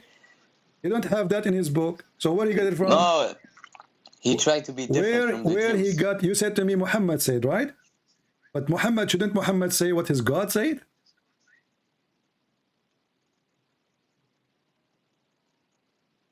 Yes, but Muhammad is was a ruler as well. What does that mean? What does it have to do with the topic? Muhammad, he is a prophet. He say what Allah told him, correct? Exactly, yes. Okay, the guy who called me before, is he next to you? He's talking to you? No. Okay, so no. listen, Listen, Abdul. So when Muhammad, he said, whoever leave his religion, kill him. Where he get this from? You said, not me. You said from the God of the Jews. You said, oh, exactly, from the God of the Jews, but that is in the Torah. No problem. Okay, so but that's mean the Torah is perfect, the Torah is correct, and the Quran is not to follow, because obviously your prophet himself is not following the Quran. He's following the Torah. But where in the Quran it says the opposite? Where in the Quran says the opposite? Well, yeah, that you cannot do that. You see, the Quran, when the Quran never mentions such a thing, then you should not mention it, because never mention. Isn't it everything Allah, he said to Muhammad, is in the Quran? No, Allah said, obey me and obey my messenger. Okay, so Muhammad, now he can fabricate as he wish, and that's it. Whatever Muhammad, he say, he's God himself, so he is the source of wisdom now. Yes, him and Allah. Him and Allah. So you Muslims are mushrikeen, because you associate a man with God. Whatever Muhammad say, whatever Allah say, we obey. What if Muhammad say something against Allah say? Which one you follow? Then that hadith is fabricated. Okay. Allah, he said, Allah, he said, you do muta. Muhammad said, don't do muta. That's mean muta is what you should follow. No, well, Muhammad allowed it, but then he allowed it 2 times. See, you just say it. I ask you, if the Quran says something and the hadith and Muhammad say something, which one you follow? You said Allah, correct? Yes. Okay. Yes. Quran says you do muta, chapter 4, verse 24. Muhammad, he said, don't do more muta. Which one you follow? You said you follow Muhammad. Because Allah commanded Muhammad to forbid muta. Show me the verse. No, it's in a hadith. How Muhammad received the command? Isn't it Allah, he speak to him by Quran? Also from Jibril. Jibril could have told him without, Jibril, you have to give him command of Allah. Command of Allah is Quran. Doesn't have to necessarily be that way. It can be so now you ways. Are saying to me that we Muslim, we have Quran in the Quran and we have Quran in the Hadith. Quran is revelation, my friend. My friend, I know, revelation. Well, revelation from Jibril anyway. Quran is from Jibril and Hadith, according to you now, from Jibril. So everything is coming from Jibril. So how come the command of Allah, which is to Muhammad, not to do mut'ah no more? We cannot find it. Okay, can you show me where Allah, he said to Muhammad, don't do mut'ah no more? From the Hadith. No problem. From the Hadith. Okay. Okay. It's in Sahih Muslim. I'll find it. Okay. No, I know the Hadith you are talking about. You are just a fool. The Hadith says the Prophet, he says, don't do that. Where Allah, he said to him, no. Can you show me where it says Allah, he gave me this verse, or he gave me this command. Don't do no more mut'ah. Muhammad said, but now Allah has forbidden it until the day of resurrection. Exactly. So if Allah forbidden it, then we should have a Quran, because Allah is the one who forbid it. What is the Quran? It doesn't have to be in the Quran. It can be from the... Who said so? That's mean everything doesn't have to be in the Quran. All the teaching of Islam does not have to be in the Quran. The Quran says it. It says, obey me and my messenger. Okay. Okay. And it says what you obey who first, Muhammad or Allah? If we obey Muhammad, we obey Allah. Exactly. So Muhammad is Allah. No, for example, if we obey Jesus, which one is more important, Allah or Muhammad to obey? Allah says whatever Muhammad says comes from inspiration from him. Muhammad, he says, I'm going to forbid myself from having sex with a slave because his wife got him busted. Was he right or wrong? Are you talking about Hafsa? That doesn't matter. You said, Allah, he says, obey Allah, obey the Prophet, and whoever obey the Prophet, he obey Allah, correct? Yes. In order to say such a thing, then we have to have a person who is perfect and he don't do mistakes, especially in religion. Okay. No, people are, the prophets are sinners. The prophet what? The prophets are sinners. So how he says to you, obey Allah and obey the prophet, is the prophet himself is a sinner. But what does that have to do with him commending Muslims for a specific command from Allah? Because simply Allah, who order you to obey a sinner, the sinner is teaching you to do sin. And this is the proven in front of you. This is the proven in front of you. Chapter 66, chapter 66, verse number 1. Allah supposed to speaking to Muhammad saying, "O Prophet, why holdest thou to be forbidden?" Muhammad, he forbid something, right? Yes. Allah saying to him, why you forbid it? Correct? But he was talking about himself. Doesn't matter. Something he... What about himself? Are you saying this verse Allah saying or Muhammad saying? Allah. Allah. So Allah is giving Muhammad a spank, saying to him, who allow you to forbid something I did not forbid, correct? No, Muhammad was wrong. Allah said, I'm not going to have intercourse exactly. with a slave so girl. Muhammad was And wrong. then, so how you can obey Muhammad blindly? If Muhammad, he make a stupid mistakes, even Allah complain about his stupid mistake. because the mistake was for himself, not for the Muslims. No, this is for the Muslim, because the Muslim claim here No, in the no. tafsir, no, the Muslim, they claim that we are Sunnah, and whatever Muhammad he do, we measure that to our life and we follow. Muhammad, he wash his penis, he shake it 3 times, we shake it 3 times. Muhammad, he divorce, we divorce. Muhammad, he fast, we fast. Muhammad, he forbid, we forbid. This is talking about Hafsa, my friend. When he Doesn't slept with matter, his, doesn't matter. Here, this is not about Hafsa. If she found him sleeping with Mary the cook, correct? Yes. Okay. Hafsa, she entered the house. Muhammad in the top of her. Mary the cook, her legs is up. She found him. She said, "Shame on you, fi yomi wa ala sariri, in my day, on my bed. Shame on you." Muhammad, he was afraid from her father, so he said to her, "Listen, don't tell anybody. Between me and you, I'm not going to do it anymore. Okay, I promise." Muhammad later, he missed having sex with this woman, so in order, as usual, to get into it back, he said, "Allah told me why you forbid it yourself." Otherwise, if Muhammad is the one who is forbidden and he is not doing it from Allah, that means Muhammad disobey Allah, or he forbid something he should not forbid. No, but he didn't know it was halal. Okay, everybody heard you saying you do not know that it was halal. So why the verse says which Allah made lawful for you?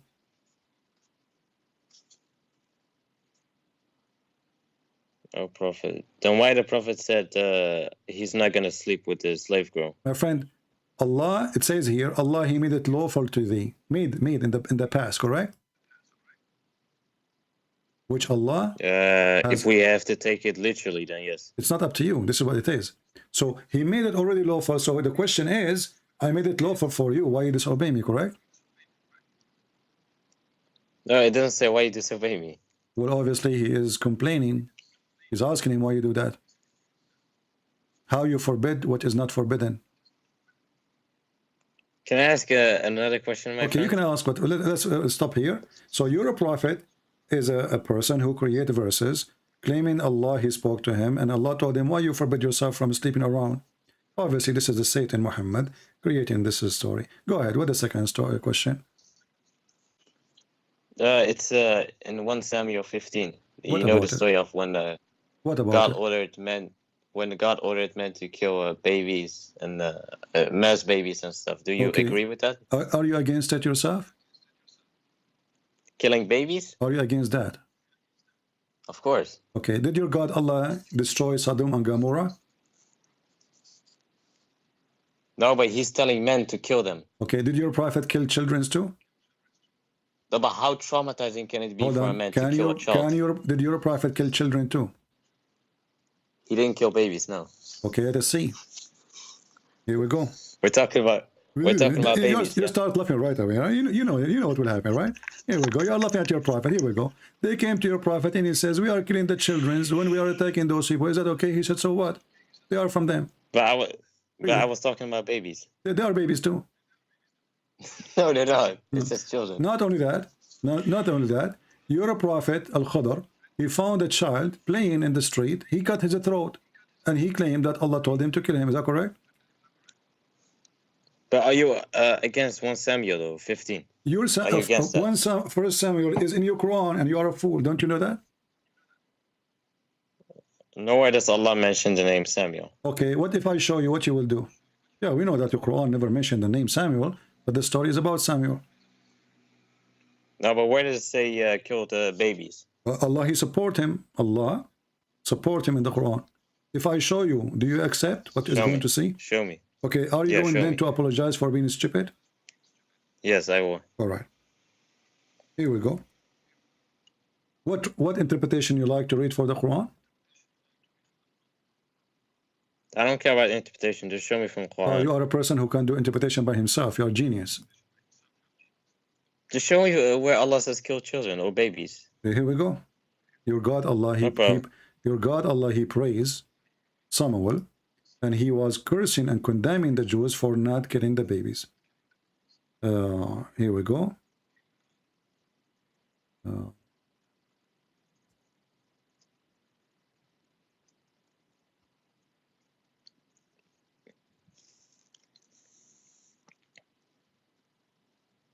This website is stupid.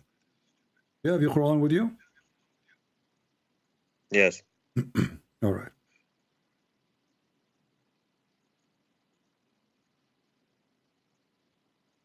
Let us read together. And we will see.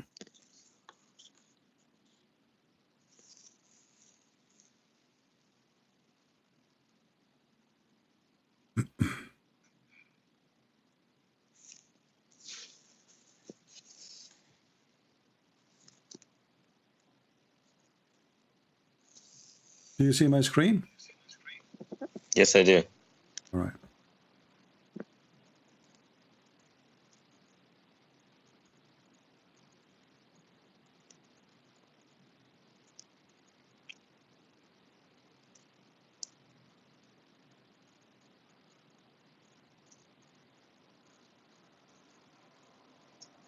Okay, let's read this verse.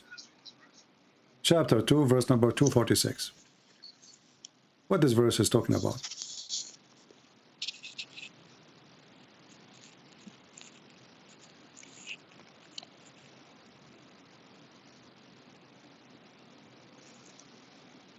What translation you like to read? I don't care. Just Yusuf Ali or something. Okay, go ahead. Read. Hast thou not turned thy vision to the chiefs of the children of Israel after the time of Moses? They said to the prophet among them, appoint for us a king that we may fight in the cause of Allah. He said, it is not possible. If you were commanded to fight, that you will not fight. They said, how could we refuse to fight in the cause of Allah, seeing that we turned out? Continue. Is that it? Yeah, continue. So can you scroll down? Right.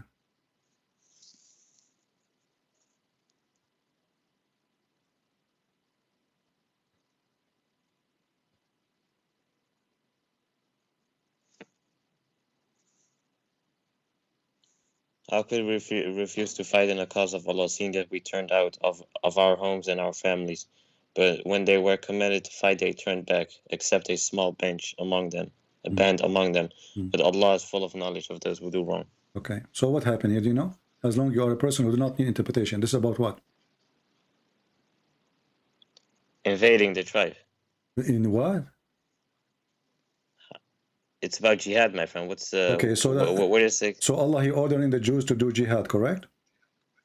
Yes. Okay, and why they are going to do jihad? Because those people, they killed their children and they took out their family and they enslaved them.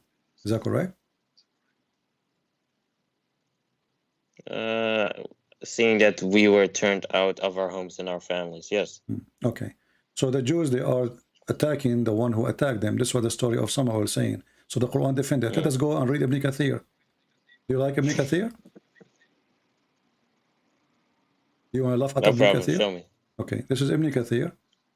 This is the chapter of the Hindu, chapter of the cow. And this is the verse. It says here,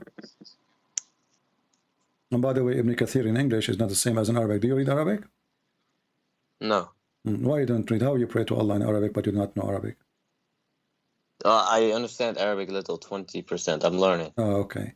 Well, if you read Ibn Kathir in Arabic, you will see that those people, hold on, those people, the people, they killed them. They killed the Jews. They took all their families, their children, and there's only one female left from the descendant of the prophet, and she was going to deliver a child. So they hide her. This is how many of them they killed. So the Jews, they were practicing eye for an eye, tooth for a tooth. They killed our children. They killed our nation. They enslaved them. We killed them. Read with me. Here we go. And you said this is not about Samuel, right? No, I said there's no killing in babies or children. Okay. No, or you women said this is involved. not. No, you said there's no Samuel in the Quran. Yeah, there's no Samuel in the Okay. Quran. Well, this is about Samuel.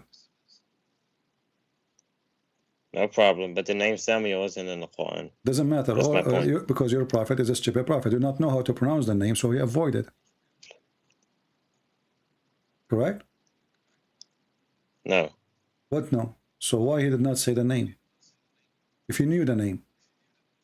Why the name is exist in the interpretation, but the name does not exist in the Quran? If this is about Samuel, why the name is not there? But in Islam, it's forbidden to kill a child or a woman. It's not. It's not. Here we go. So your God, But Muhammad, your God, but Muhammad your said God, that. your God actually is cursing them, saying they are bad because they refuse to obey. And this was the story there in the story of Samuel. They did not kill. Samuel even himself did not kill. They did not kill the children. Did they? They didn't? They did not. Read the verses after. You are a fool or what? But your God commanded to. You see? Okay, no problem. Did they or they did not? They did not. So here you will see that the Muslims are a bunch of hypocrites. They have the same story in their books. And Allah is cursing the Jews, calling them evil. Why? Because they refuse to kill the children of the enemies. He told them to kill them all. So the war will stop. Because their children will grow, they will seek revenge, then they will kill your children. Then your children will fight them back. And then this will be over. Obviously, those are evil people. They will never stop. Kill them all. So the Quran copied the story, but he don't give details because always Muhammad hijacked the books. Your prophet But is can't you... Our friend, does it say in front of you? Does it say there in front of you, Samuel? Wait, but can't you just... Does it say? Children... Does it say in front of you, Samuel? Why do you interrupt me so many times? Because I want the answer. Does it say there, Samuel? Yes. Okay, where the name Samuel coming from? As long as it's in the Quran. Where you Muslim brought it from? The Bible. Exactly. So you Muslims are a bunch of liars. You claim that our stories are fake, and then when you want to explain your Quran, you go to our Bible. So now you're saying the Quran confirms the book of Samuel? You are copying our stories, don't you? Can't you notice? I just asked you where the name of Samuel coming from. You said from the Bible. Your prophet never mentioned it. Your God never mentioned it. What Muslims they do? They try to find the solution in our book. But if our book is a bad book and you are asking me a question about my book claiming it's a bad book, so why the stupid you accept the story in a book you think it's a stupid and bad? Why the Muslim could not find the name of Samuel in...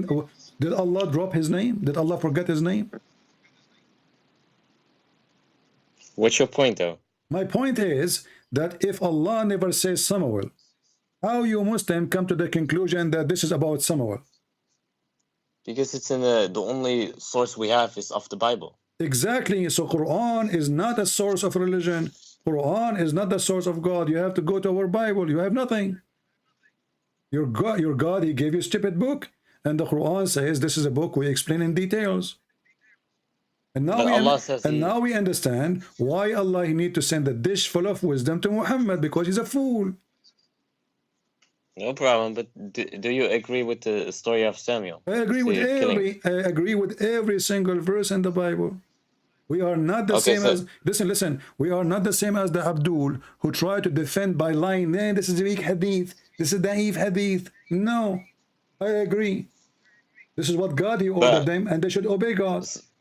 So let's say your God ordered you to kill many thousands of babies. Would you do it? If yourself? my God he ordered me to kill all mankind, I will do. I'm not hypocrite like you. No problem. That was just my question. No problem. But you are a coward. Why? Yes, because you deny what is in your book. Your God, Allah, he ordered you to kill babies. You say no. Your God, Allah, hold on. Wait. Okay, hold on. Isn't it the Quran says fight and kill whoever don't believe in Allah?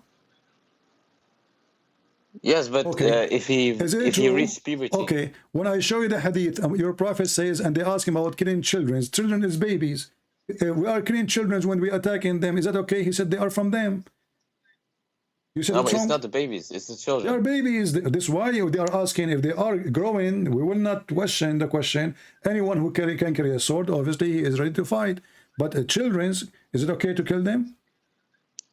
Children is children's. But Muhammad forbade the killing of children. Where he forbade that? It's like okay. Listen. Woman, what is the age? What is the age of a child in Islam? What when we say a child? Aisha, she was 6 years old, and Muhammad he married her. Was she a child or she was mature? So you're changing topic now. I am not. I'm trying to find out what is the baby for you. Aisha, she was 6 years. When a person Aisha, she was 6 years old, and she married a man. He is 54. Was she a baby at the age of 6, according to your understanding, or she was mature woman? If a person reached puberty, then he has become Aisha, a woman of man. Let me repeat the question again. First, she never reached she never reached the puberty. I can show you the hadith. Even Aisha, she said that. Even all the scholars, they say that. Muslims, you are a bunch of liars. It was even she was 14. 14 still she don't have her puberty. So let me ask you now. A child, listen, focus with me. Focus, Abdul. A child, she is 6 years old. Is she a baby or she is mature adult? Why are you changing topic? I am not, because I'm trying to find out what is the age we can kill in Islam. So because I gave you the answer. I gave you the answer. When a person reaches puberty. You said we are not allowed to kill babies, so I want to find out what is babies. Was Aisha at the age of 6 a baby? Muhammad said if a child has pubic hair, then kill him. So thank you very much, he reaches puberty, guys. If a child he have little pubic hair, we kill him, correct? Yes. Well, that's the age. Middle Eastern, they have a pubic hair. Some of them even since they are born. I mean, we are very hairy people. You know, Middle Eastern, they are born like monkeys. I am a Middle Eastern. What are you talking about? So, as a person, don't tell me you're my friend. Listen. So, Aisha, was Aisha a baby at the age of 6 or not? Why you don't want to answer? Because I want to know. I want to know if I can kill Aisha or not. I don't want to kill babies now with you. Here we go. I'm going to go with you. Was Aisha a baby at the age of 6, or what is the age of baby in Islam? Why are you changing topic, my friend? I'm not. You are. I'm not. No, because now you're from the age of consent. I'm trying to find the answer. What is the age of a baby in Islam?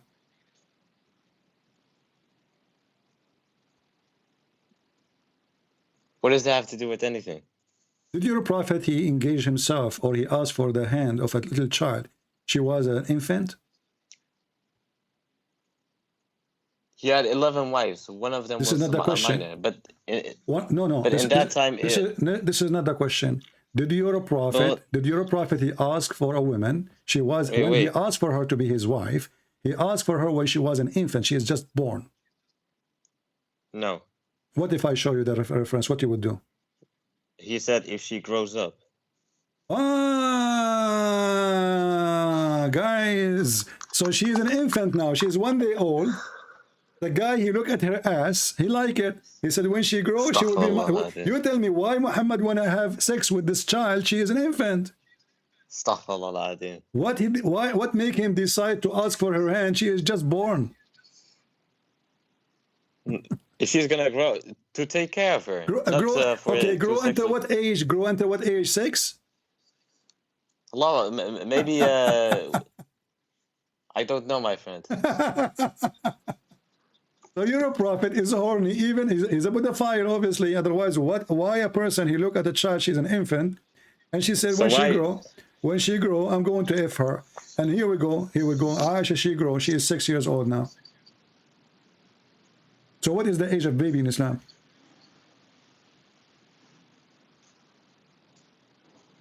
The age of, you can only have intercourse with them when they reach maturity. Aisha, she was mature at the age of 6. The vast majority of intercourse. I'm talking about intercourse. Okay, so what was your prophet doing from when she was 6, not 9? He was touching her, molesting her? He took care of her like a child. What do you mean? Like his own daughter. Look what you just said. He took her like a child. No, like his own daughter. He took care of her. She was his daughter. She's his daughter wife.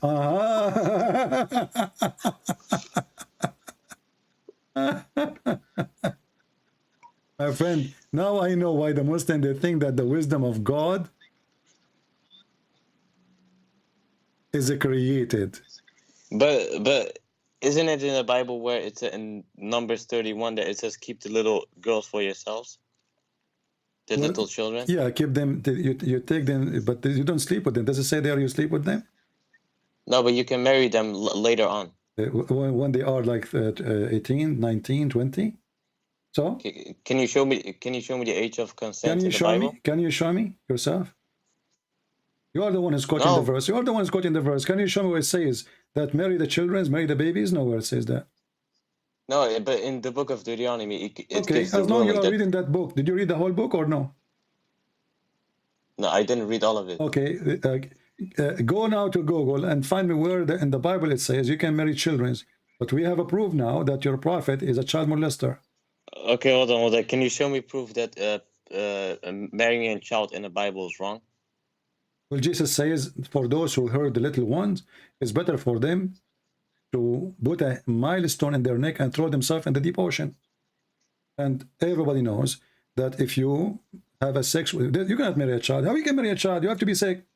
So listen, listen. Boy, I have one more argument. God, he says, the man and the women, they will leave their parents and they will be one. Man and the women, she have to be a woman, not a child. A woman. Yeah, but in Islam it says woman too. But that's what I'm asking. No, what is the age? Here we go. You see, what is the age? You are the person who said that in Islam we can marry, have intercourse with a person after she have her period, correct? Yes. Can you show me the reference? But that's why the Prophet waited 3 years. What do you think he waited 3 years? Can you show me the reference? No, your Prophet did not wait for 3 years. Because because she will die. He was molesting her. He did not wait for a day. Prove it. Well, she's his wife already, correct? No, but it says he consummated the marriage with me when I was 9. No, he did intercourse. Prove it. Yeah. Okay. So what he was doing before that day? Not intercourse. Everything intercourse when she was 9. Nothing. Intercourse when she was 9. No problem. Okay, but before the 9, what he was Muhammad doing with his wife? Nothing. He just took care of her. That's it. Why she don't have parents? Why he don't let her, marry her when she is 9? Because back in the days, even in the Bible, it was a common practice to marry your children to give your children of marriage. It was a common practice. But she is a child. She is not ready for marriage. You give your child in marriage before she is ready for marriage.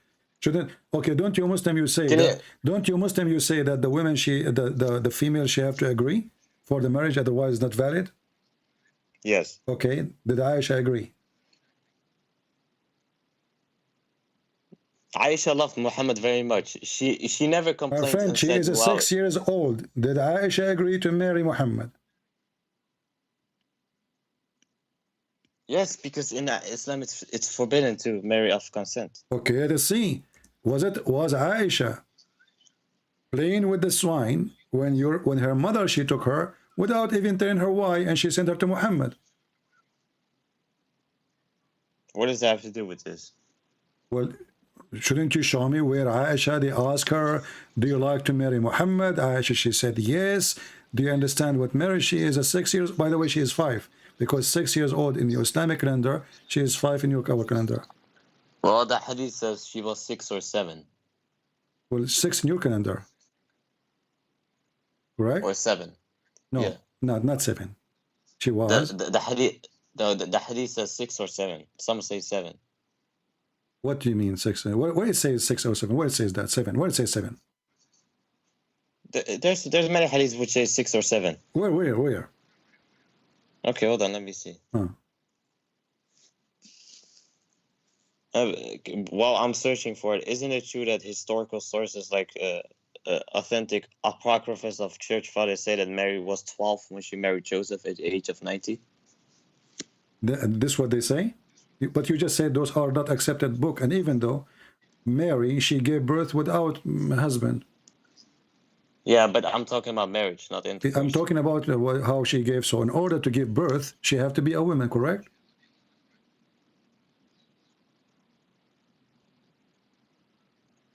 Right? You Muslim believe, listen, you Muslim believe that Mary, she was virgin, correct? We Christian, we believe that Mary, she was virgin. Wonderful. Okay. Yeah, but so, I'm talking about how old was, because historians say that Mary was, my friend, she have to be a woman, even if she is even 30, even if she is 1 day old, she's still a virgin. There's no marriage yet. In order for a female to give birth, she have to be a female. I mean, in the Bible it says. In the Bible it says. Don't you know? Are you listening? Are you listening?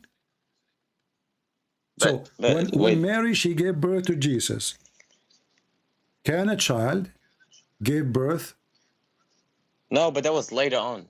What later on? Grew up, obviously. My friend, she's a virgin. Are you an idiot? What later on? She was a virgin when she gave birth. Yes. Okay, so she is already a grown female, a mature female. Otherwise, she cannot have a baby. I know. Okay, and so the historians say that she was 12. What historian? We don't care for historian. Even if she was, I just told you, even if she was 1 day old.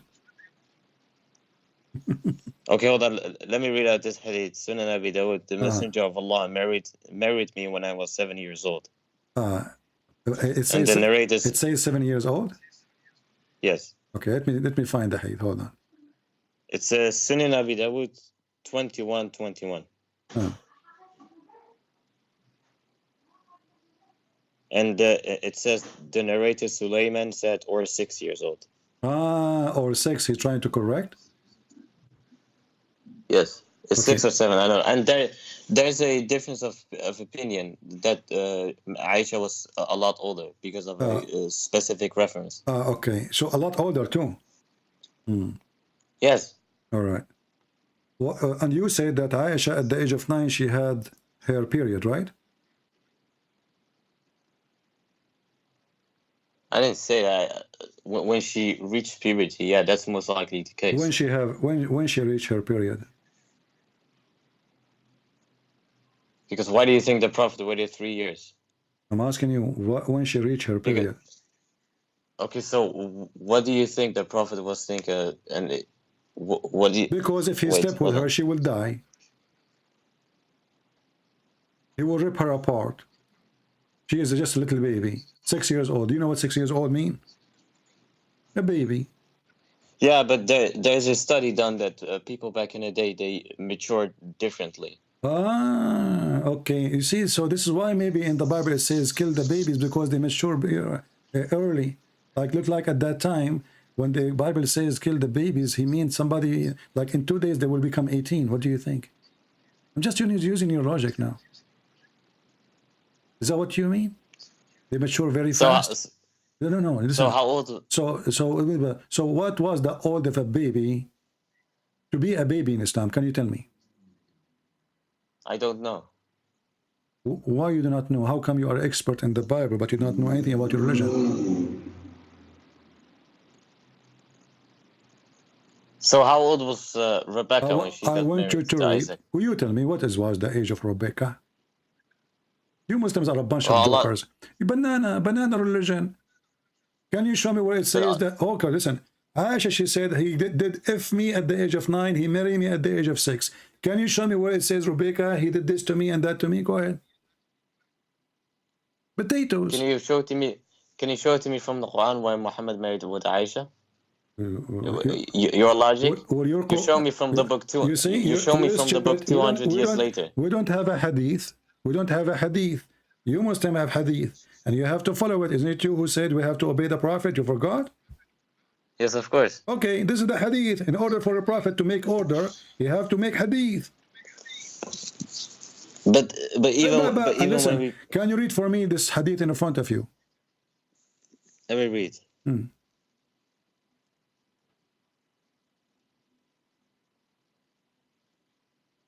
I used to play with dolls in the presence of the Prophet, and my girls also used to play with me. When Allah's messenger used to enter the building, they used to hide themselves, but the Prophet would call them to join and play with me. But it was allowed for Aisha at the time, as she was a little girl, not reached the age of puberty. Yeah, and Fath al-Bari is so why you did lie to me? Because scholars can be wrong. This is said by Ibn Hajar from Fath al-Bari. This is Al-Bukhari, my friend.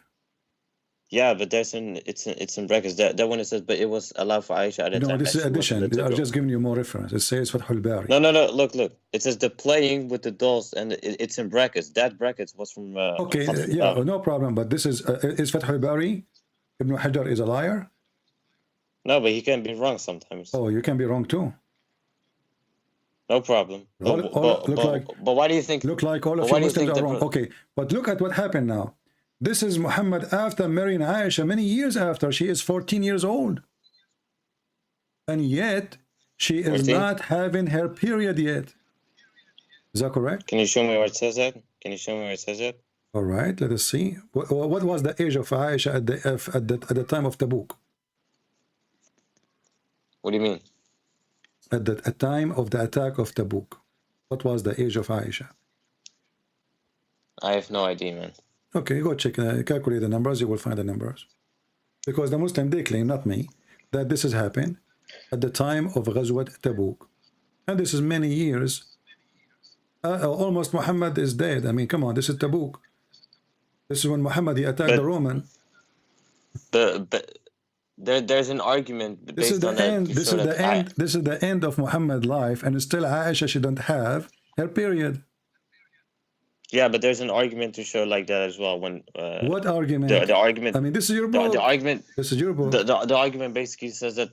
Yeah, but the argument basically says that Aisha was a lot older when she got married to Muhammad. Who is the one? No problem. The reference you can make any argument. All of them, they are stupid because then you have to support it with reference.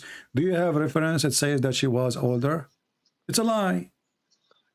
I can tell you the reference, but no, there's no reference. You know, I will shave my 25 long beard meter. If you can show me the reference, go ahead. No, because the reference is based on calculation. No, this is false. This is fiction, my friend. Muhammad, when Aisha, she died, when Muhammad died, she was 18. She was going in the 18. Yeah, but there's a difference of opinion. There's no difference. This is only the fabrication of the Muhammadan in the internet. No problem. How many years Muhammad did live with Aisha? Well, I myself follow the opinion that she was 6 when she got married to him. Okay, so we don't have need. We don't. But anyway, the Aisha, she said that she did live with Muhammad 9 years. Right? After she had intercourse with him, yeah. No, she did live with him 9 years. No, yeah, after she was 6, and then she did live with him 9 years. She did live with him 9 years. Okay, so no, 12. No, hold on. But okay, listen. When she died, she was 12, right? She was 12. So Aisha, you are saying she was 12. So how she aimed to be less than 18 by age if she did live with him 9 years? No, I said she lived with him for 12 years. No, she lived with him 9 years. Well, when he died, she was 18, right? Yeah. And she got married to him when she was 6. So that's 12. What do you mean? How when she was 6. Listen. Okay, hold on. So 9 plus 6, what is that will be? 15. 15. How many years she lived with Muhammad? As a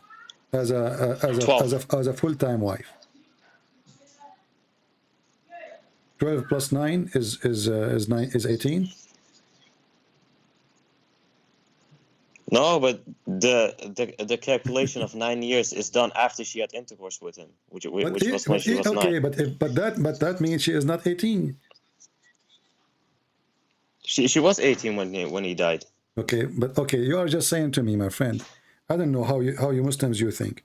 You are saying to me that okay, what was the age of Aisha when he died? She was going in her 18. She's not even 18 yet, right? Sorry? She was 18 when Muhammad he died. She was going in the 18, correct? Yeah. Okay. If Muhammad was 18, oh sorry, Aisha was 18, and she lived with him for 9 years. That means she is calculating the number since he did intercourse, correct? Yes. Okay. So the total 9 plus 9, 9 when she was having intercourse, and 9 after years, she lived with him as a wife. He sleep with her already, correct? Yes. Okay. So how those articles are made saying that she was over 18? Muhammad was dead at that time. But like I said, they don't believe in that specific hadith, in those hadith. But there's a million hadith, all of them are sahih. No problem, my friend. But the majority says that she was 6. Okay. The minority when I asked you, do the female in Islam have to agree? You said yes, correct? Otherwise, it's not valid, right? Yes, the Prophet said that. Okay. So how your Prophet did marry Aisha without her permission? Where it says he married her without her permission. Well, she took her to the house of Muhammad right away. Yeah. Read it. But how do you know that she didn't agree with it? She's 6 years old. If she didn't. She's 6 years old. If she didn't. She's 6 years old. But she never complained about Muhammad marrying her to a young age. Did Muhammad beat Aisha? Well, Aisha said he never hit any of his wives. Did he hit her in her chest? He gave her a shove on the chest. Yeah, he gave her a shove. Okay. Did the Quran says that Aisha she have a strike against Muhammad? What does that mean? You said they never complain about Muhammad. Are you talking? No, Hafsa and Aisha one time complained. Doesn't matter. You are the one who said Aisha she never complained about Muhammad. No. Oh, yeah, but about the marriage thing. This is about the marriage. They are wives. Loved him. Those are about marriage. The wives are complaining. No, but I'm talking about him marrying her to a young age. How we know? It's you Muslim who wrote the history, and you Muslim you filter the history, and you Muslim you write as you wish, and you keep as you wish, and you delete as you wish. But the Quran says clearly that the wives of Muhammad, all of them, they were unhappy with Muhammad. Where it says that? Chapter 66, verse number 4. This is talking about Hafsa and Aisha. No, speaking about all the wives. Hafsa and Aisha, they are the leaders. They are Democrat and Republican. No, read the hadith. It's talking about when he slept with married the Coptic. Okay. And then Muhammad got angry. Okay. And Muhammad got angry, so he used to stay away from let us read this hadith then. Let us see. Are you sure this is the wives are not fighting against Muhammad? All of them? No, I'm sure because Hafsa went to Aisha after that, and then they went to Muhammad. That's it. Well, let us see. Let us read this in front of us, and then you tell me. This is a Sahih hadith. Can you read for me? It says here, the wives of the Prophet got together and sent Fatima to the Prophet. They told her to say, your wives and then asking you to treat them equitable in the regard of the matter of the daughter of Abu Quhafa. Is it true that the wives are asking Muhammad to be fair and just and Muhammad refusing? Let me read. The wives of the Prophet got together and sent Fatima to the Prophet. They told her, your wives, and he said something else to the effect that they are urging you to be equitable with regard to the matter of the daughter of Abu Quhafa. She said, so she entered upon the Prophet when he was with Aisha under her cover. She said to him, your wives have sent me, and they are urging you to be equitable with regard to the matter of the daughter. The Prophet said to her, do you love me? She said, yes. He said, then love her. So she went back. So what is this? What is this? The Prophet was They always... are asking Muhammad, and Muhammad reject to treat them equally. Is that correct? No, Muhammad always treated his wives equally. It's in front of you. They are asking him to treat them equally. Why you are being liar now? Come on. Does it say treat us, arguing to be equitable with regarding of the matter of the daughter of Abu Quhafa? So they are asking him, can you treat us equally? Muhammad, he disapproved. Wait, hold on. Wait, but who's the... Can you tell me who's the daughter of Abu Quhafa? Is that You do not Hafsa? know Abu Quhafa? This is the father of Aisha. You mean Abu Bakr? Yeah. They make fun of him. They call him Quhafa because he was filthy. Yeah, but maybe because Muhammad got angry at Aisha and Hafsa. Well, hold on. Because that's what the verse was about. All the wives are asking Muhammad to be just between them. I thought you Muslim claim the Quran says that if you cannot, like go on F2 and 3 and 4, and if you cannot be just with them, then only one, correct? Yes. All right. So why your prophet himself, he having all those women, but he cannot be just with any of them? To the matter of the daughter. So this is talking about him saying he dealt unjustly with Aisha only. No, he got dealt unjustly with all the wives. He was taking the side of Aisha here. Oh. I'm gonna study this hadith more. You need a year? No, but I need to eat iftar now, my friend. And Okay. I'm gonna look into this hadith more. All right. When you are done, let me know. Okay, we will take you. Thank you for calling. No problem. Thank you. Anyway, let us take another person.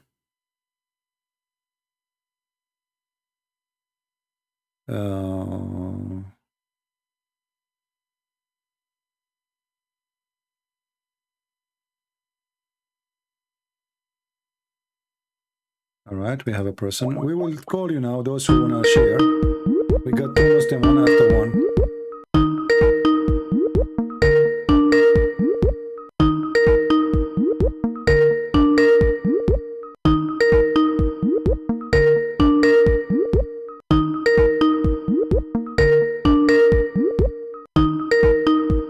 Okay, we are trying to call. Let us mute this. Well, he is not answering. This is the first one, is not answering. Let us see another person.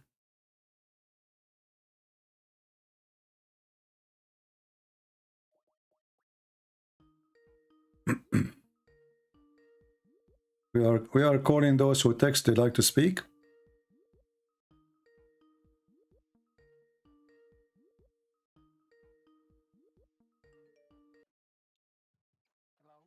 Yes, my friend, you are live on air. Hello, are you Christian? Yes, all right. What do you want to say to us? Go ahead. Huh? I want to congratulate you for the work you do. Thank you very much. You are very swift and very, very knowledgeable in Islam, my friend. And it's a couple of years that I follow you all right. in YouTube.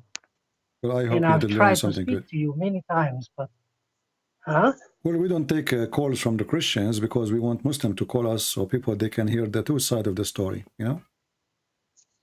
I know, but today because it's special, you know, it's bear with me. There is questions on Islam that we Christians have, you know, following your videos, all right. The information that you share.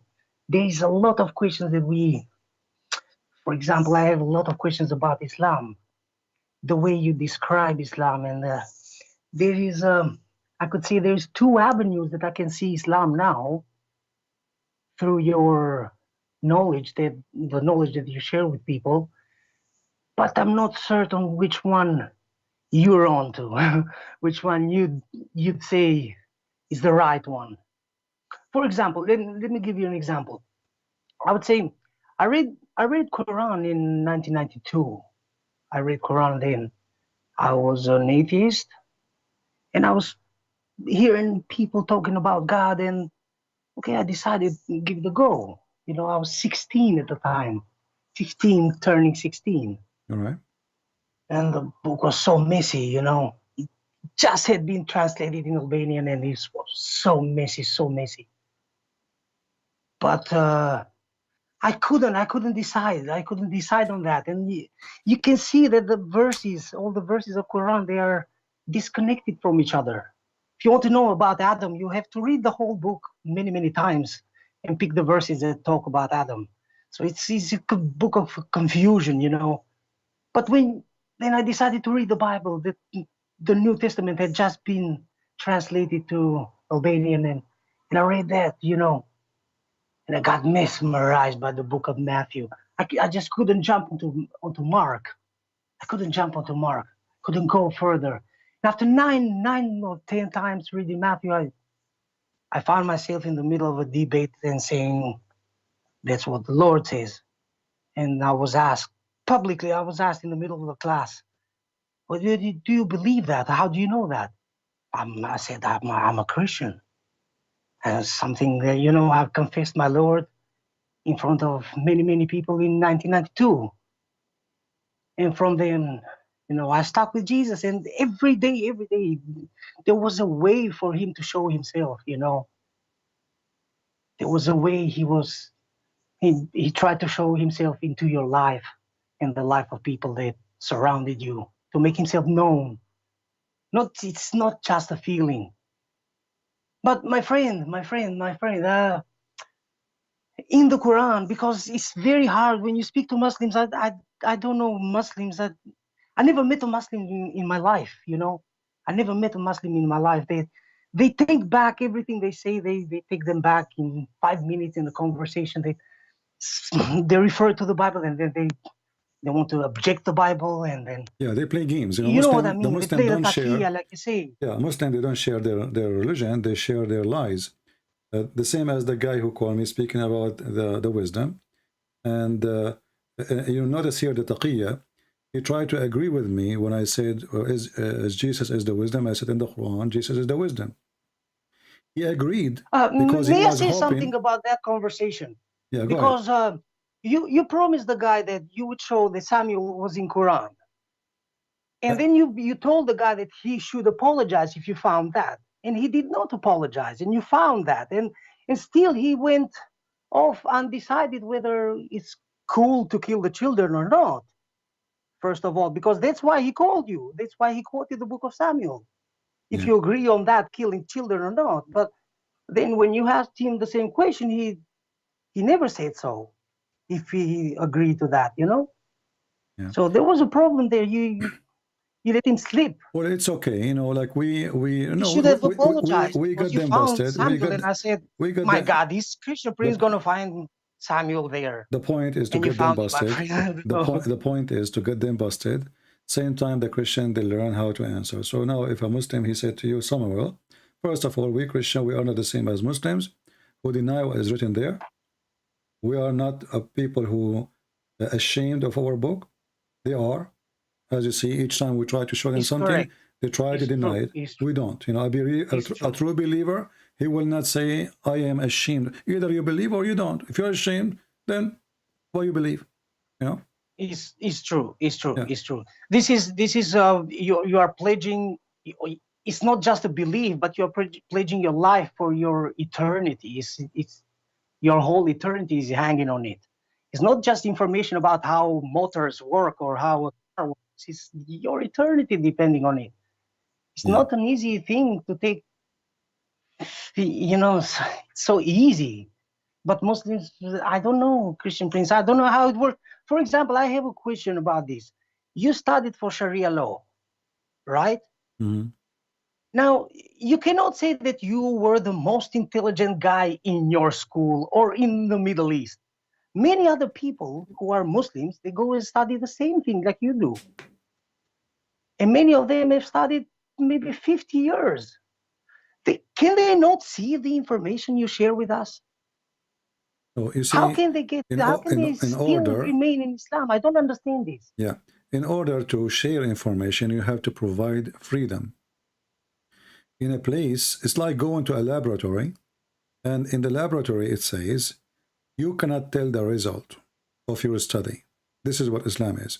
So how people they will tell, how people they will say, how people they can speak out if nobody's allowed. So you are a question when there's no question is allowed. So this is why, and me myself, if I'm still in the Islamic laboratory, I will not be able to say a word of what I'm saying now because they will kill me right away. All right? Anyway, my friend, thank you very much for calling, and I apologize. We have to take more calls, if you don't mind. Sorry, go right ahead. Go right ahead. I commend you for your job. Thank you. God Take bless you. care. God God bless. bless your business. All right. You know, they see, but what they can say, I mean, no, nobody there to speak.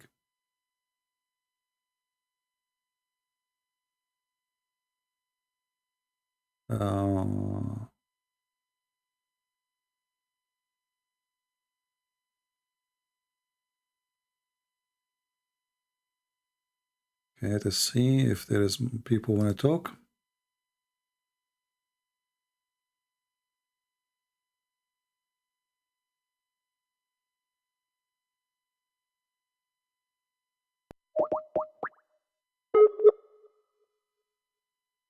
Even if you are a Muslim, you like to call, feel free. As you see, we are taking call from Christians and Muslims. We are trying to call whoever texts us. Today, only today, and maybe next coming Sunday, we will take calls from Christians, and then after that, we go back to normal, where only Muslims can call. We are trying to call this gentleman. It's not working. Please be sure that you add me to your list in order to be able to call you, because maybe many of you don't have, you know, like you have your own setting, don't allow somebody to call you.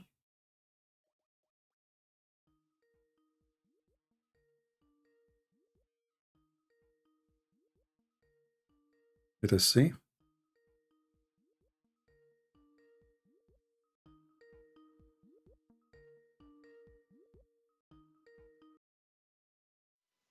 Hello? Hello?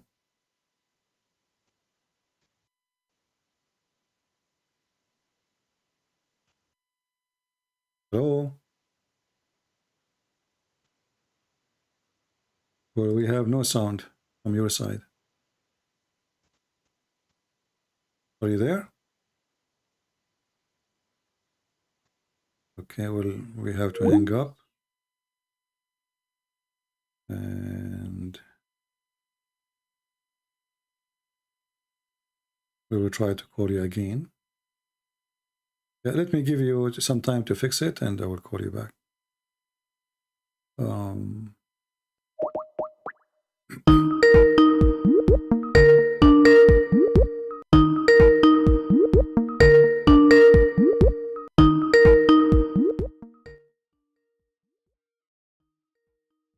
We are trying to call you guys, but nobody is answering.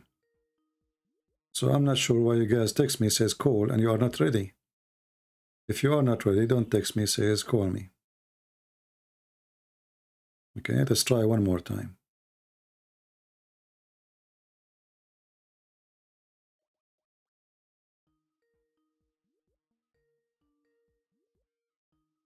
Let's see this person here. If I call you 3 times and you did not answer, I will block you. Hello? Hello. Not sure why you guys text me, says call, and you are not ready. Please mute you too. Mute you too. Hello, Mr. Christian Prince. Hello, my friend. How are you? I'm fine. How are you? I'm okay. What would you like to say to us? Are you Christian? Yes, I am. All right. What do you like to share with us? I'm just very impressed with your work, and I'm following you from 20 years, and I'm a big fan of yours. I also want to work like you are doing, but you know, I'm living in a country where I'm not allowed that. Well, don't worry about it. We are doing the job, and maybe one day you will have a freedom so you can do what you need to do. Yes. All right. Anything else you want to add to us? Thank you. No, nothing, but I wish I will talk to you someday, and the wish comes true. And I'm following you all guys, Sheikh Umar, David Wood, and I'm very impressed with your work. Thank you, our friend. God bless you. And I will pray for you every day. My English is not good. You are doing fine. Don't worry about it. Thanks. Yeah. All right, my friend. Thank you very much for calling, and may the Lord bless you and your family too. Thank you. Take care. We are just trying to take more calls. If you are a Muslim and you are smart, call us. Because that is a real currency. Smart Muslim.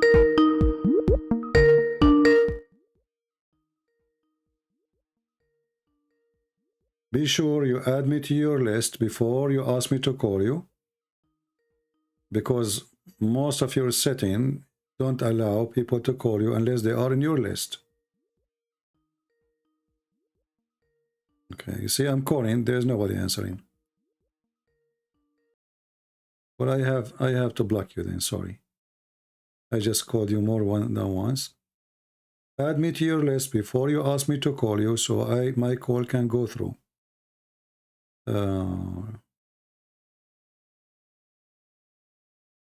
Let's try this person here.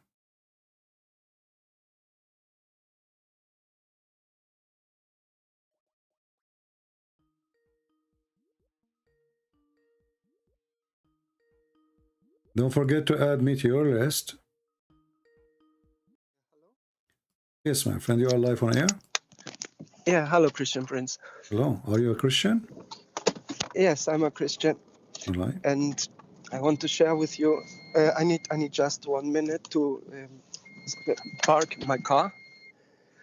Don't park your car. Just let the car drive. Just say, Inshallah, the car will go wherever Allah wish. You know. I drive already without hands. You know.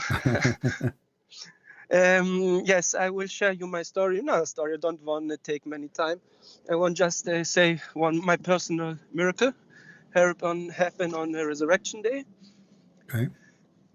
And I hope you can help me a little with my English, because I speak a little Greek English, right. Not so good. So don't worry. I was 13 years old, and we was preparing for the Saturday when we go to church, and on the evening we go to church to pray and to wait. It becomes midnight to celebrate the resurrection. On this day, my mother, I was 13 years old. She told me, my son, let's go with me. We was on a village. She say, if I can go with her to a big city to buy some shoes, some wear, so I can be good for the church. And I don't want. And she becomes angry. She say, no, son, come please with me. I say, no, I want to play with my friends. I was by a skateboard, and I was enjoyed to ride skateboard, you know. And she becomes really angry. It was first time she have tears in her eyes and say, no, my son, you have to come with me. I don't feel good today. But I say, no, mama, I want to go with my friend. And you know, Greek mamas, you can't make joke with them. She punched me then and say, but not, you know, not like you punch so many. I understand. Like, I don't know how it's in Arab, but come with me. I say, no. And then I go with my friend. I was in the village. I don't know the word, sidewalk, where people can walk, sidewalk. Is this correct word? Yeah, okay. Yeah. Yes, on the left side is cars, and I'm on a hill on the sidewalk, and I ride my skateboard, but I was not standing, but like a bed, you know. I'm up the skateboard like I'm sleeping. And I go the sidewalk, but then the sidewalk was stopping, and there was a cars crossing. And I cross the street. I don't stop it, and was a car go up me. How I can say in English, up me. And the car stopped it, and the car, I remember, moved forward back because later he told me he think that he is up potatoes or something like this. but it was me. And then 12 or 15 people come, take up the car, and take me out from the car. And my dent was broken, my back was burned from the car, and my leg was broken. My left feet was on my left side from my head. I was like spaghetti, you know. And then I don't remember. I was in don't know the word in English. Emergency room. Is it correct? Yeah, yeah. Yes. Special care. And after the emergency room, they take me in this special place where you can't have people can't visit you. Only mother, only one. It's don't know how I say in English. And I remember I wake up in the night and I hear a radio station. Mm-hmm. And I was here. It was a evangelical church. I don't know. Some priest was talking, and the voice say from this radio station, say, my son, sometimes your father is talking to you through friends, through strangers, or through your mother. Won't help you, won't warn you, but you have to keep to follow them, you know, to listen to this voice. Mm-hmm. But it was for me a radio. I don't care. I was continuous sleep. I was full pain. And after some weeks, when I come out from this special room, I come to the normal hospital room where are many people, many children. And it was the first day I was out.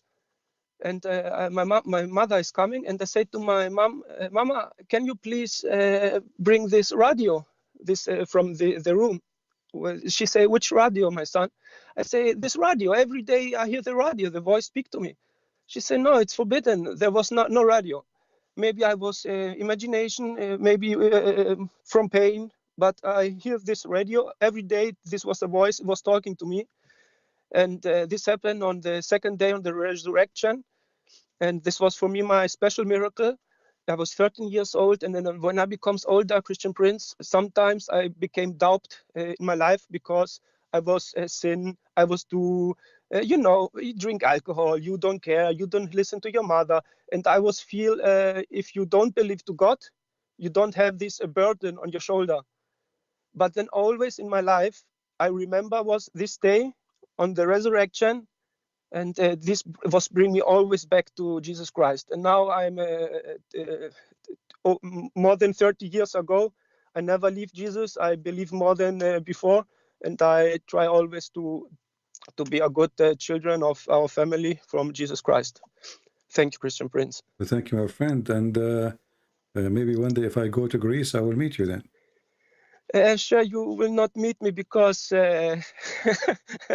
but I hope you will meet some good Greek oil, some good melon. I hope you can dance very good in Greece. You know, All right. you know, we Greek people are like a little bit like Arab, so you will feel really good in Greece. That is not a good thing to be like us. Don't be like an Arab. I know that will make you very corrupt. Be careful. Anyway, we are corrupt too. Okay, so yeah. okay. Anyway, we are happy to hear your story, my friend. And each one of us actually, he have a point where he's go down, and sometime, as they say, like always, God he opened doors, and when we find ourselves like we are drowning and we can't breathe no more, and then suddenly all the oxygen come, and this is how the Lord worked. When you ask him, he said, "Knock at my door, and I will open for you." So obviously, you know, you were in your heart waiting for something to happen, and that's why it happened to you. Maybe, Christian Prince, maybe. Yeah. Well, thank you very much for your testimony, and we pray for you and your family to have a good future with the Lord. Christian Prince, can I say just something you don't like to hear? Go ahead. You do a really good job, my friend. Ciao, ciao. All right. Bye, Thank bye. you. Thank you very much. Well, I do my best. I mean, I do whatever I can do. Sometimes it can be good. Sometimes maybe it's not. But, you know, we do our best. Let us see here. We have a missed call. Let us see this person. I'm putting the speaker down when I call so it doesn't bother you.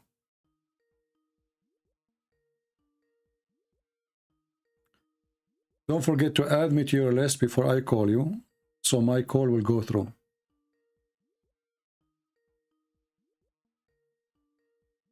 Well, obviously this person is not serious. Let me block him, Mr. John. I called you more than 6 times and you never answer. Okay, let us...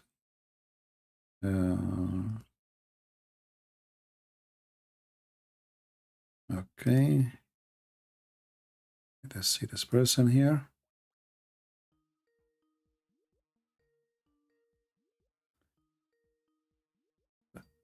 Remember, please, to add me before you ask me to call you. And this ring of Skype, I wish I can change it. I mean, it's the most annoying ring ever. Hello? Yes, my friend, you are live on air. Go ahead. Yeah, hi. I just want to ask you a quick question. Are you a Muslim?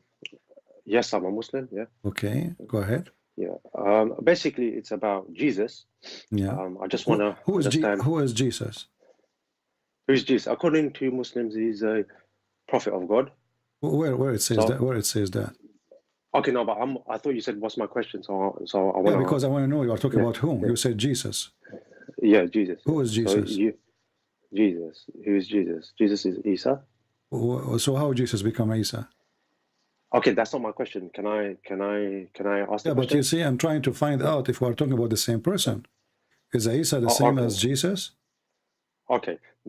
So that's my belief. So I want to know what your belief. Maybe later you can help me to find out how Yeshua became Isa. I don't know. Anyway. Yeah, sure. Okay, if you want to know that the actual Aramaic, the first letter of the Aramaic is it doesn't, from when they translate it to Hebrew, it's not supposed to have the Y translation. So it goes with the Ain translation. So when they match it up, this is in the Latin. This is not in the Hebrew. No, but from the original Aramaic, because Aramaic, that's the original scripture. No, Aramaic, they have the equal letters, my friend. The Aramaic have the equal letter, the same as the Hebrew. Actually, the Hebrew itself and the Arabic is born out of the Aramaic. So they have exactly the same letters. So we have the Ain. It's not with a Y, so it's basically with the Ain, if you know what I mean. So that's where we get the Isa from. No, it is with the Y, but there's no Y actually. No. It is Yeshua. No. It's been translated to Y, but in actual, it's an Ain. It's an Ain in Arabic. Where do you get that? Where do you get that from?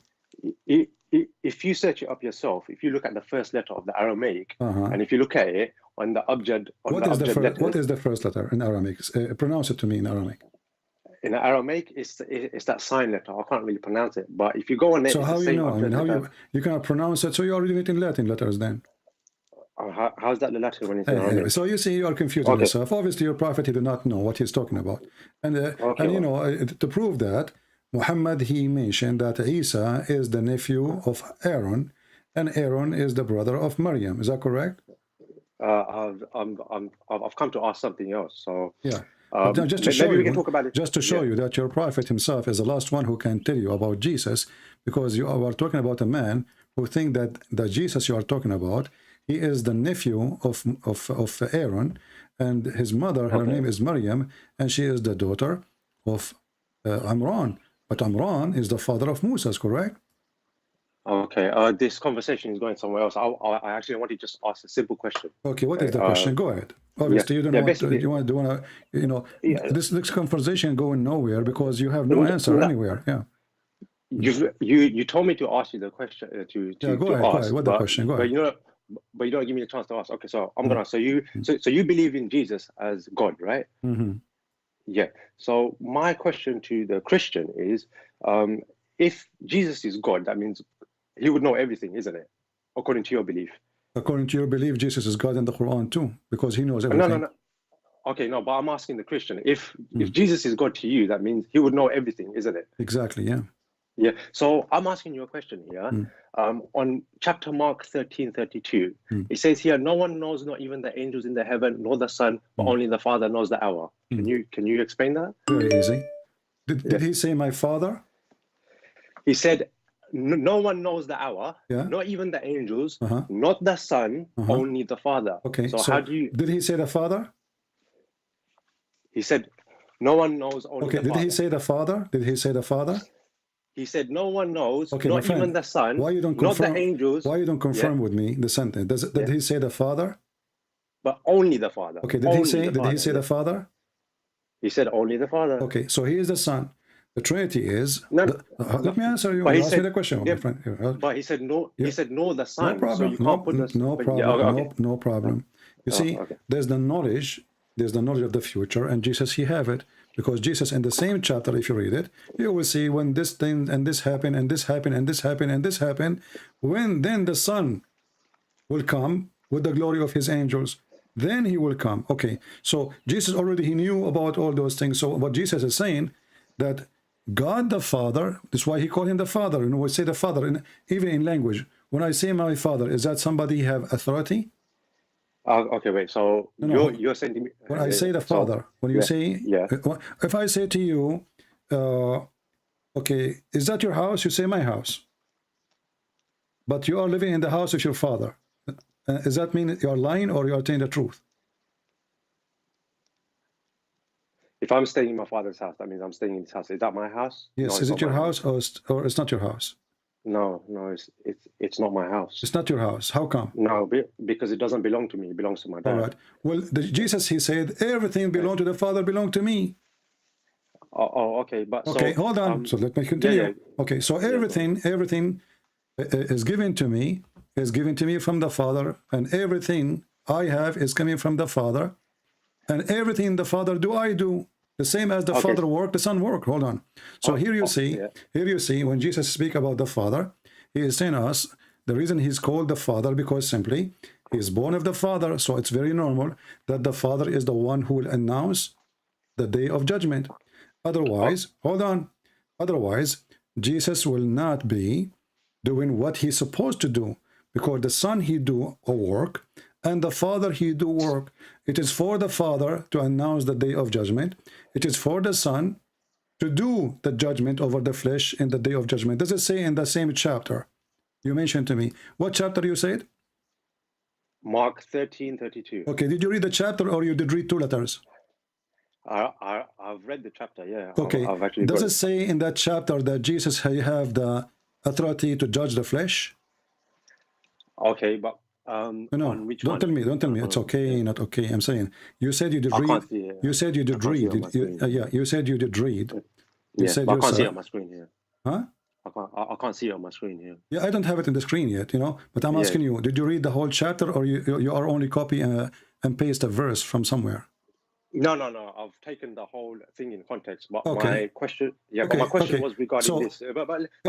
Hold on, my friend. No. Listen, I've let you speak. Please let me speak. Yeah. Okay. So basically, can you say to me that Jesus knows the day of the hour, the day and the hour of judgment? Well, Jesus, Jesus, he said it clear. This is to the Father. For a very simple reason. First of all, for us as a Christians, we don't believe. Hold on, my friend. We believe in the Trinity. You see, this will be a problem. If this will be the problem, if we believe that Jesus is the Father, he is the same person. We don't believe in that. So God the Father is the one who will do the decision. God the Son is going to do the decision. So if you are confused about what the Trinity is, like your prophet who think that the Christian, they think that the Father is the same as the Son, that means you are doomed like your prophet. Let me ask you again. Do you believe that the Messiah is the Father? Do I believe that the Messiah is the Father? No, I don't believe the Messiah is the Father. So how your God, he think that the Christian believe that the Messiah is the Father? It's you lot that's doing that, isn't it? You put in the Holy Spirit, the Son, I'm asking you, and the Father into one. How come we as a Christian, we don't believe that the Messiah the same person as the Father? And you agreed, correct?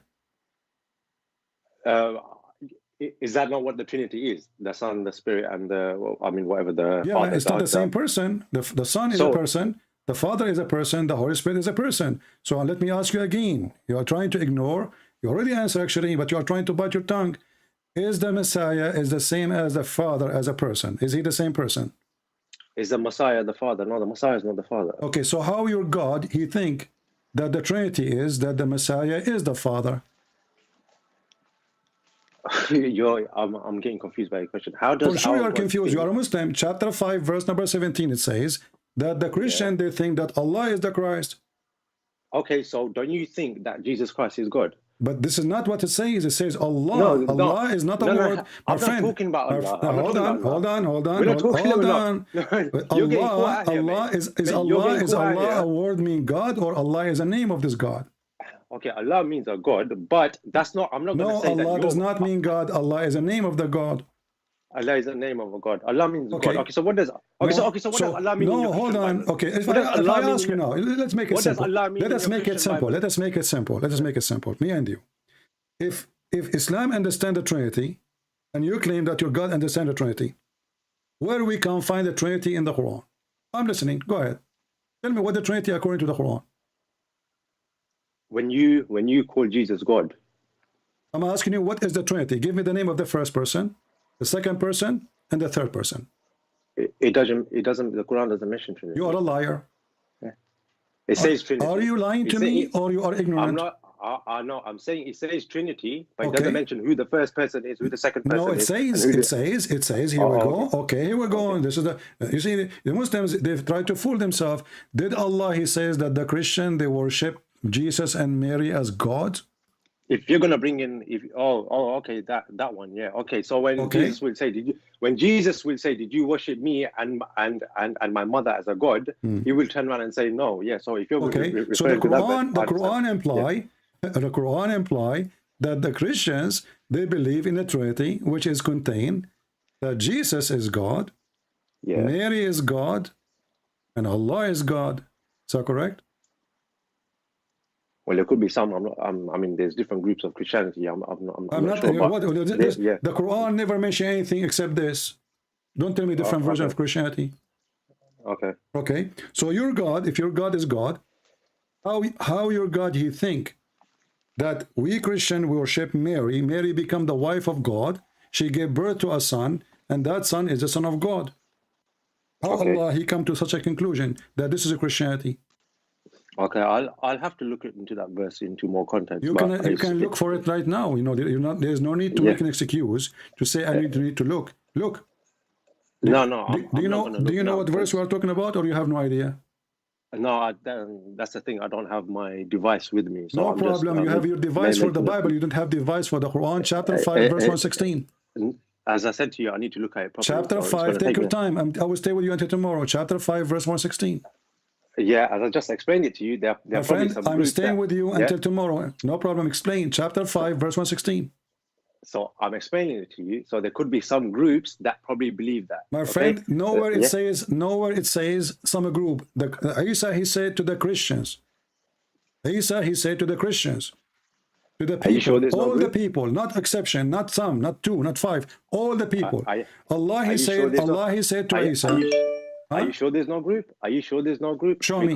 Read it. If you go, go to Ibn Abi Hatim. Yeah? Read the Quran. We will go to Ibn Hatim. We will go to Ibn Sansur. We will go to Ibn Murrah. Go there. My friend, go to my friend.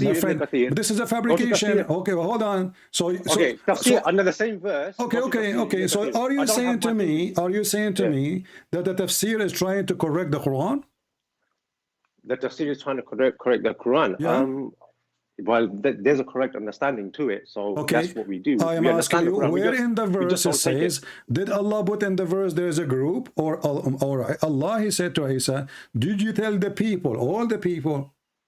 There's a few verses that actually refer to the Trinity. I'm not going to stick to one. I'm asking you simply for the 100th time. Okay.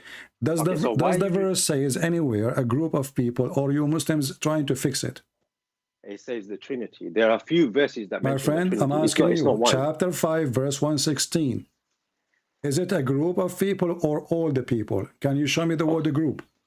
Okay, look, I've told you I don't have my device, but I don't care. Here we go. I have the verse for you on the screen. Did you say into men? Did you say into the people? Did you say to the people? أَأَنْتَ قُلْتَ لِلنَّاسِ. Do you know what that means? أَأَنْتَ قُلْتَ لِلنَّاسِ. Did you speak to the people saying? He didn't say. One second. What's it? Number 5, what? Chapter 5, verse 116.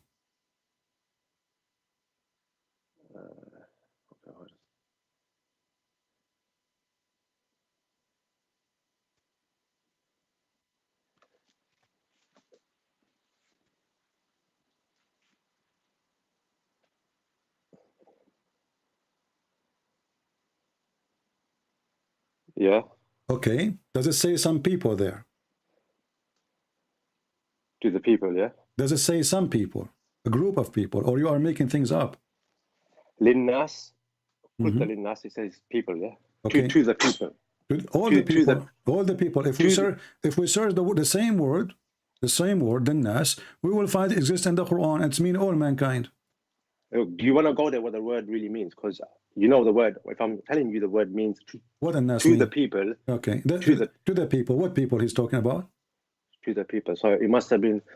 As I told you, it's going to take me some time to study. I can't just look at it right off the top of my head and give you an answer. You have time to study a verse in Mark, but you don't have time to study the Quran. How come? Well, I don't have time. Okay, no problem. I'm giving you the time. Yeah, I'm giving you the time. Here we go. How and who is the one who worship? But you're still gonna answer. So okay, let me fix it. Let me fix it. Let me fix it. Do you have other verse? Give other side of the story. Like, do you have other verse in the Quran says the Trinity is the Son, the Father, the Holy Spirit, or this is all what you have? No, I'm sure it said somewhere that there's those who don't stop believing that you should stop saying the Trinity, or there'll be a great. The Trinity is a word. The Trinity is not even exist in the Bible as a word. The same as Tawheed. I'm asking you now, where we can find the Christian Trinity, the Father, the Son, the Holy Spirit. As you see, your God, even not only that, your God, he kept repeating the same thing. He claimed, okay, how Allah he wanted to defeat the Trinity. Do you know? No, go on. Let me hear you. Is it true that your God, he says that the Messiah and his mother, they eat food? But they're not human. They eat food. Well, they're not human. That's what I'm asking you. This is another question. Did Allah, he says in different verse. I'm showing you how the Quran understands the Trinity. So does the Quran says, trying to prove to us that Mary is not God by saying, and Jesus is not God by saying that they are eating food? Yeah, that. I mean. Okay, why Allah he add the name of Mary there again? What's wrong with this God? If Allah understand the Trinity, shouldn't Allah he knew that Mary is not part of the Trinity? Look at this God. He keeps saying, well, Mary and the Messiah and Mary, what they do? They eat food. Yeah. Okay. Yeah, but if you want to prove that Christ only is God, is not God, he will say, well, the Messiah, he eat food. But as you see, he inserted Mary with him. Why Mary is there? Why Mary is there? He put Mary there, so Mary is there. I've got no. Why? What she have to do with the Trinity? What Mary she have to do with the Trinity? He's trying to prove that we believe in the wrong Trinity. How? Well, they eat food, according to the verse. This is the logic. Okay. So the Christ, the Son of Mary, and Mary, both of them, they eat food, correct? Yeah. Okay. Why he is talking about Mary if he want to prove only that Jesus is not God? Obviously, because the Quran again confirmed that the Trinity, Allah he understand, is Jesus, is the son of Mary, and Mary is the wife of Allah. Yeah, I did explain that to you. There could have been some people who have that belief. You fail, because here we go. You are the one who said to me, open Tafsir Ibn Abu Hatim. No, Abi Hatim, yeah. Read Ibn Abu Hatim and laugh. Read Ibn Kathir and laugh. Okay. So the Christian, obviously this God, he do not know what Islam is talking about. This God, he think that we Christian believe in the Father and Mary and Jesus as God. Yeah, you do. God, he marry Miriam. Let me show you. You see? Hold on. What is the proof? What is the proof that Mary is not the wife of God? Okay, until you answer my question, I'm not going to answer any of yours. So is that fair? I'm not asking you questions. We are trying to show you. No. I'm not asking you questions. I'm not asking you questions. As you see, I am to derail. In order to give you a question, my friend. In order to give a question. You can't answer. No. You can't answer my question. I did answer you already. I answered you already. I said that God the Son, my friend. We have the Trinity. We believe. My friend, let me repeat my answer, because you said I did not answer you. You are a liar. I said we believe in the Trinity. Listen. You are the one who's running away. I said that we believe in the Trinity. So the Son have a job, the Father have a job, the Holy Spirit have a job. Each one is doing a job. And Jesus, he said, only my Father, because he is the Father. So Jesus, he have the authority over the flesh to judge all mankind. For he is God, he is divine. This is my job. It is for the Father to announce the day of judgment. It's not for me. It is for the Father. So as long as we believe in the Trinity, that will not be a problem. But if we have a God who claims to be only one person, hold on. As long as hold on. Listen. So if Jesus saying only Father knows, how is he the God? First of all, if only the Father knows, you are asking how. Are you sure? You can ask the question how. He is not the God. If only the Father knows the time. You said how God can, correct? Okay, so if Jesus was God, friend, he would know when the hour would be. I want you to focus. Well, he knew. Okay, can you read for me? Can you read for me, Mark? He knows the hour. Can you read for me, Mark? Mark, I've told you several times. Can you read for me Mark chapter 13? Everybody will laugh at you. I'm not reading because I don't have my device. Here we go. I mean, how come you pause for me a verse? Each time I say to you read, you say I don't have a device. What do you have then? Yeah, well, mate, you know what? I'm calling you when I'm. You will see. You will see that Jesus, my friend. You will see that Jesus. He is saying there clearly that the sun will go dark, the moon will not give any reflect light, the stars will fail, the system of the universe will collapse, and then hold on. Verse number 26. It says, then the Son of the Man, which is mean Jesus, he will come with the cloud, with the power of his glory. Mate, one simple question. Hold on. Does it say that? Does it say that or not? So obviously Jesus. No, it doesn't. It doesn't say when is the day and the hour of judgment. It doesn't say that. Okay, I will go with you. It doesn't say that. So can you read for me the chapter of Inshaq al-Qamar? Now you want to go to the Quran? Exactly, to get you busted. Well, because, why? Because no. I'm talking about your Bible, because we can get you busted. Faith. You see, last time you called me, we made fun of you and we gave you a dollar. Okay, yeah, and Allah is talking. Allah is talking. He will go. Do Allah know? No. Stick to your Bible. No, we are sticking. You see, I am sticking. Does Jesus know? I'm sticking a big stick in your hole now. The whole of Allah. So do Allah know the judgment day? Listen. No. Do Allah knew the judgment day? The question is the Bible. Does Jesus know the hour? No. Is he the Father? You see? No. Okay. Is Jesus God? No. You don't want me to talk. No, Jesus is not God. You don't let me talk. I'm not going to let you talk because you don't answer my question. Okay. Does Jesus know the hour and the day? Allah, Jesus, who knows more about the judgment day, Jesus or Allah? Allah knows better, but I'm looking at only your Bible. No. Then read for me. You just said. You just said. No, I don't forget the Quran. I don't forget the Quran. We need to laugh. Okay, you believe Jesus is God. We need to laugh. You believe Jesus is God. You believe that Allah is God. And you believe that Allah is God. Yeah, and only Allah knows that. How come Allah do not know the judgment? How come Allah do not know the judgment day? Only Allah knows the judgment day. I'm just telling you that. Only Allah knows the judgment day. We'll read it. And not only that. Okay, let me play for you this video where your scholars agree that Jesus, he knew the judgment day. Do you want to hear it? I'm not that scholar. Okay. I'm not that scholar. Okay, hold on. I'm going to hang up on you and I will play the video. This is your scholars. Let me play it for you. I will call you right away. And you will see that the Muslims, they understood clearly that Jesus, he knew the day of judgment. And this is Quran confirming that. Let us read. Let us listen. Let us laugh. This is your Sheikh, Mr. Fort. You will hear him say, according to his misunderstanding of an ayah in the Quran, Surah number 43, ayah number 61, وَإِنَّهُ لَعِلْمٌ لِسَاعَةٍ, according to his misunderstanding, where he believes that if you recite it like that, it would mean that Isa has the knowledge of the hour. Let me call you back, the one who don't want to talk about the Quran. Because the Quran got you busted.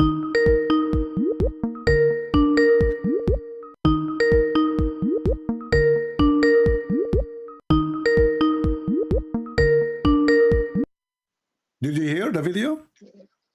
I heard a little bit. Okay. Does the Sheikh say that Jesus, he knew the hour? No, he doesn't say that. Okay, let me play it for you again. Let me hang up on you. He's a turtle. What you can say? He did not say that. I mean, turtle, you are talking to turtles. Let us play it again. You are a liar, you are a coward, and you are what you are. And you know, you need a lot of glue, my friend, to fix your broken glass. Listen carefully. He doesn't say that. And you will hear him say, according to his misunderstanding of an ayah in the Quran, Surah number 43, ayah number 61, وَإِنَّهُ لَعِلْمٌ لِسَاعَةٍ, according to his misunderstanding, where he believes that if you recite it like that, it would mean that Isa alayhi salam has the knowledge of the hour. He will say to me, no, he did not say that. Let us talk him again. Power. Did you hear it or not? Yeah. Okay. Yes, I heard it, Did yeah. he say, does it say in the Quran that Jesus, he knew the hour? No, basically what that sheikh is saying is that the other sheikh is making a mistake of his translation. Okay, hold on. You know what he's saying. Okay, you know okay. So you are saying that you Muslims are confused even about your Quran. No, that guy who you put the beard picture What on, he's guy? confused. Do you see how this guy? Yeah. Who are you? This guy is a big sheikh. Who are you? You're a potato. Oh yeah, I'm a potato. Those are bigger potatoes. So and you're even bigger potatoes. is Sheikh Umran? Is he a sheikh or he is no one? Who? Sheikh Imran. He portrays a fallacy, which is fake. Oh, so he's a fallacy. Yeah. Oh, okay. So is Muhammad is a fallacy too? Muhammad. Wait, are you referencing the Prophet? Yes.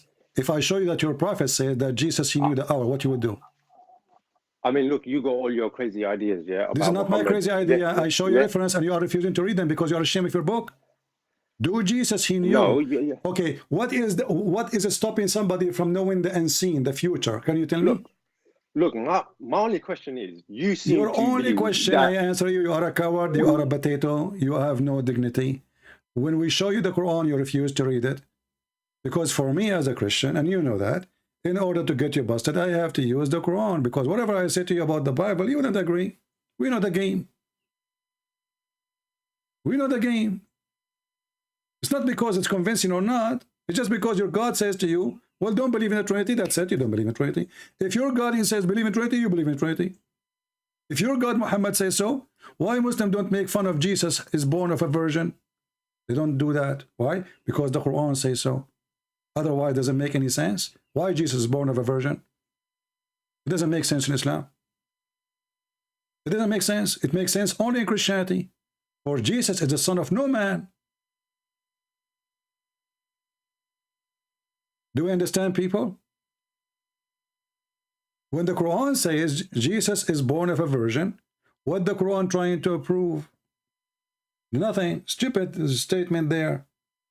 Because there's no point. I mean, this is a miracle. Nobody can prove or disapprove. I can say now, my mother, she gave birth to me, and she was a virgin. Nobody can prove me wrong. Nobody can prove me right. People will laugh. That's all. But there's no way to prove it or disapprove it.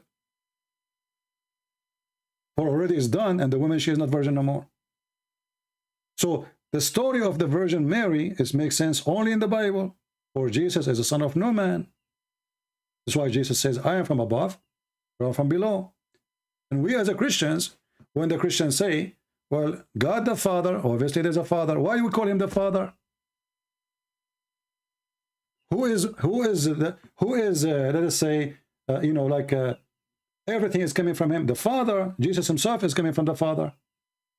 So it's very normal that the Father who started everything is the one who will announce the end of everything. My Father sent me. Everything I have is given to me from my Father, Jesus said. The Muslims, because they are hypocrite, you need to convince them by agreeing with them, not by refuting them. Because they are hypocrite. How come this person did not see in the same chapter the same story, by the way, mentioned like twice in Matthew and Luke? How come they did not see that Jesus will come in the glory of God in the cloud with his angels, and then he will elect all mankind? Who is going to do that? Jesus. Is that an act of a prophet? Is that an act of a man? He will collect people to go to heaven. He will collect them. and he will send his angels. He will send who? His angels. The Muslim, they play blind. It doesn't say that, CP. So the Muslim, they look in the Bible, they find, oh, Jesus says only my Father. That is a problem. It's a problem for you because you are dumb and you are silly and you are stupid. It's not for us. We believe in the Trinity.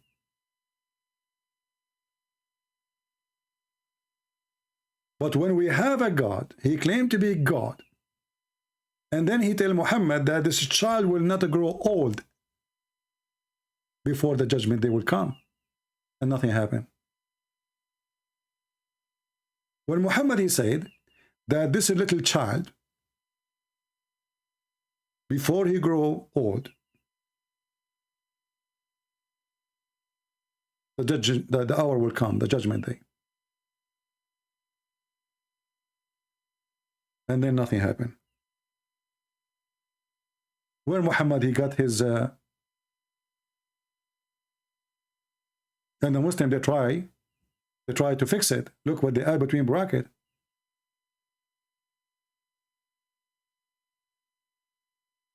Muhammad, he was speaking to a bunch of Abdul, potatoes. No shape, no form, no face, no ass. They are very flexible, taqiyya. Anas reported that the person asked Allah Messenger as to whom the last hour would come. He had in his presence a young boy of Al-Ansar who was called Muhammad. Who was called, come here. So Muhammad said, this young boy lives, he might not grow very old till you see the last hour coming to you.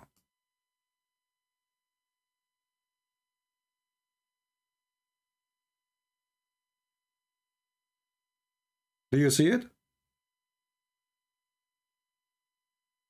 People, do you see it? Can Muhammad say, well, I am the son, I do not know the hour, I was making things up? Jesus, he made it clear. I do work, my Father work. He gave me the power over the flesh. I will be the judge. My Father. It is for the Father.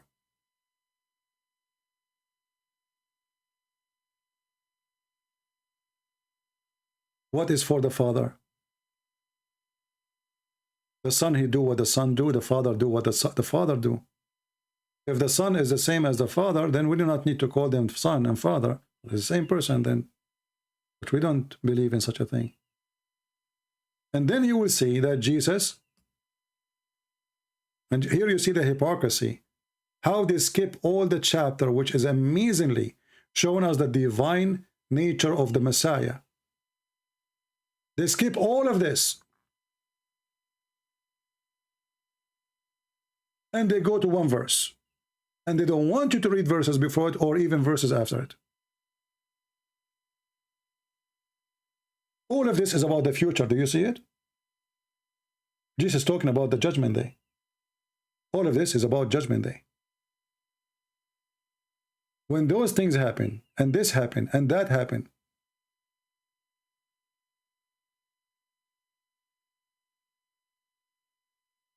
those things, all of them, they have to happen. Who's talking? The Messiah. And this is what? It might take millions of years. It might take thousands of years. We do not know.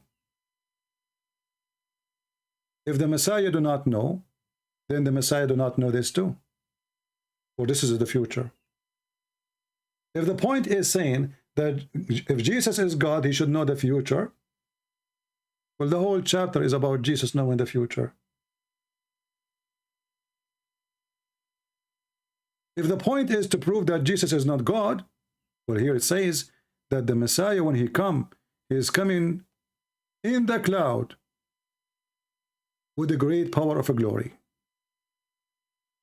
And then he will send his angels. How Jesus is not God, or he's trying to tell you he is not God, but yet he says his angels. Those are the angels of Jesus. Here you see how cowardly they refuse to read their books because their books get them busted. So the God of Islam do not understand the Trinity. When we ask him, what is the Trinity in Islam? He refused to tell us. He says some people believe that Mary is God. That's absolutely false. It doesn't say some people. And the Muslims, they say that the Quran is a perfect Arabic. This is why you see the stupid Muhammad in the Quran, he says, how Allah can have a son if you don't have a girlfriend? Why Allah is trying to say such a thing? If we Christians don't believe that God have a son from Mary, why he is saying how Allah can have a son and he don't have a girlfriend? Chapter 6, verse 101. Simply because he's a stupid fool. He thinks that the God of the Christians, as they believe, he married from Mary. Mary, she become a wife. The wife, she deliver a son. And here this is showing us that Muhammad is a fraud. And if you want to say to me that this was for some people who believe in this, okay, where Allah he talk about us then?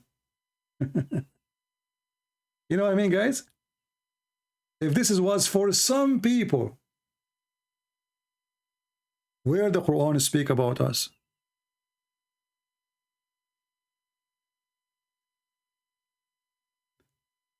Another Muslim saying, was Jesus praying? Yes, Jesus speak to the Father. Was Allah praying? Jesus, when he pray, he speak to the Father, praying to the Father. Allah, he pray to who? Mimi Hijab, he said, and I quote, this is why the translation says he pray for, not to. So you see, we don't have a problem because we believe in a Trinity. So when Jesus, he pray, you should ask, okay, who Jesus pray to? To the Father. Isn't it Jesus, he says, Father, forgive them, they do not know what they are doing.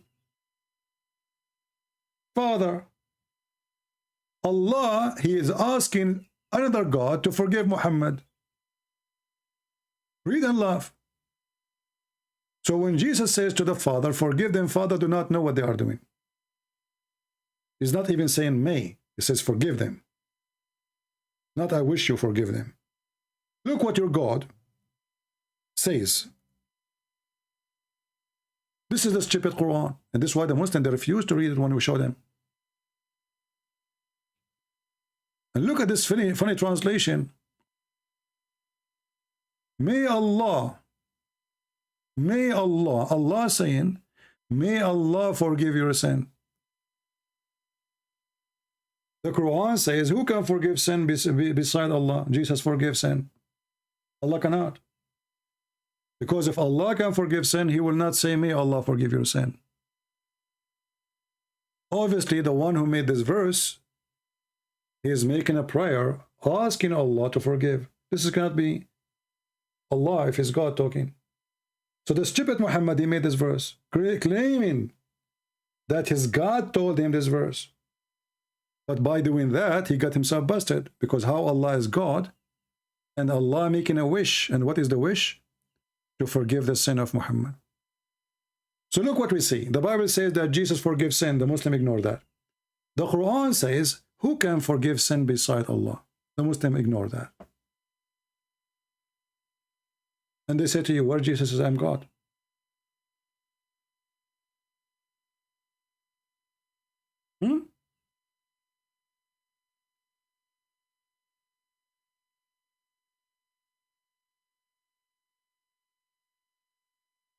Read this verse and laugh.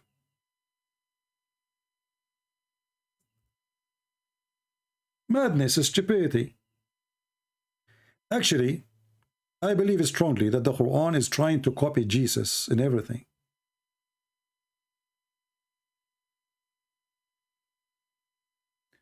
Chapter 48, verse number 2, Allah making a wish to forgive the sin of Muhammad. But in different verse, Allah confirming that who forgives sin beside Allah? Anyone else? If there is anyone else Muslims? Yes, Jesus.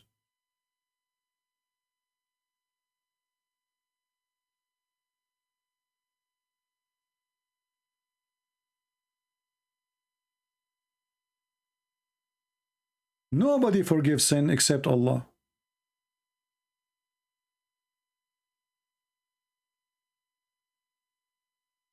Who forgives sin beside Allah? Nobody, Quran says. So how come the Muslim did not notice that Jesus will forgive sin? They notice only that he said only the Father knew the day of judgment. But I don't blame them. A bunch of fool following a foolish man, his name is Muhammad, who promised them endless penis. And you will notice right away, when a Muslim, you try to show him from his book that his God cannot be God, and we are not changing the topic, he refused to read, because that will get him busted. And not only that, in the Quran, and again, the verse in front of us, this is chapter 3, verse 135, confirm that nobody forgives sin beside Allah, anyone. And we have tons of verses in the Bible says that Jesus, he forgives sin. In the top of that,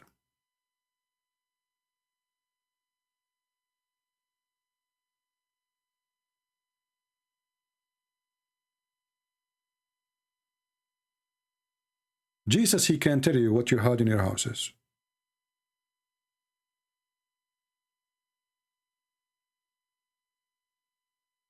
How he can do that? Muhammad, he cannot. And the Quran confirmed that.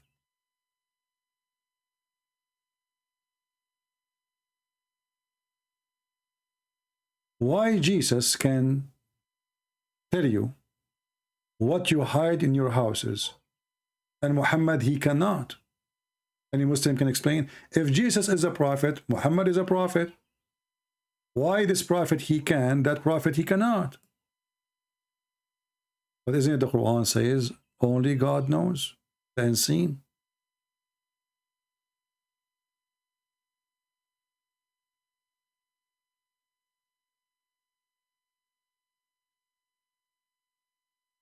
Look what the stupid Quran says. And by the way, when I quote the Quran, stupid, I'm just giving it a good rank.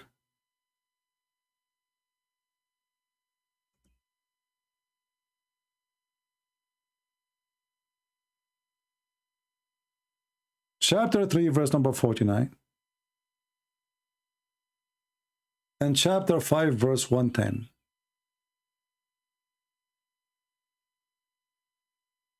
It says here that Jesus, he can tell you what you hide in your houses. He can tell you even what you ate.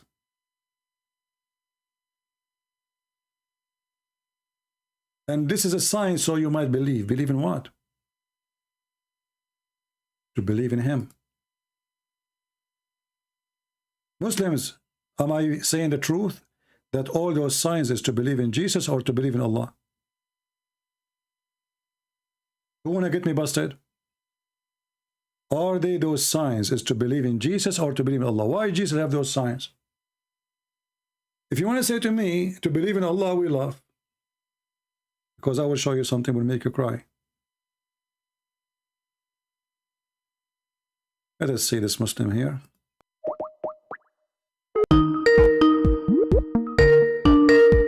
Oh. Hello?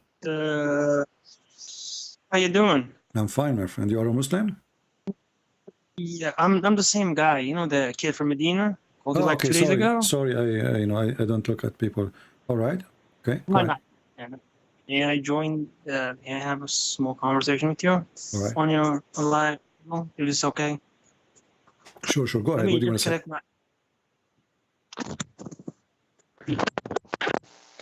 How you doing, sir? I'm fine. What do you like to say to us? Go ahead. Regarding all those people that's joining you with no backings of their own stories, or whatever they claim, don't you think they should not be joining the debate at the beginning if they don't have No, any you see, evidence this is not to my friend. This is not a debate. We're not debating Muslims. We get them busted. You know, in order to debate somebody, Yeah. you have to speak to somebody is decent and honest. Honesty is the let us say the fuel of the debate. So if you want to debate a liar, you are not debating. You know, you're a liar. He can say whatever he wants, right? Yeah, I mean, there's one more thing about that though as well. I mean, don't you think what's it called? A person judging a person by saying a liar because he cannot prove it, that means the person does not have the actual knowledge from the beginning. No, there's a Like he never there's a studied. difference between saying a liar for his not knowing. You don't say that to a person liar if you really do not know. But there's no way the Muslim, let us say, you call me to say to me, Mark 13 said that, right? Mark 13. Oh, okay. He's talking about the judgment day. So I said to him, okay, did you read the whole chapter or only that verse you copy paste? He said the whole chapter. And then when I said to him, yeah, that's a lie. Yeah, he refused to say. He said, "Well, it says that." Obviously, he did not read the chapter, so he's lying. That is a lie. The Yes, same as the that's a lie. Quran. The same as the Quran. When he said it says a group of people, okay, we ask him where it says that the group of people.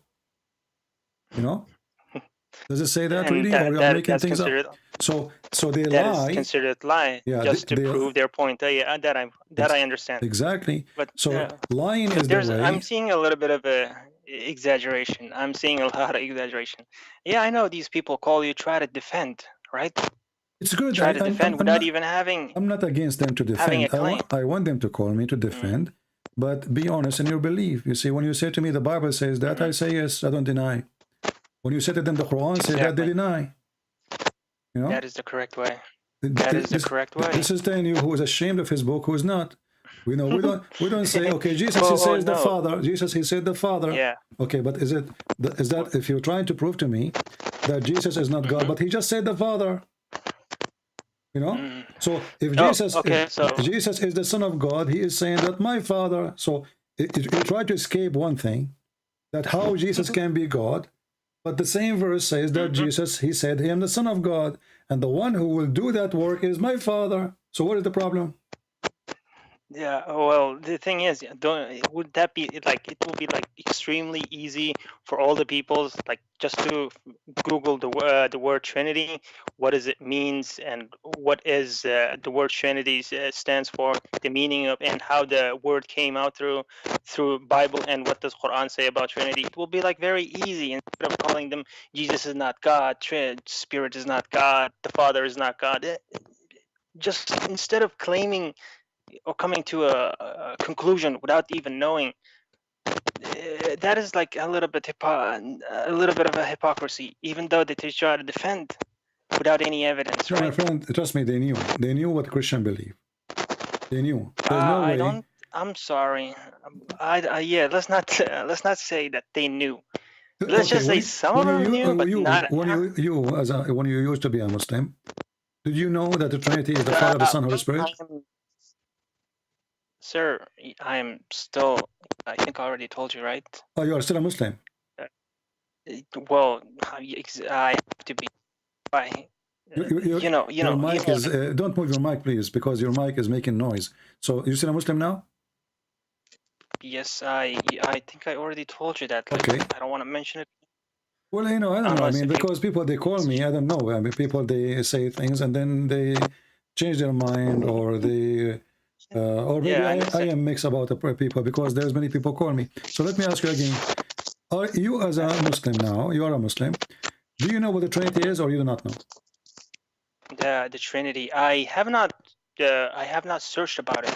Did not even for Trinity itself. You have a problem with the microphone, my friend. Can you fix your microphone?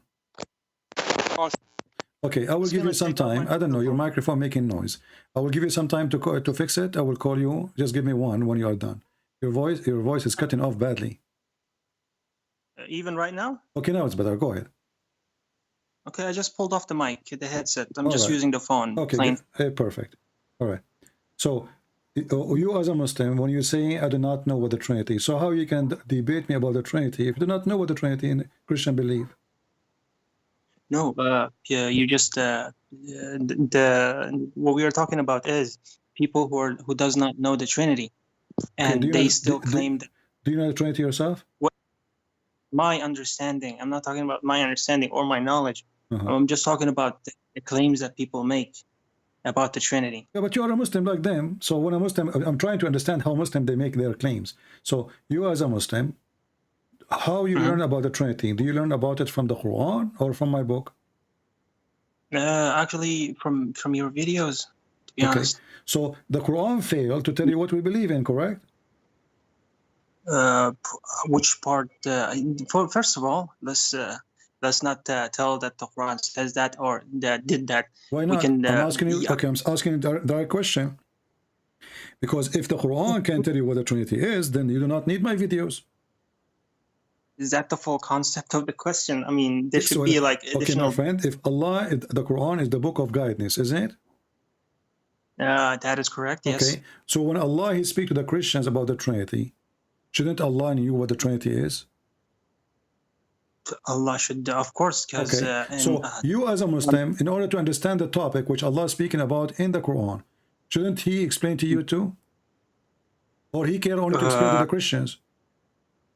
Sir, you are correct. You are correct about that. The explaining the Trinity is not should be the job of the prophets, right? Why the Trinity? For example, if Jesus is telling to their disciples about the Trinity, I mean, yes, it should be mentioned in the books, right? At least or translated in the books. So, for example, like you told me to read the Bible, and I did. Right. So I downloaded the Audible because I'm dyslexic. Yeah, my visions gets blurry. So yeah, I downloaded the Audible. So I did have some choices on choosing. So I did search through Google to download how to download and how to start. So yeah, the Old Testament, the verbal,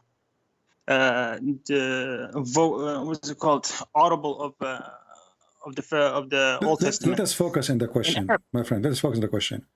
The Trinity. How you learn about the Trinity? Can you learn about it from the Quran?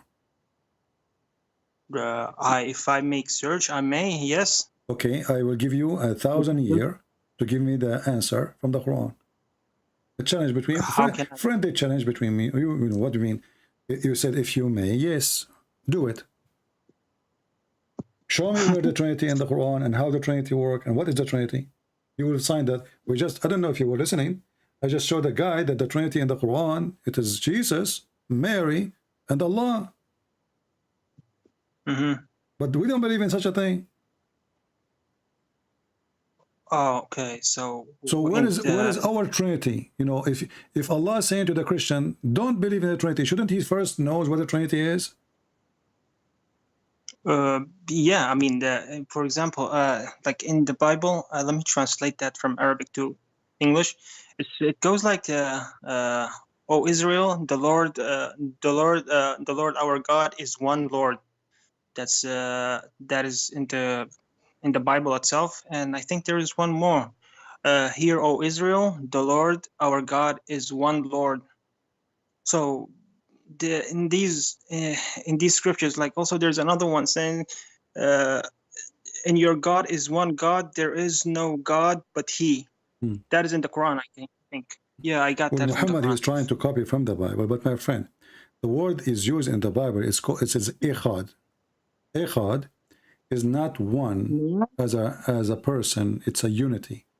This is why the same word is used. We're speaking about the women and the man get married.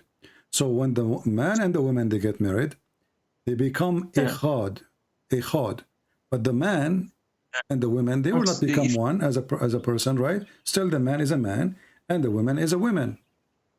Do you understand? Sir, I was saying something and you started to add on it. I got confused. I couldn't. You were saying understand. to me. No, you were saying to me that the Bible says the word echad And the echad. No, hold on. I did not say. I did not even. I don't think I came to that part yet. No, you came to that part. You said to me the Bible says God is one, right? Oh yeah, hear, O Israel, yeah. The Lord. So I'm explaining to you one. what the word one there. The word one. This is the English translation. The echad is a word mean unity, not one person. So in the Bible in the Mark 12:29, so the one Lord means echad. It is unity when you speak. As an example, if we go to the book of Deuteronomy, chapter number 6, read from verse number 4 to 7, you will see that the man. This is the same verse you are reading. Actually, this is the same verse you are reading. You know, you will see here it says, "Your Lord is one." You know, chapter 6, verse number 4 and 7 to 7. Your God is one, right? It says, "O Israel, the Lord our God is one Lord." Exactly. All right. Mm-hmm. And then we will find that the same word used to speak about the man and the women getting married. So the man and the women, when they get married, they will become echad. They are two. They are not one. It's just like the word ahad. Is that what you're saying? No, ahad does not even mean that, because ahad is the wrong word, because ahad is one of. Uhadi, yani singular. No, uhadi is but when you say ahad, you speak Arabic, you have to say ahad of what? Ahad al-tullab, ahad al-asatiza, ahad al-hamir, ahad al-majanin, ahad al-abaqira. So ahad is one of, right? And ihda, yes. Okay, so when we go when we see the word echad in the Hebrew, we will find this word does not mean one, the same as a number. It is a unity. If we go to Genesis chapter 2, verse number 24, we will find that it says that the man and the women, the man, he will leave his father and his mother, and he is going to unite with his wife. What is the word unite there? Is echad. Genesis, sorry. Genesis 2, chapter 2, Genesis, verse number 24. Verse 24. I'm just doing it through the Google, if you don't mind, because problem. I'd like to read it in Arabic. So I'm mostly understanding in the Arabic. No problem. I'm sorry if I'm taking too long or wasting your time. I just want to apologize. No, it's all right. You can take the reference for later if you want. So anyway, the man and the women, they will become echad. This is the exact same word. You can go check it in check the word in the Hebrew Old Testament, which is the Jewish. I mean a Jewish print. This is not a Christian print. Go and find it even in a Jewish print. So it is echad. And obviously, echad does not mean one as a one person, because the wife is a woman, the man is a man, and they are not one person. But when they get married, they become echad. What does that mean? There's a unity. Oh, okay. So it says here, the chapter, verses 24. لذلك يترك الرجل أباه وأمه ليلصق بامرأته يكون جسدا واحدا. Exactly. And this is exactly mentioned the same in chapter 19, verse number 5 in Matthew. So in Matthew, it's copying what? Copying what the Old Testament says. Exactly the same. So the person, and the same in Mark, so they become one person, but one unity, but not one person, because simply the woman is a woman, the man is a man. We are not octopus, like we became one body, have 4 legs. You know what I mean? You don't have to explain it that in that dumb way. Not necessarily to you. I mean, there's people listening too, right? So obviously echad, as long as it's the same word is used, obviously echad, it doesn't mean one person. It means more than one. It is a unity. So why God he chose to use echad when he can choose different word? Yep, that is correct. All right. Here, I mean, it's mentioned. Now, even in Arabic. Now let us go to the Arabic. If I ask you what is the oneness of God in Arabic, what Muslim they say? Tell me. For that question, Imagine if I they asked say just they say everyone else. they say tawheed, right? Yes, they would. I'm not gonna say that they would say tawheed, but should they say tawheed? Have they have any clue about the All right, answer but exactly? isn't tawheed mean unification? Yes, that is correct. Okay. Tawheed, So if the Muslim they don't believe that God is more than one person, why they are using the word tawheed? Hold on. Hold on. Now you're just coming to a conclusion. Where does how did that came to, like, the question that you asked? My I friend, need you just extra.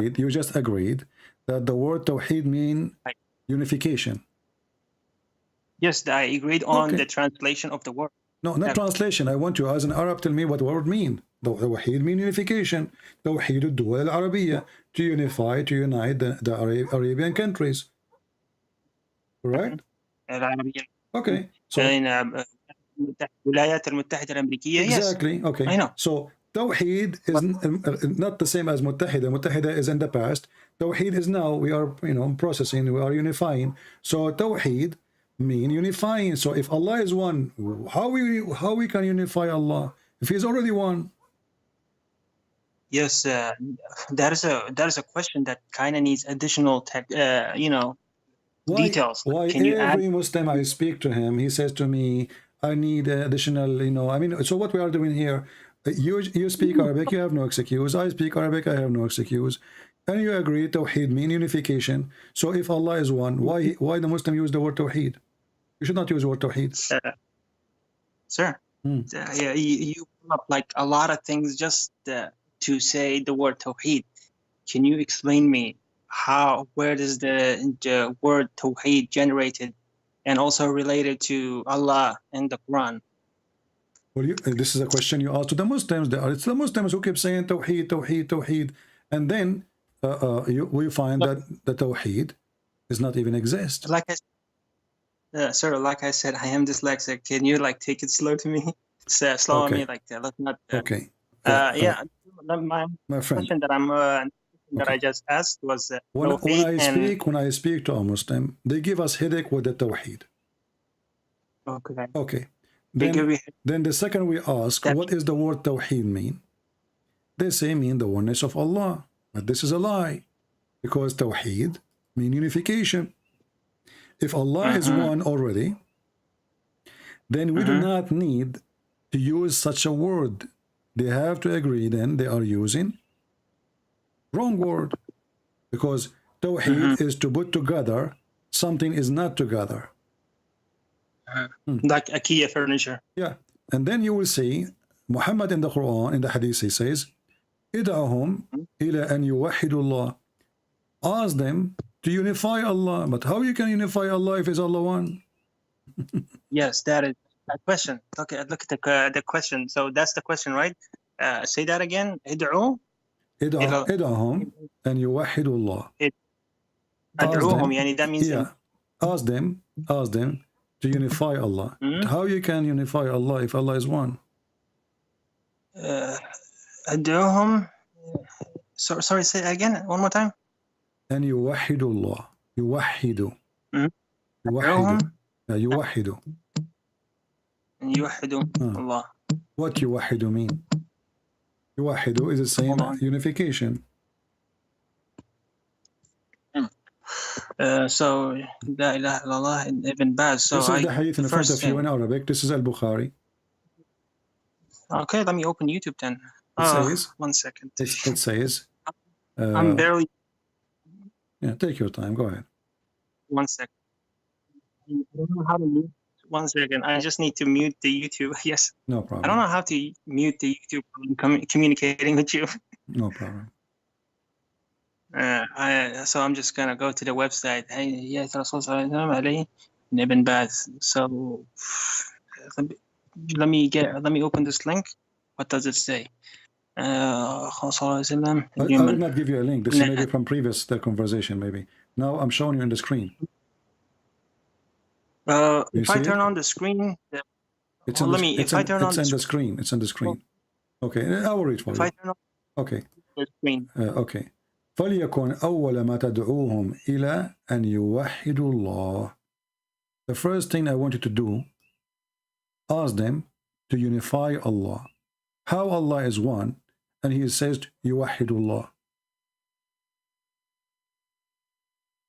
Huh?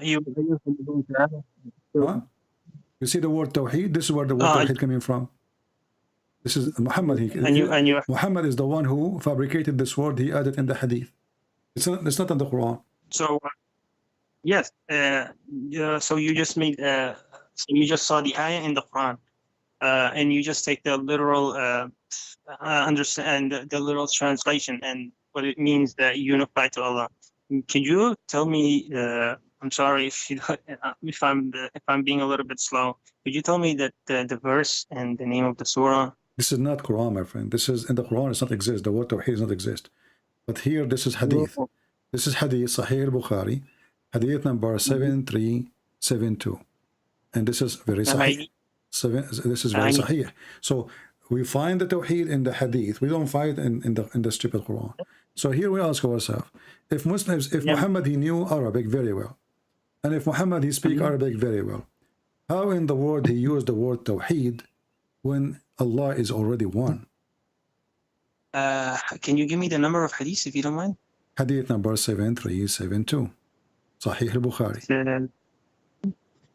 3732.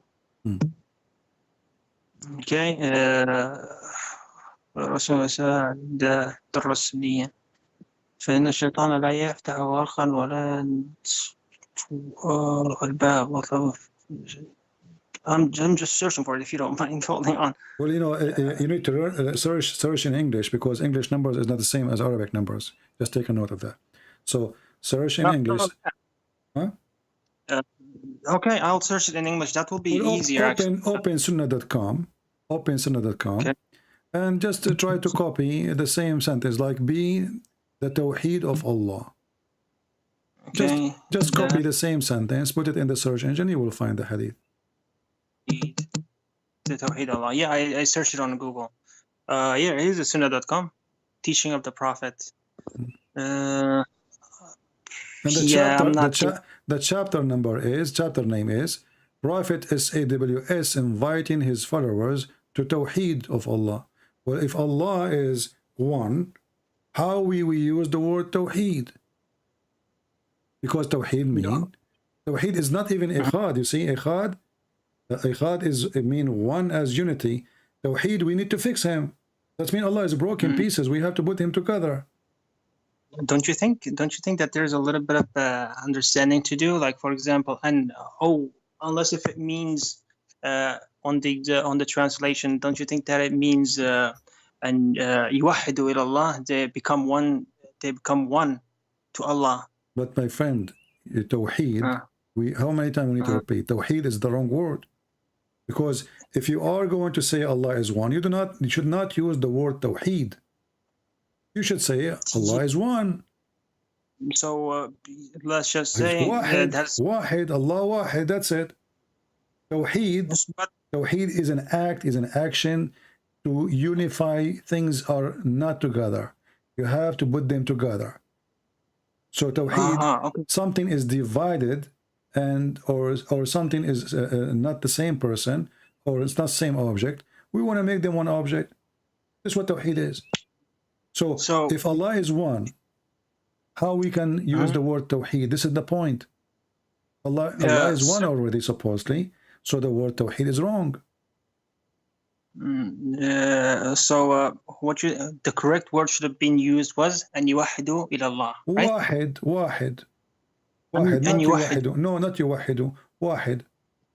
Ud'uuhum ila Allah al-wahid. That's it. Okay. Because yuwahidu, what yuwahidu mean? This is very funny. I mean, how in the world you say yuwahidu? So I'm just telling from my knowledge. Okay. But anyway, we will go with this. Listen, is Allah is one or two?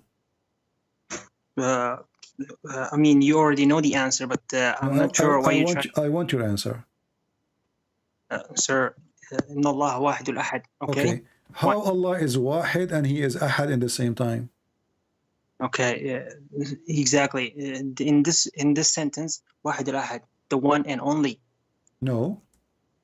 Yes. No. Ahad.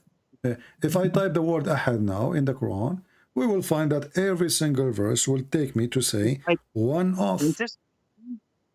I'm gonna type exactly the same thing. Okay, here we go.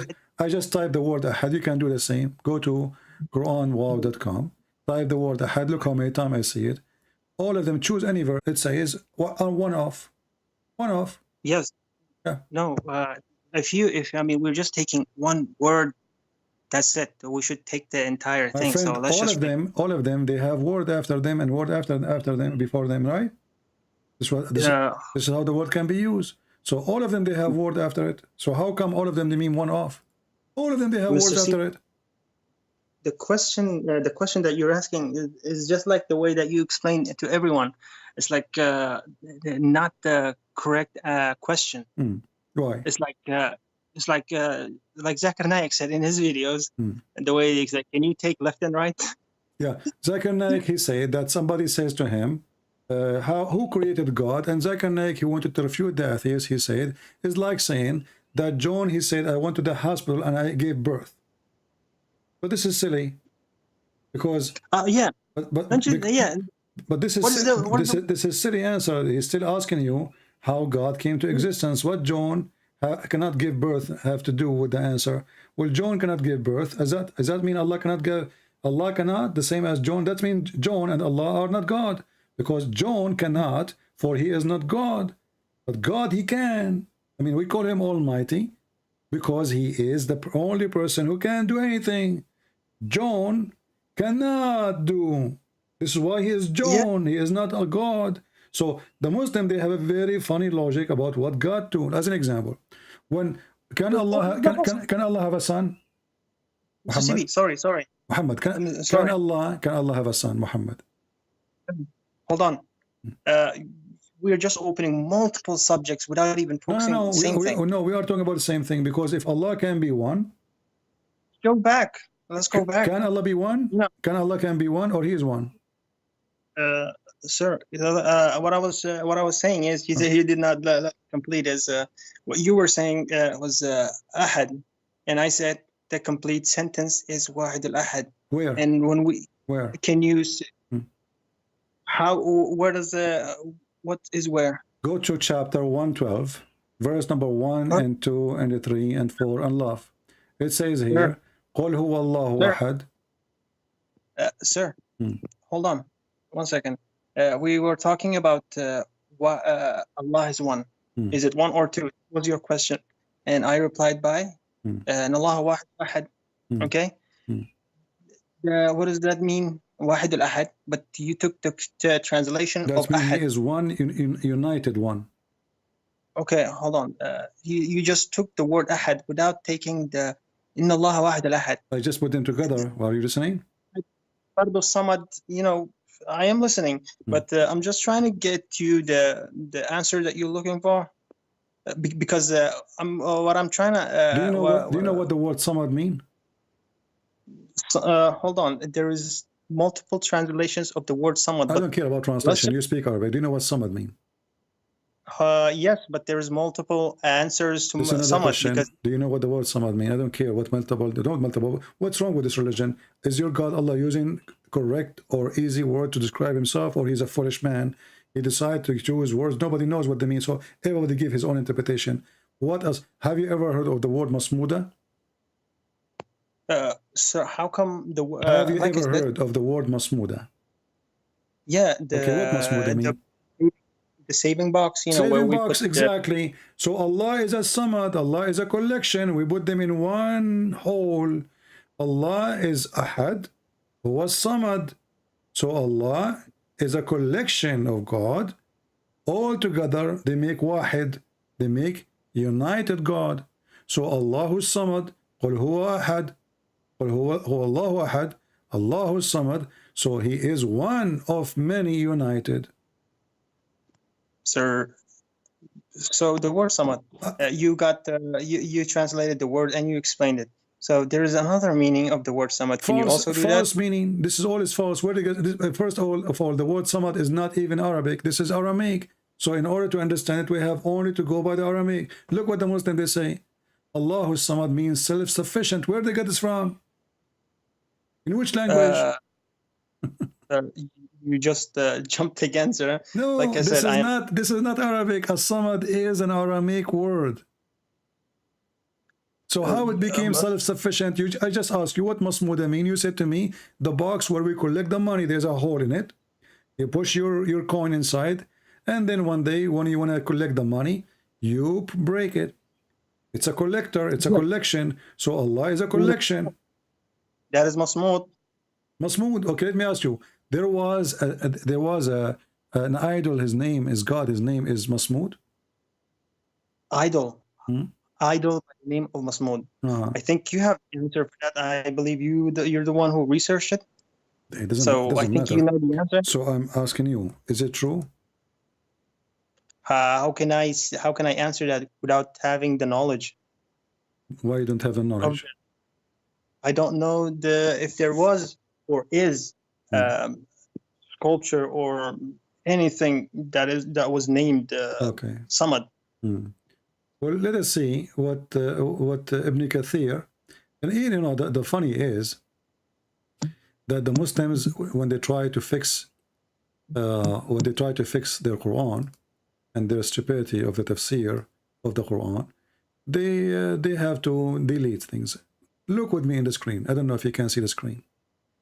I can't. If I turn this is Ibn Kathir. This is a photocopy of Ibn Kathir. كانوا يعبدون أصناما وصنم يقال له صداء وآخر يقال له صمود. Do you see it? I'm hearing you. I cannot see it. If I turn on the YouTube on the same mobile, okay, later you can look for it. But if we go to Ibn Kathir, the one published in the internet, they took it off. What they have now, let me show you what they have. You know, look at this here. This is here different version. Here it says, فَصَنَمْ يُقَالُ لَهُ صَمَادٌ. Sanam. It's an idol. It's a Samad, yeah. So this is what it says in front of your eyes. This is Ibn Kathir in Arabic. What the Muslim they do? They delete it, but too late. I mean, millions of people have the books already in Arabic. Okay. Yes, that is correct. I don't want to be brain scattered again. So we were talking about Samad, right? And so Samad and Samud, both of them, they are idols. What this idol is, he is a hole, he is a box. People, they put donation inside him. Why? Because he is the collector of gods. All gods are inside. So Allah who is Ahad, Ahad is one of the idols. As-Samad, he is the collector of all gods. They are going to be inside him. He did not give birth, for he was an idol. And nobody is equal for him. There was nothing like this God. Why nothing like him? But this is the only idol they have. No, nothing like it. Okay, so you give me the name Samad was used as a to describe to what As-Samad. to I'm idols. showing you what the Samad is. This is Ibn Kathir saying there is an idol, God idol, a pagan god statues around the Kaaba. One of them is called Samad. The other one is called Samud. And I show you the reference. And this is the tafsir. This is Ibn Kathir. This is the tafsir for the same verse, chapter 112. But Mr. CP, we were talking about the word Samad, and you started to add on different things to Samad. I'm not adding, my friend. This is what the word means. What's wrong with you? I'm showing you what the word means. Samad does not mean what they say, the self-sufficient. Hold on, boss. Sorry. We were saying, first of all, let me say this once again. I am dyslexic, so when there was like multiple things coming onto my head, my brain just... I gave you enough information for today. I want you to review the video again, search all the reference I gave you, think about it, study it more, and then you call me maybe tomorrow. What do you think? No, I will open the video and yes, take everything and I will explain it to you. So before we end this conversation, sorry. All right. Kalimat Samad, I think you are also, you understand Arabic. Can you tell me the different versions of the word Samad? There's only this is not. There's no version of it. This is Arabic. This is not Arabic word. This is Aramaic, and samad mean the collector, the collection, or the collector. So it have to be a collection of things where you put them together. This is what Masmuda coming from. Coming from the Aramaic language, there's no other meaning. And when the Muslim now trying to fix it, they're trying to find the meaning because this isn't a word. Like as an example, if I say to you, Yasin, what Yasin mean? That is a different question. Now you're adding different things. I'm not adding. Just to give you an example, how Muslims desperately, they do not know what their God is about. What Yasin mean? Sir, help me, please. I'm helping you. Help me. I'm asking you now. What Yasin mean? Do you know? Hold on. We are still on the subject of... We are in the subject. We are showing you that this is all Aramaic. Muhammad is a fraud. Read. This is Ibn Abbas. This is Ibn Abbas. It says from the narration of the authority of Ibn Abbas, he said, upon the interpretation of Allah saying, Yasin, he said, Yasin mean a human being in the Syriac language. What the heck? If we open, hold on, my friend, you just listen to me on YouTube. If we open the Aramaic dictionary, we will laugh. The Muslim, they understood very well that this is a pure Aramaic. They don't know what it means. If Allah is speaking to the Arab, why he is speaking in Aramaic? If it's mean a human, can't Allah use the word human in Arabic? Why he is using Aramaic? Because Muhammad is a fraud. He is copying from a book. He do not know what the word mean. You change the translator. Let us see the interpretation. This is a Jalalain. A Jalalain. He say nobody knows what they mean. This is the interpretation. Nobody knows what they mean. And the same for As-Samad. They don't know. They are just guessing. Every potato Abdul, he gave his own guessing.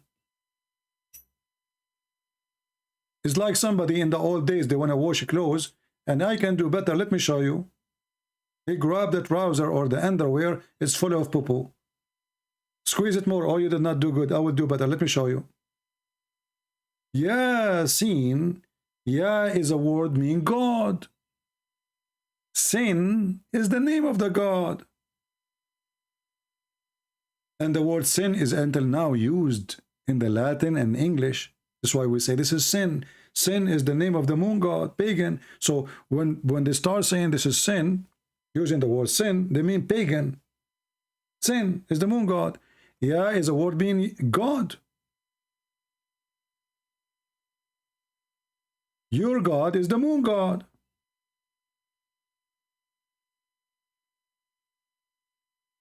What Yasin is? Yeah. Go search it in Google right now. Is Ya mean the word God? Yes. Sin is the name of the God. Which God is Sin? Is moon god. Where we can find the temple is in Yemen. If we go right now and check the Kaaba, we will find there's a corner. It's called the Yemeni corner. Why it's called the Yemeni corner? Because there is a stones. They brought them from the moon god temple in Yemen to build the Kaaba. People, the original temple was in Yemen. People, they go all the way there. The people of Mecca, they decided to open a branch. And not only them, there was more than 16 Kaaba. More than 16. So what they do, they bring some stones from the temple of Al-Makkah, as it's called today in English. Al-Makkah. You can search it in Google. And they put it in the corner of the Kaaba. And Muhammad later, he says, if you touch it, it erases your sin. Because that's what the Arab believe. So if we go here, let us do this.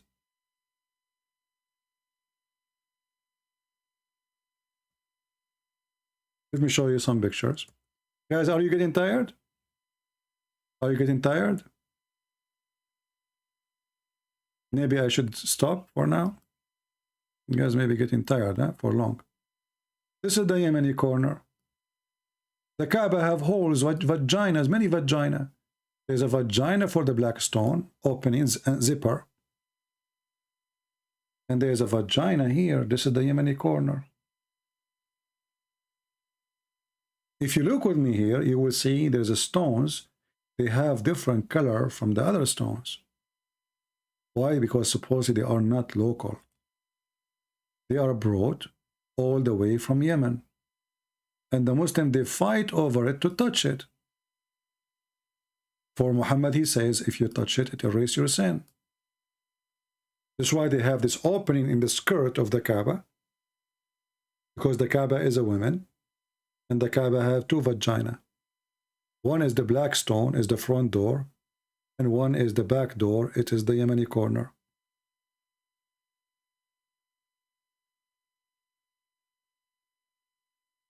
Pagan. Islam is nothing but pagan religion. And they bow down around it and they worship it. The Muslim, they will say to you, we don't worship this. If you don't, then how those stones erase your sin? And why you touch them? Ask any Muslim, why you touch this? He called me. Yes, Muhammad. Sir, oh? Yeah, what? Yeah, I apologize earlier. I definitely do want to apologize. Yes, you are correct. Like I said, I am studying Bible. Also one of the things that I desperately wanted to ask you, where should I start? Because let's just say a person who's trying to get into a new knowledge, what would you recommend? Like my starting point to start reading. Before you start reading, you have to first deny Islam, leave Islam, and then you start reading. Before that, you are wasting your time. So, you know, study your religion, see if it's true or not, and then when you come to the conclusion, you start reading the Bible. You know, one second. So, like, you already read the Quran without turning to Islam. Don't you think that I should also do the same thing? Like, at least let me try to read. No, I did not start reading the Quran when I am ignorant about my belief. I start reading the Quran after I became a person who knows what is my belief. Then I start reading the Quran, and then I found that it is funny, stupid, written by an idiot. Okay, that is your claim. No, that's not my claim. I prove it. Here we go. Can you refute any of my claim? One second. Like I said, sir, I am dyslexic. My friend. Well, you just said this is my claim. Can you refute a single claim I said? Yeah, you just claim that you said like book is stupid or stupid another. Okay, no, okay, here we go. I'm going to give you an example. If I ask you, who is the thunder? Who is the thunder? Thunder? Yeah. Thunder. The thunder, yeah. Is the thunder is an angel? No, sender means what? Mursal. No, thunder, a rod, thunder, thunderbolt. Thunder, yes, that is thunder. Okay. In your religion, the thunder is an angel. Right. Yes. What about rod? It's an angel. Sir. Sir, the thunder is an angel. Oh my! I'm sorry. I just need to. I've been pressing things. Yeah, I know that you don't have too much time for me. So can we? Can you help me with the first question that I asked? What is the first question? That I asked on the second call. I said, "What would you recommend me to start reading?" Because when I made the research, it was a little bit confusing because I couldn't find the beginners. The beginner's guide. My friend, I just answer you. You are repeating the same question. If you want to read about Christianity, before you start reading about Christianity, you should learn about your religion first. Is your religion a good religion or it's a bad religion? Then you make decision. You say, oh, my religion is good. Now I'm going to read the Christianity. I want to laugh at it. No problem. But first you need to be sure if you believe in the true God or not. So I advise you. A lot of hate. Huh?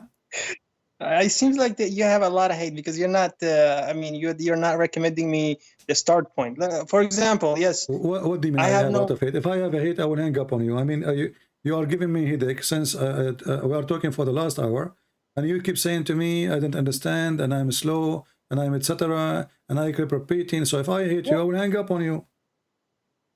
I mean, you already did, but that's why I came back No, you and agreed. started You said, apologizing. okay, I'm going to search and etc.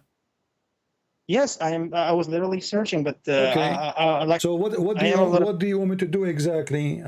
This is my opinion. You asked me for my opinion. I told you my opinion.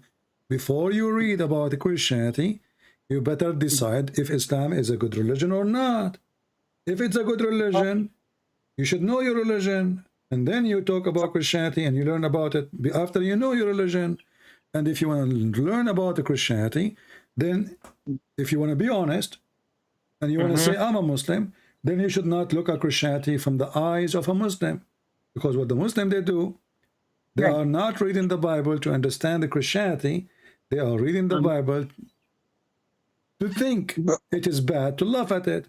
So if you want to read the Bible, you have to be clean from all assumption. Don't assume. Don't make false fiction. Don't go by what they told you. This is what I'm trying to say to you. The Quran told you that Christians are liars. Are we? First of all, the Quran says to you, the Muslim, they say we corrupt the book. So are we? The Muslim, they says to you that Bible is full of garbage. Does it? So before you read, you need to finish first with the garbage you have. So if you agree that the Quran is a book of garbage and everything they say to you about Christianity is false, then you can understand the Bible very well, because now you are not making an assumption. But if you go and read the Bible as a Muslim, you have already a pre-made decision about what the Bible is. So how can I prove that? Like, to prove it, I should read it, right? I'm talking about okay. Listen. So when you read the Bible, do you agree with the Quran that Jesus is not the Son of God? Sorry, sir. Like I said, let's just say my book said the occurring corruptions in the Bible. Okay, and the Bible is a lie. For example, I don't know. Okay, no problem. But this is what you saying. So what I'm saying is, how can I prove that is correct? That's why I said to you. How can I prove that is? How can I research that? This is the question. You see, here now you start getting smarter. We have a stupid guy. His name is Muhammad. He came 600 years after Jesus. How he knew that this book is corrupt or not? He was not there. How? He wasn't there. Okay, he wasn't there. Okay. So do he have original? Do he have original copy to compare it? Let's just say, let's just say, I'm just a regular guy, and I want to prove. My friend, you are a regular guy or regular an elephant. If we want to compare between two things, one is original and one is not original, we should have the original so we can compare it. So and we can, yeah. So do Muhammad have the original? How do I know that the Prophet has the original? That's why I say to you, read your Quran, because in your stupid Quran you will see that Muhammad agree with the book we have, but he don't have anything. Look what the Quran says. Hold on. You see, if you watch from the beginning, it says that the Quran confirm what is between our hand. All right. So that's why I said to you, read your Quran. What is between our hands? The Muslim in the translation, and because you speak Arabic, they cannot fool you. Chapter 2, verse number 66, it says, actually forget about this one. Chapter 2, verse number 97, it says, مُصَدِّقًا لِمَا بَيْنَ يَدَيْهِ,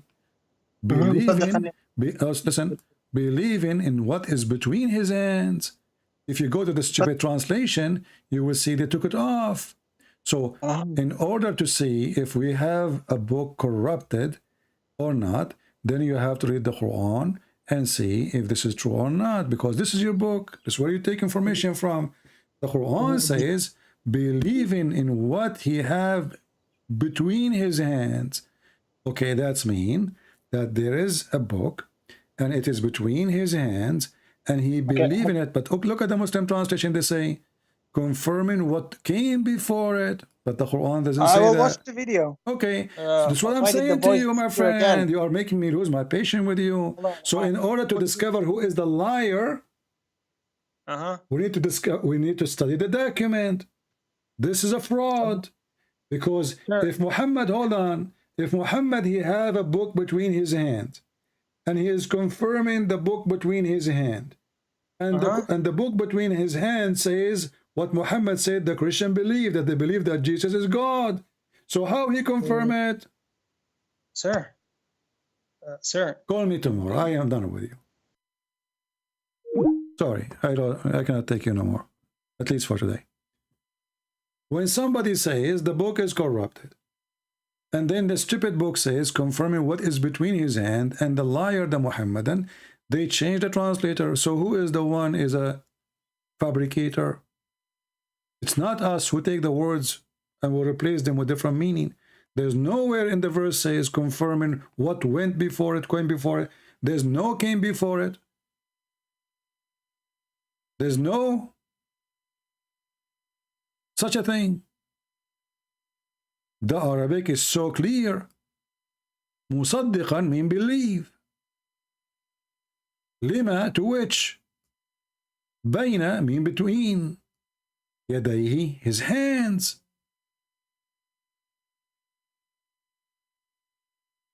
So he believed in a book, which is the book of the Christians, which is between his hands.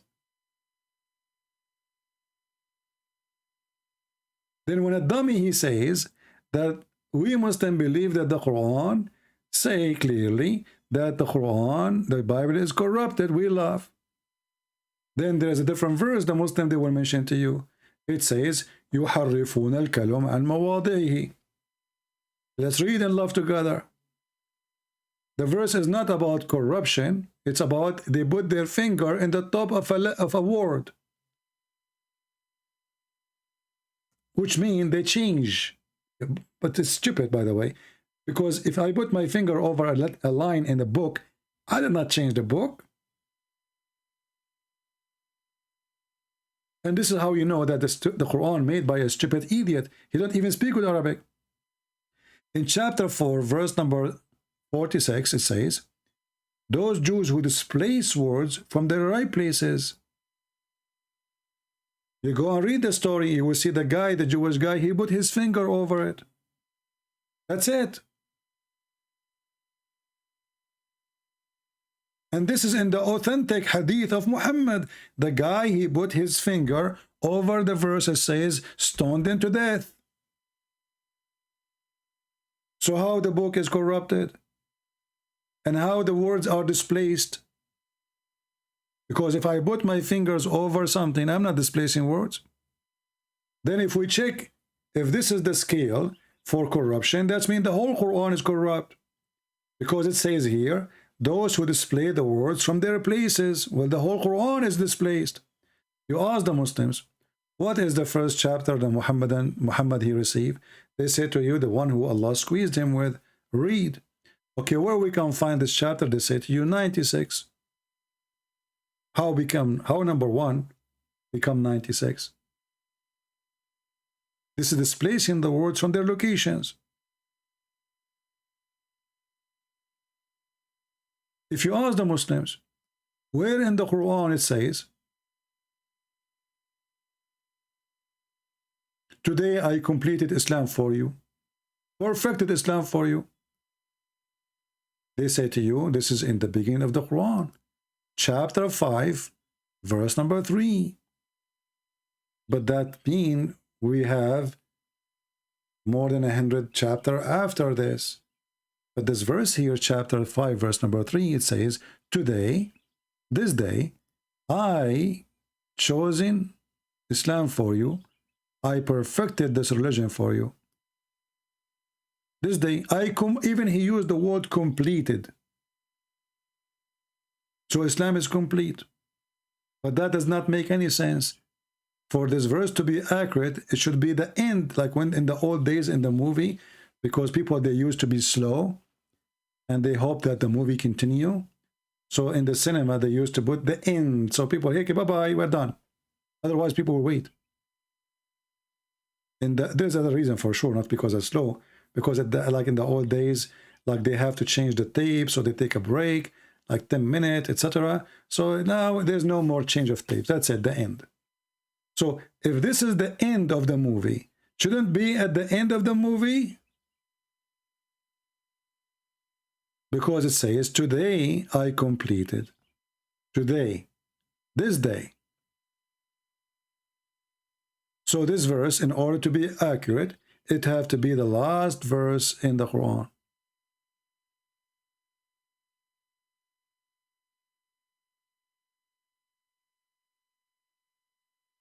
Let's see if we can take more calls. There's people they want to call.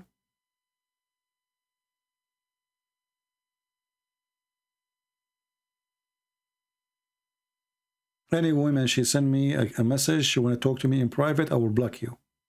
Here we go. Let me block you. Can you have a private conversation with me? Go on, convert to Islam. You fit there. All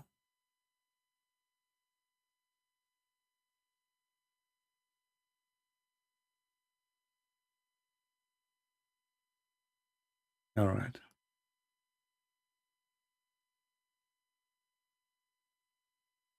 Let us see this person here.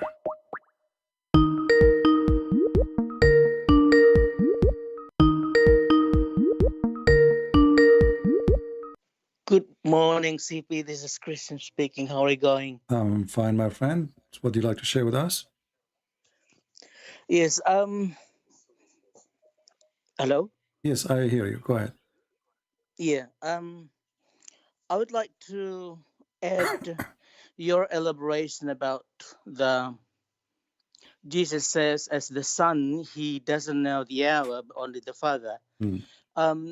It has been discussed. I heard that it has been discussed, and you have already explained to them, but they still can't catch it.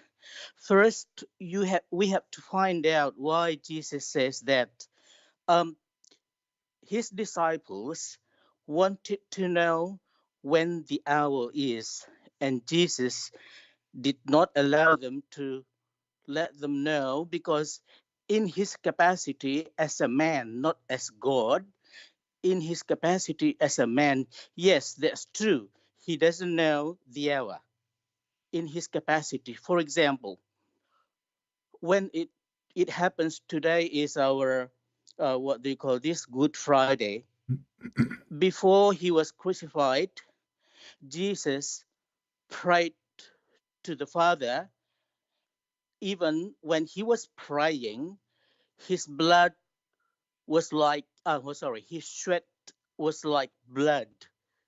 His what? He was his sweat when he was praying, and then his sweat, he was sweating like blood for dropping to the ground. And then this is in his capacity as a man, because he knows what would happen to him, and that's why he prayed. Even in this way, he knows what would happen to him. That's why he really, really wanted his Father to take this cup, because in his capacity as a man, yes, he was very, very afraid. Even he felt in in agony or something. Yes. No, but where it says he was afraid, how you come to this? Afraid? He was afraid, but he felt. Don't you remember that? No, my friend. You see, this is actually to refute the Muslims when they say that your God commits suicide. Jesus, he spoke to the Father, he prayed to the Father, and then he knew what the Father want, and he says, "Let your will be done." Yes. So Jesus, he don't want the cross, you know. Exactly. But not because he's afraid, but because he knew this is not really fit for him. But if this is what it's going to take, I will do whatever it's going to take. This is not about afraid. You are using, because remember, people, they are listening, and people will use what you said against what you said, you know. Jesus Yeah, never been okay. afraid, you know, because if Jesus is No. afraid, he will run. He knew. That's right. He knew when Yeah. they will come. He knew who is going to deny him. He knew what hour they will be there. So imagine, I know, I'm wanted by the police, and I know like 5 p.m. they will come here. Well, I will leave. You know, that's it. Yes. You know, at that time, there's no ID, there's no fingerprint, and I go. I look like everybody. So Jesus never was afraid, but Jesus, he don't want to be humiliated, but yet, if this is what is going to happen, this is what's going to take to save the world, I will take it. I will let it happen. And that's why Jesus said, nobody can take my life from me, but I lay down myself. Correct? Yes. So the cross yeah. never was a problem, and nobody can take the life of Jesus from him unless Jesus is accepting that. So when you say the human being capacity, that's not true. Because here we go, Jesus is in the human being capacity, and he is saying, I lay down myself, and nobody can take it from me. Right? When Jesus talks, he talks in two capacities: in his capacity as a man, and in his capacity Yeah, but as you see, God. okay, can you kill a man or you cannot? Yes, we can kill a man. So when Jesus yes. said, no, nobody can take my soul, I lay down myself. Was Jesus speaking as a man or as God? As God. As God. So Jesus is still Yes. the same. God and the man is the same. Jesus the God is the same as Jesus the man. So exactly, there's no need for all of this, my friend. You know, this is will make it like we're trying to make it like what the Muslim they do. Let us go around the thing. Jesus, he made it so clear. It is not for the Son, because simply, first of all, it's not for anyone to know about Judgment Day, for it's going to be a surprise. And that will not happen, and nobody will know about it. It's not for Jesus, the Son, to tell anyone about it. And when Jesus, he go to the heaven, then Jesus in the heaven, he and the Father, they are there, and they knew what they will do next, when it's going to be done. The Father, he will send the Son. So imagine the Father will send the Son, but the Son, he do not know what is the mission. He knew the mission. He knew what he would do. Exactly. He does. It doesn't mean that he doesn't know the hour. Yeah. But because to prevent, this is the prevention that people will. From knowing the day. Yes. Exactly. Just like nowadays. Because the Lord will come. Yeah, the Lord will come like a thief in the middle of the night. That's right. Because if people they knew, if all of us we knew that tomorrow is the day of judgment, all of us will repent, all of us will become saints. Yes, that's right. That's why I say in his capacity as a man, because he talked to people, to mankind. That's why. Yeah, but you see, the word they are using, Muslim, they can use it in the wrong way. I understand what you are trying to say, but I believe it's the wrong way to explain it to the Muslims, because this is not in his capacity as a man. This is as is a duty as a man in earth. As his duty as a man in the earth is to what tell... I mean man in here is the Son. Let us focus. Isn't it Jesus, he said, everything I have is from my Father? Exactly. Okay. As God. This is what the Father told Jesus, and Jesus, he tell what the Father told him. As simple as that. Jesus the Son, he have knowledge we have no, we don't have it. And Jesus the Son, yes, he is sharing with us what the Father, he wanted the Son to tell. Not everything. Yeah. What he wanted him to tell. One more example as a man.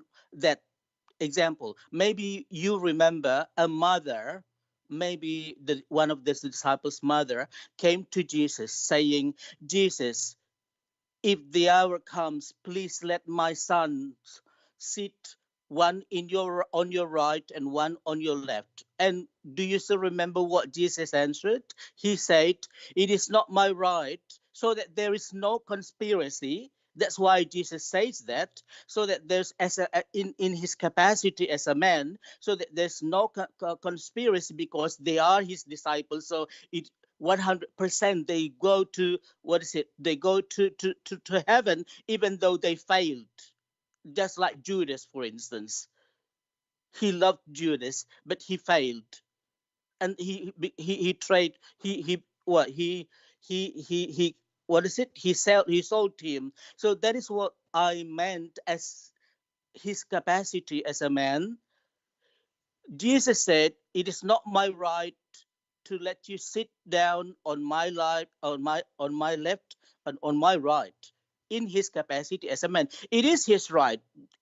That's why it is he's going to become the just judge in the future, on the judgment day, because he is the one who Yeah, but you judges see, all I of us. advise you Yeah. not to use those words, capacity. I believe it's wrong too, because you keep repeating it, because simply when Jesus, he says, because he is the one who will be sitting in the right of the Father. So the woman, she is asking for the wrong request, or the person who's asking Exactly. is asking. Yes, because It's not because it's not because his capacity. He never used that word. And in the same time, Jesus, as an example, when he was on the cross, he promised a man to be with him in heaven. Correct? Yes, that's Okay. correct. But As so, God. but this is, Yes. but Jesus the man, the God in the same time. So Jesus the man Yeah. is the same as Jesus the God. But God, Yeah. God who come to us in the flesh, he humbled himself. So this is the humble image of God who humbled himself. But that did not make Jesus a change from being God. Still, he can do what nobody can do. He can forgive sin. Yeah. He can. Yeah. He promised heaven, and he take you to heaven. When he was resurrected, thousands of saints resurrected with him. So that is what all Muslims people have tried to corner us, because as what is it? Muslim people or non-Christian people just look at Jesus as a man.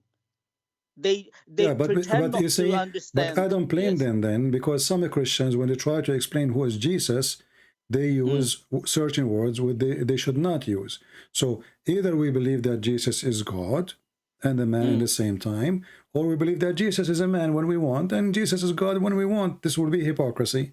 No, Jesus is Yes. always God. Jesus, the God, Yes. the man, still he is the same. And Jesus, or the Muslim, because of their hypocrisy, they forgot that Jesus, who is the man, he can create from the mother bird, as the Quran said. He Yeah. is the Yeah. man, but he can tell you what you hide in your house, which nobody can do. He is the man, but he can heal the blind. He is the man, but he can make the leprosy healed. And then they say to you, this is all miracle from Allah. But there's no proof that Allah can do the same as Jesus. Can Allah, who is not a man, do what the man Jesus can do? If those things is given from Allah, then Allah should be able to do better. All what we have is a statement from such a person, his name is Allah, saying, I created, but there's no proof. I made, but there's no. And then when we check what he made, we find that this is scientifically wrong. As he explained, how the baby is made is wrong. How the earth is created is wrong. How where is the hail is coming from is wrong. So there's no way the originator of the earth and the heaven do not know how he made things. So Islam is a fraud. In the same time about the Messiah, the story is very simple. We believe in the Trinity. For the Father is for what the Father. For the Son is what for the Son. For the Holy Spirit is what for the Holy Spirit. So when the Holy Spirit join us and be between us, why it's a spirit? Because simply it's not supposed to be seen. Why the Son? Because he's supposed to be seen. So here we find that there's God who have he took a nature, or he have a nature of a man. Why? Yeah. Because you're supposed to see him. This is his. Oh yes, that is the correct one. Not capacity, but nature. Nature as a man. That is what I meant. Even the nature is not. I try to avoid word because simply English is not our first language. I think there's better words to use. But listen. Yeah, because but listen. We have God, he present himself in as he wish.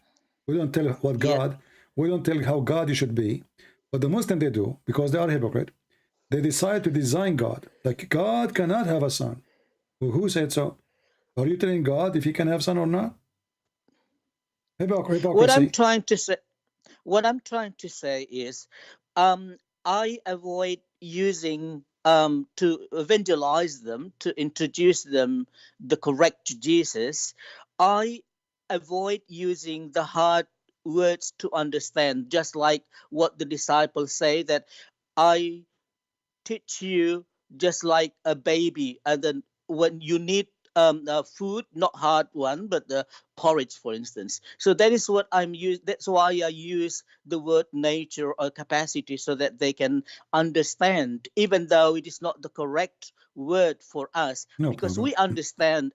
Yeah, we understand as Christian. We know because it is hampering them to understand the Trinity, Father, Son, and the Holy Spirit. That's why it is hard for them to understand. So that's why I say, in his capacity, they always mock Jesus. Blasphemy like example, why your God eats or sleeps, and then I said, yes, in his capacity, because he is a man. Besides God, he is also a man. When he is tired, he needs a break. When he is sleepy, he needs some sleep. And when he is hungry, he eats. That is the nature of a But in the man. same So time, you can, Jesus, he can stay yeah, without food for 40 days. exactly. But that's, So they don't know it. But when Jesus he I was want, yeah, explaining. when Yeah, Jesus he want, he can exceed the nature of the man. He can beat that yeah, nature. The nature of the man, he gets sick. Jesus never gets sick. The nature of the man, that when you are in sleep, you are unaware of what's happening. But when the storm came and Jesus is supposed to sleep, still he is aware of everything and he controls the storm. yes, perfect as God. Yes, Jesus the man, yet he is walking down street and he even knew what people think. That is impossible for the man. So we need to remember always that Jesus the man is still Jesus the God, for he do what God. God do. Yeah, If we, like the Bible have many places where it show us yeah, exactly, how to understand really the Messiah. Uh, Usually we try to understand just by based on miracles, but the miracles actually is just to explain to us the ability of the person, not who is the person only. Because even the Messiah, he said that there is false Messiah will come after me and he will do wonder, right? So doing the wonder does not change the fact if Jesus is God or not. Doing the yeah, wonder can be done by Satan, right? But doing the yeah, wonder of the Son of God is different from the wonder of Satan. That's why Jesus, he yeah. said, from their fruits you shall know them. Yes. From their fruits. And yeah, and in my not in my, but every single miracle that Jesus has done represents him as God. Yeah. That is what I conclude. But that is what Muslim people or non-Christian people cannot see, because they do not know our faith. They do not, it is they have been given the wrong spirit since they were baby. So that's why they can't understand our faith. Just like what you said, according to the Quran, the Trinity is wrong, taken by Muhammad or their God, that Allah, Mary, and Jesus, that is the Trinity in God. Oh, sorry, in Christianity, that is wrong. That is because they don't understand it. Because they have been given, since they were born, they have been given the wrong spirit, the Antichrist spirit. So that's why it is hard for them to understand. But I agree all of what you said, Christian Prince. I really, really agree. And I have been well educated by your what do you call this, videos. I follow every single of your video from Australia. I really, really understand, and I have been fully now educated in Muslim religion, and I use these to evangelize my people. I will not mention where I come from, but I'm not from Australia, but I live in Australia. And thank you so much, Christian Prince. You're welcome. And I really appreciate that. And please keep working on this great job. Thank you, my friend. God Thank bless you you, and so thank you much. for calling. Take care. God bless you too. Bye for now. Bye. If we go to Matthew, just to show you, So that will help the Christians and the Muslims. But you know, the Muslims, they are not really asking to learn. They are asking to ask, and they will repeat the question. Doesn't matter what you explain. If you read in Matthew 11, you will see Jesus repeating over and over, all things are delivered into me of my Father. So if a Muslim want to say, well, how Jesus do not know the day of judgment? Well, Jesus himself, he just told you, all things is delivered to me from the Father. So if the judgment day is an order to be done, is going to be the Father too. So why they play dumb and why they play stupid?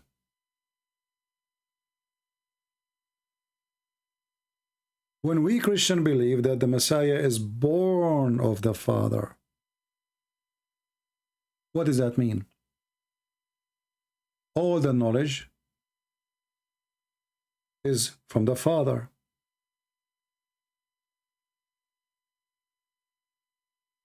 Everything. So they play dumb when they want, they play smart when they want. And no man knows the Son but the Father, which means all of you do not know me yet. Wait until I come back, and then you will see who I am really. No one know. No one, even his disciples, who they are next to him. This is one of his disciples, he says, why you don't show us the Father and that's it? The guy, he cannot take it no more. Okay, Father, Father, show us the Father. He said to him, well, I am with you all this time and you do not know me? But is that Jesus claiming to be the Father or no? He is saying to him that knowing me is knowing the Father. For I and the Father is one. And all the knowledge is revealed to the Son, is up to the Son to reveal to whoever he chooses.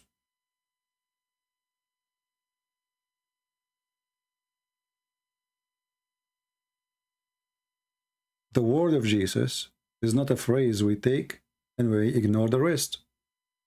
But what the Muslim they want you to take one phrase and ignore the rest.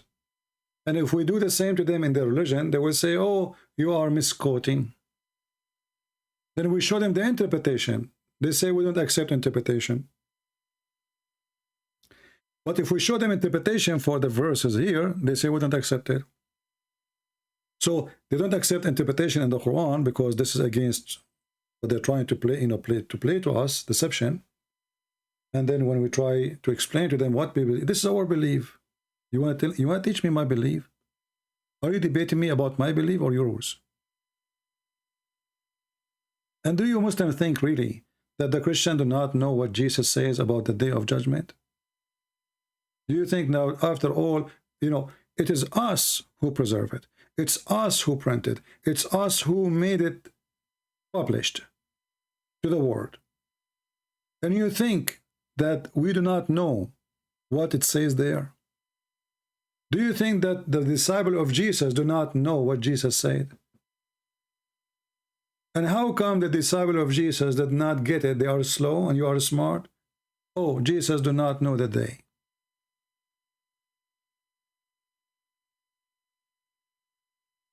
Dishonesty is the case. And then when we ask the Muslims, let us go with you.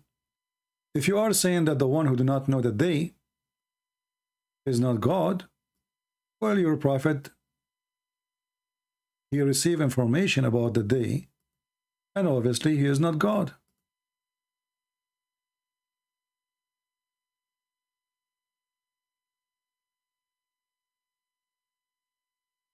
Your God, he claimed that the moon is split and the sign is so near. You see, if a man in the street saying that, I would say he's a man. If a priest in a church, he said that, well, he's a priest. He is warning people about, but this guy, he gave a timing.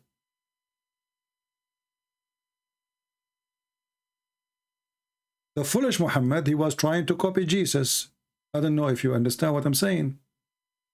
Jesus, he said, this generation, which means the last one who witnessed all those things, this generation before it passed, that day will come. Muhammad, he tried to copy Jesus. But Jesus, when he mentioned that, about that generation, he's talking about the last generation who witnessed all the signs come before. The sun stopped giving light. The moon light disappear. The stars collapse. The whole universe is in collapse. When those things happen, this and this and this and this generation is going to witness the day of judgment. So Muhammad, he decided to copy what Jesus said, and that make him look like a fool. He saw a young boy, and he told them, this boy will not live long. Before he get older, the judgment day will come. Okay, who is the one who said that to Muhammad? Allah. Muslims, who is the one who said that to Muhammad? Any Muslim can help me? Who is the one who said that to Muhammad? This statement here. Is Muhammad is making it from his own, or Muhammad is reading, or he is telling us what Allah told him? If you say Muhammad, he is making his own, well, that's mean he's a false prophet anyway. If you say that this is from Allah, that's mean Allah is a false God anyway.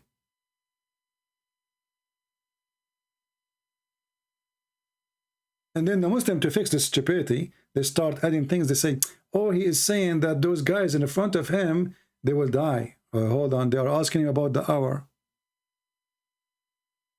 The hour, the judgment day. Even the chapter in the top, it says the tribulation of the last hour. I mean, look how they try to fix it.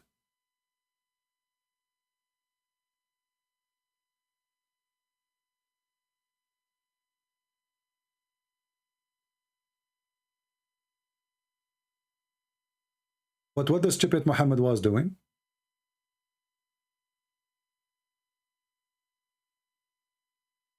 He was copying Mark 13. But because he's a fool, he got himself busted.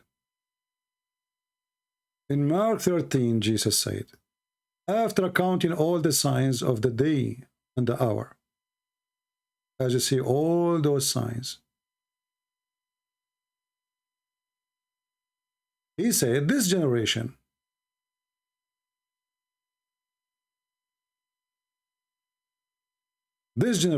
which is this generation, will witness all those, the last thing will happen. What is the things will happen? The sun will collapse, light will go, the moon, stars will fall down apart, etc. When all those things happen, that generation who witnessed those things, which mean all the signs completed, so to say, the sunlight will go after 1 billion years, trillion years. This is not my generation, but their generation will come after that time, will witness that. When all the signs are completed, that generation, or this generation who witnessed those things, then the judgment day will be. And this is telling you that Jesus, he have great knowledge of the day of judgment. So what he is saying there is not for you, it's not for the man, the Son of Man, which means him is in the flesh, to tell you now, to inform, to share, even to know that day, the date when it's going to be, or this should be hidden from everybody, but it's not going to be hidden from Jesus. And it's not. For he gave us already great details about how that day will come. And here we need to remember that in Christianity we don't have a preset date for heaven, for Judgment Day. Why? Because if you remember, when the Bible, the Old Testament, speak about God destroying cities. What if there is 70 believers? You destroy the city? No. What about there's 15, 20? Destroy the city? No. What about if there's 10? No. So God destroy, because Judgment Day is destruction. Everything will be destroyed. Destruction will come upon us based in our behavior. It's not a preset date. The knowledge of God has nothing to do with the decision of the day of judgment. It is us who bring the judgment day on us, fast or slow. When the corruption reach a point of no return, when there's no righteous people, when everybody is corrupt, then that day will happen. So as long there is righteous people, the judgment day is not there yet.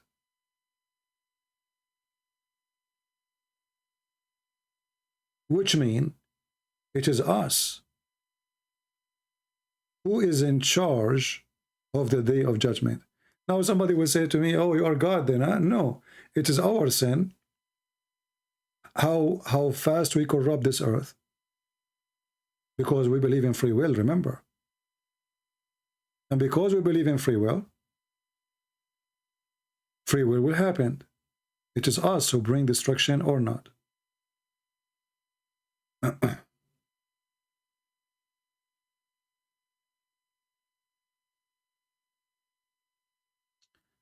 Abu Bakr he is sending me a message. Let's call him, I don't know.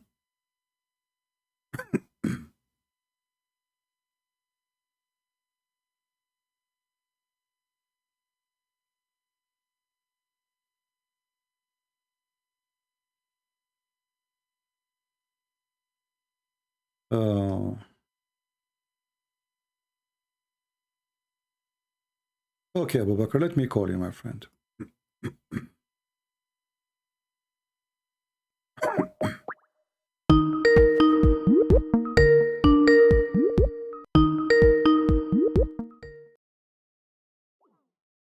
Well, Abu, it says you decline my call, so what do you want? I don't know.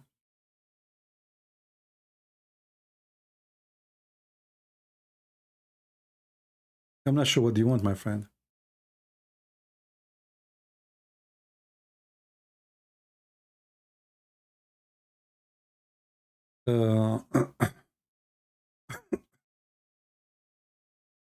Okay, no problem. You don't want to call, no problem.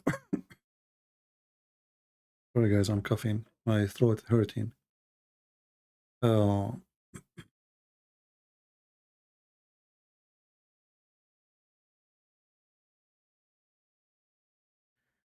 Well, here Abu Bakr is sharing with us a hadith.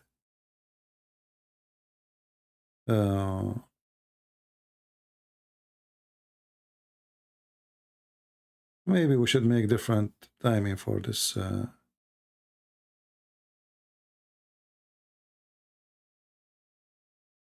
This hadith. Let us see another person.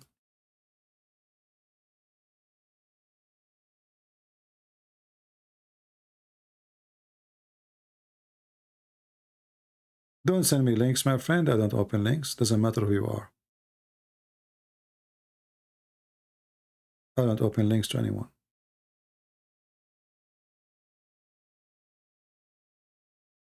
It's still live. Okay, somebody's asking.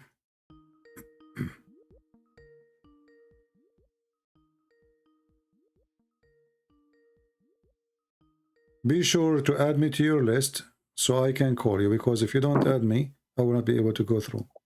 Hello? Hello? Yes, my friend. Hello. Hi, Christian Prince.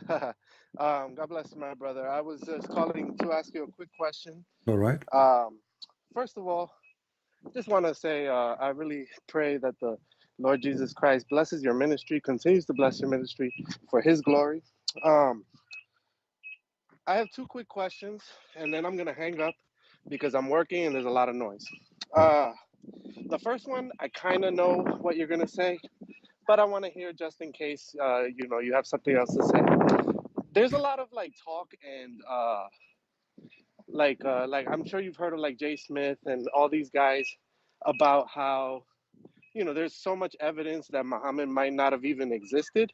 Do you ever pay attention to any of that? Did you listen to any of that? And like, I know for us, for sure, it's way better that we act like Muhammad did exist, because he's such a blessing for Christians, because we can just really destroy Islam with him. But just as far as like, you know, you personally, do you ever think about any of that stuff?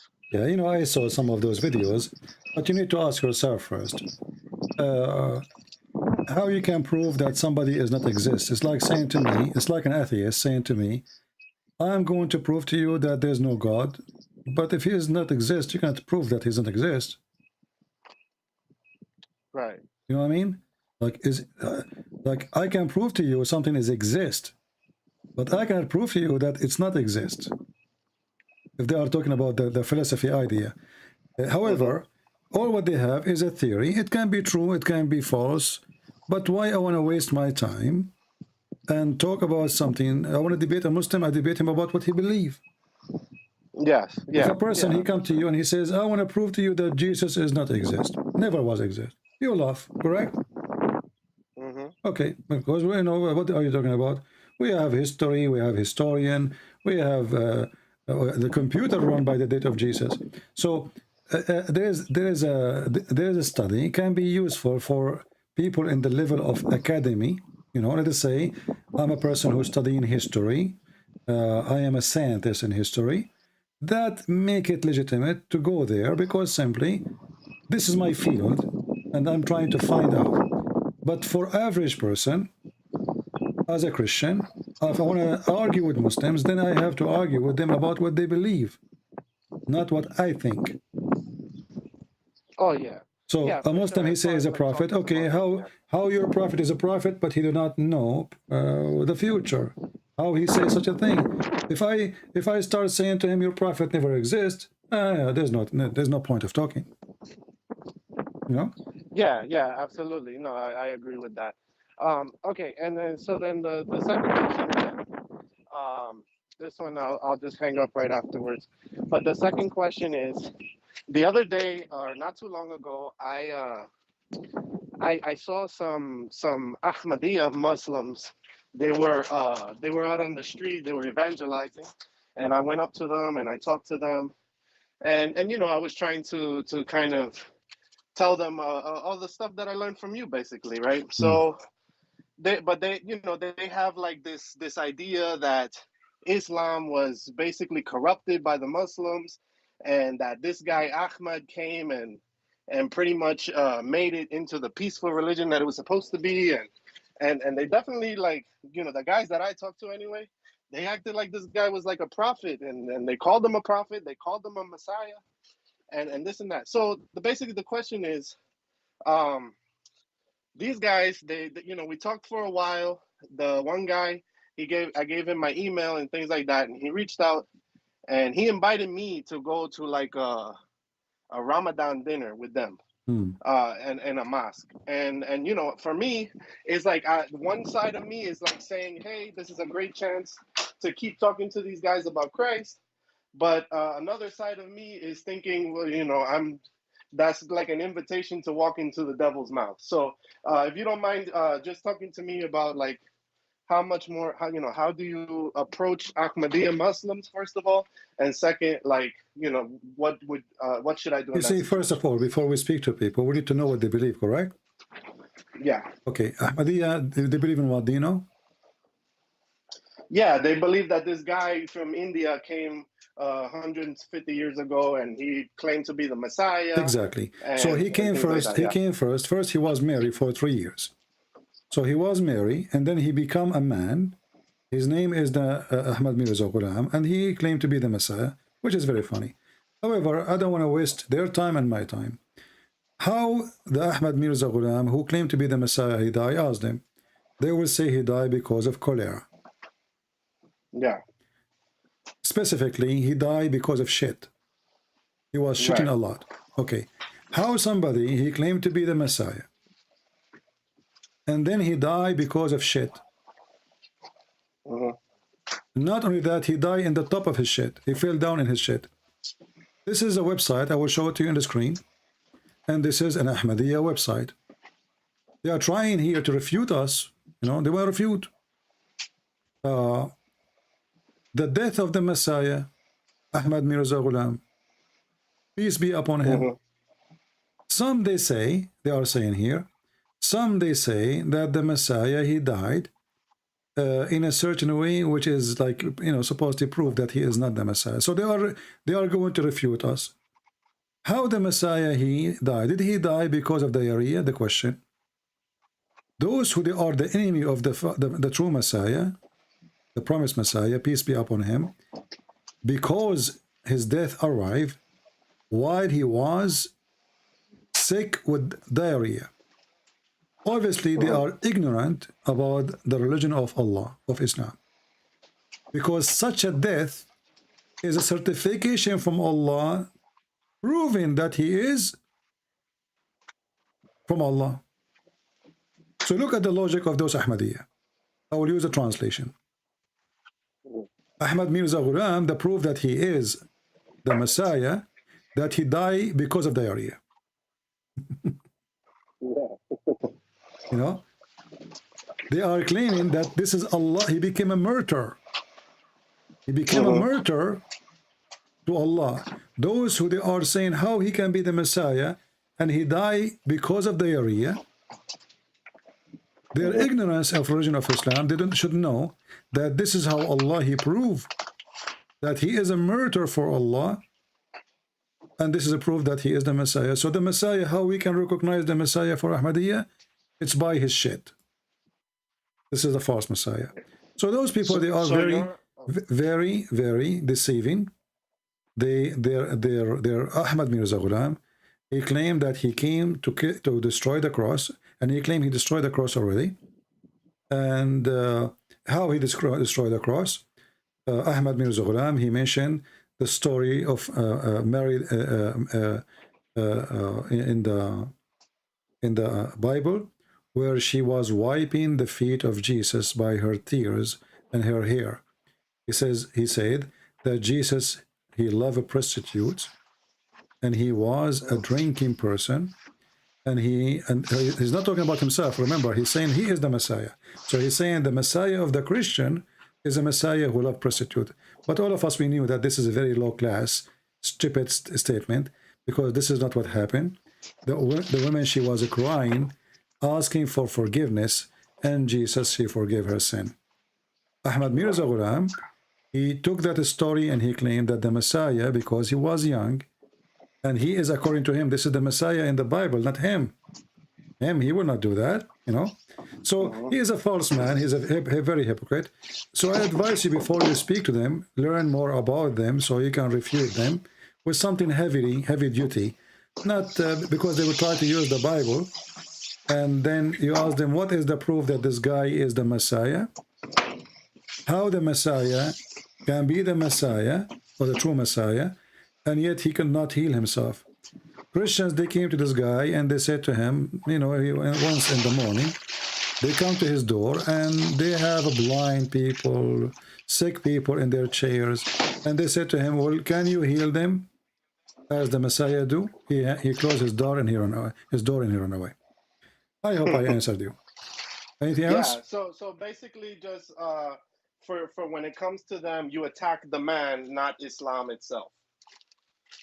Well, Ahmadiyya is just another form of a stupid religion, and Ahmad Mirza Ghulam, he have zero. I believe Ahmad Mirza Ghulam is made by the British intelligence.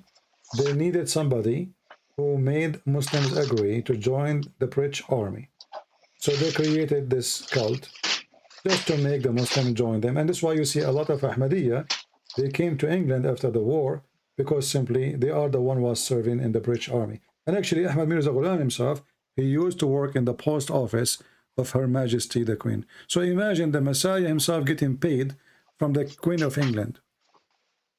Yeah, to Makes deliver sense. mail, imagine. Yeah. All right. All right, Well, my thank friend. you very much, Chris and Chris. You've been going for a lot of hours, man. God bless you, brother. Have Thank a you. great day. Thank you. Well, it's a special occasion, and we are happy to see more people learning. Amen. Hallelujah. Thank you. All right. God bless. The Messiah, he warned us about false Messiah. They will come. They will say to you, the Messiah is here. The Messiah is there. Don't believe them. How we know the Messiah, the true Messiah? Well, the same chapter today, the Muslim, they came to us to read. In the book of Mark, it says, and the whole Bible actually confirms, that the Messiah will come with the glory of his angels. This is how he will come. He's not going to come like any human being. I mean, even when the Messiah, he came first time, he was different. He was born of a virgin. He have a power over death. He have power over sickness, have power over blindness. He is, a power, like godly power in this earth. He is the walking, talking, living word of God. Who is this false Messiah, Ahmad Mirza Ghulam? You will see the Muslim website explain to you that doctors were coming one after one, trying to stop his diarrhea. As simple as that. I mean, do even you need somebody to convince you that this is a stupid cult? And you notice that all those who claim to be the Messiah, they end in a very horrible death as a penalty. As an example, Muhammad, he changed his name. He called himself Muhammad, which means the praised one. But the praised one is the Messiah. How Muhammad he died? He died by poison from Walmart. A Jewish woman she bought from Home Depot. Some they say Walmart.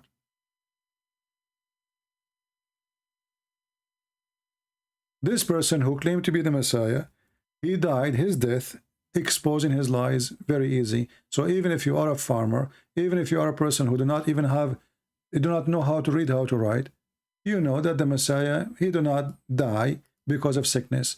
And there is no way the one who can make the blind see die because of diarrhea. I mean, what happened to your power?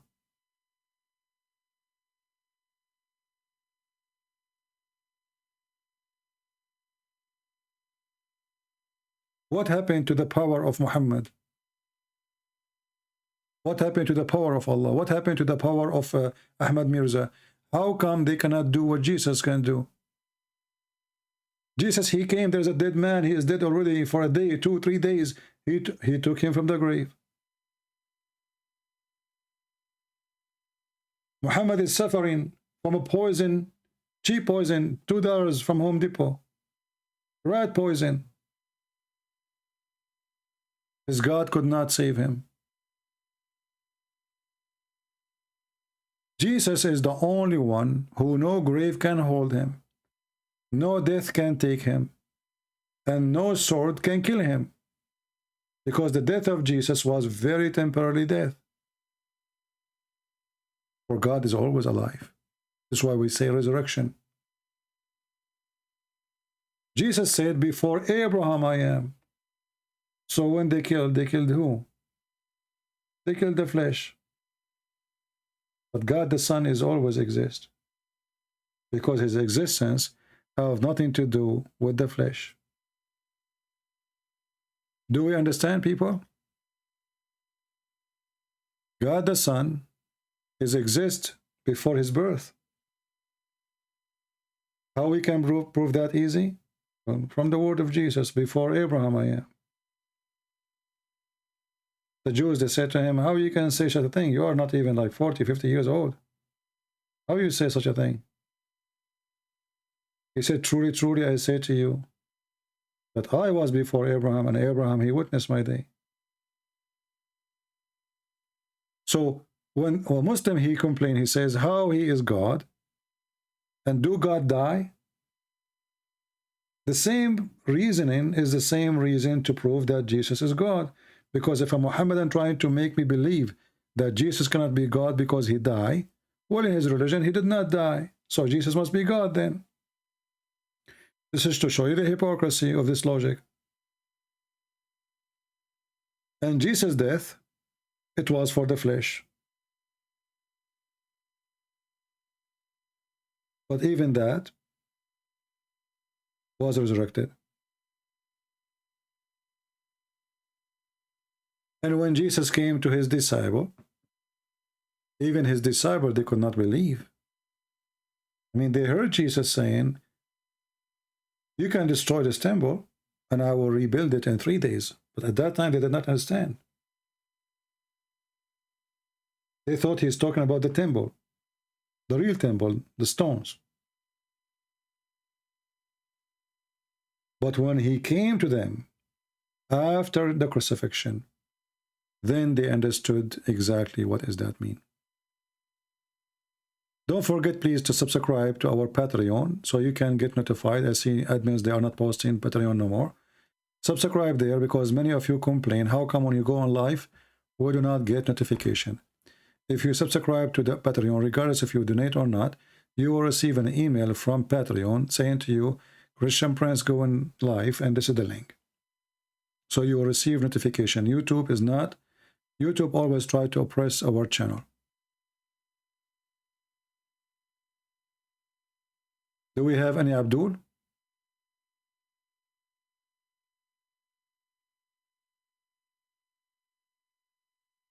Any other Muhammadan?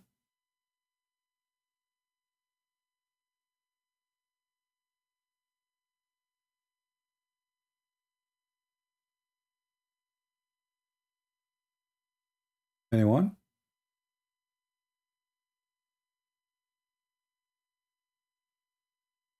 Any Muhammadan have anything to say? Are you out of all your tricks?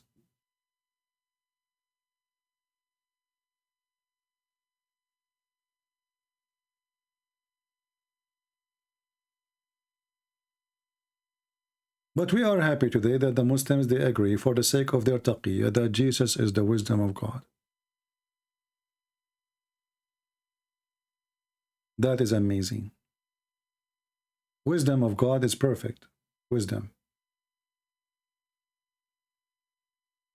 In order to be the wisdom of God, you have to be the perfection of God. For wisdom of God have zero error, zero defect, zero wrong. It is wisdom of God. The Bible says that the wisdom of God, or let us say that the wisdom of the man is a foolishness. This is how our wisdom is limited.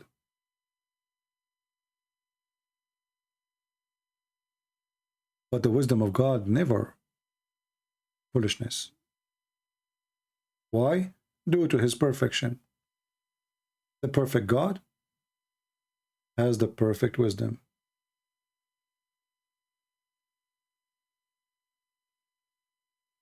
Any Abdul?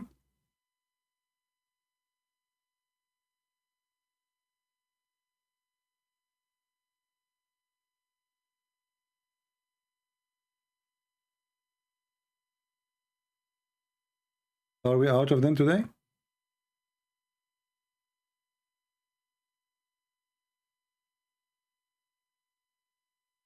They look like we are out of them. I don't know. I'm not seeing any more comment in Skype.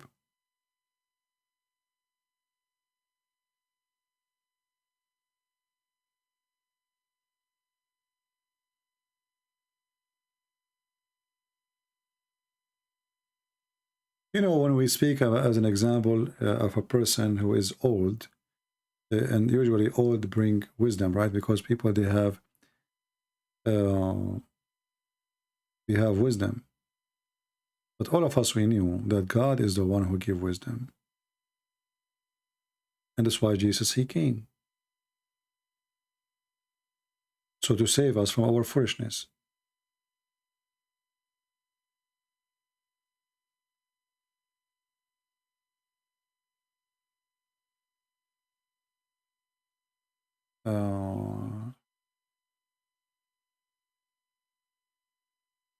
I can be what?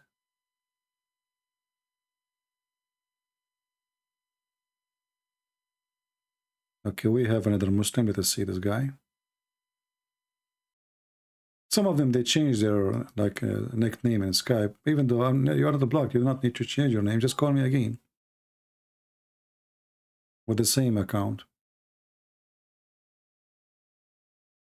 Let us see this, Abdul. Yes, my friend, I hear you. Go ahead. Speak to me in English, please. How are you, man? How are you? I called you. I didn't know this was actually you. Yeah, no You problem. still live? You still live on YouTube? Yes, I'm live on YouTube. Oh, wow. I was watching your live when I was eating lunch. Now I'm driving, but we can still talk here. All right, what do you want to say to us? Are you a Muslim, my friend? Well, I'm an ex-Muslim. I left Islam. Oh, okay. Why you left Islam? Well, it's because I can't defend the obvious false prophet in history. That's why I left Islam. I'm a born Arab. I'm from Iraq, so I speak Arabic fluently. So I was born Muslim, but I was never like a real practicing Muslim. But I was always skeptical of Islam. And once I started watching David Wood videos and Christian Prince videos and Rob Christian videos, I'm like, I gotta leave this cult, man. So now you will not get the virgins. Do you know what you did to yourself now? Now, I don't. That the virgins doesn't exist, Habibi. The virgins don't exist. How you know? I mean, listen, they are sexy and they are beautiful, and you know it. That is, bro. That's just the lustful brain of a human. That's all that is. But what about because only the men think about his penis. What about the 80,000 boys you will get? Don't you want to get the boys? No, man. I'm not gay. Okay. I don't want sex in heaven. First of all. Okay. What about Allah will give you a banana in the heaven? Don't you like banana? I can have a banana here. Oh, from Walmart. You are right. Okay. What about Allah will give you a bracelet from gold? Of gold. A breast of gold. Bracelet. All that stuff is materialistic stuff, man. That's why our God is so unique, because he's a God of spirit. Our God is spirit. So you are saying to me, you left Islam to believe in Jesus, who promised you no virgins. What's wrong with you? He promised me eternal life, and he promised me a forever relationship with the Father, and that's all I could ask for, an eternal relationship with the Father. Okay, so which one is better? The promise of Allah, as an example, in chapter 78, verse number 33, where Allah, he promised you women with big boobs, or the promise of Jesus? First of all, Jesus is better even Jesus is better than Islam. In Islam, Isa is better than Muhammad tenfold.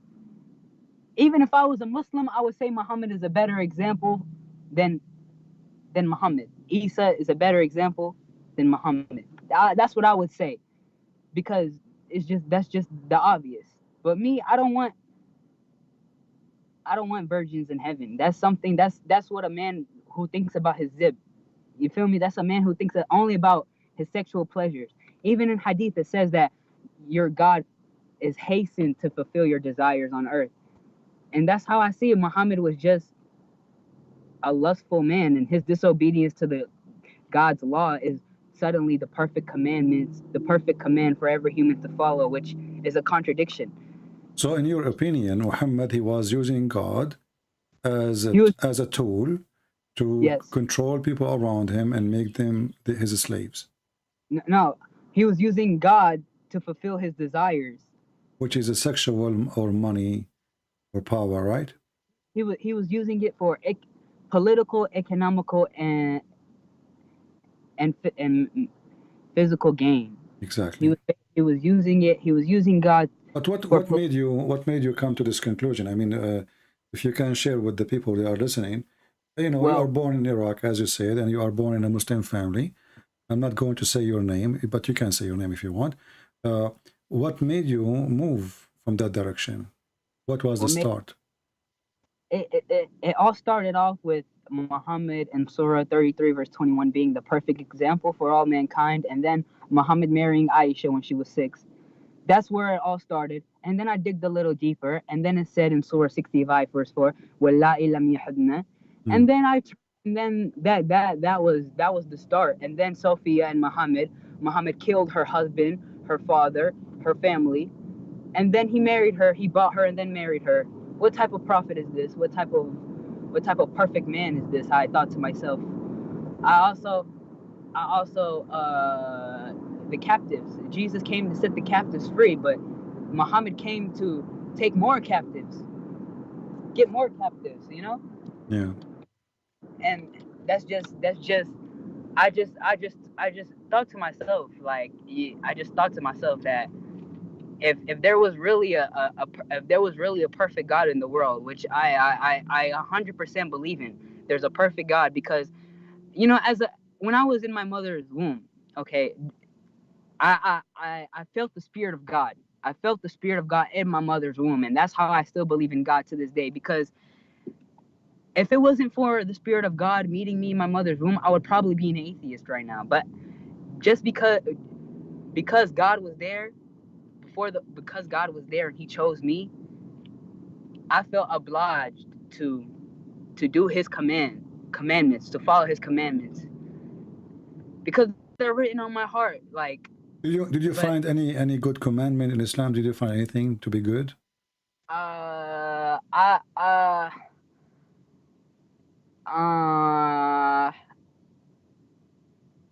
No, maybe some. I mean, some Muslims are not like as me, as a Muslim, as an ex-Muslim. Hold on, as an ex-Muslim, growing up from a Muslim family, you see that these Muslims, they're really genuine and they're really friendly. They're really nice people. I really love Muslims. You know. My dad. Hold on. Hello. Yeah, I'm here. I'm listening. You see, but you know, you grow up. I don't know if you grow up in the Middle East. I grew up in the Middle East. I could not find genuine Muslims. Because hello? What genuine Muslim mean when you say genuine Muslim? اي وراك يا روح قدامي يلا تعال. Hello, I'm sorry, my dad. I was talking to my Yeah, dad. it's He's all right. driving. You can finish with him and you call me later. No problem. No, I'm finished.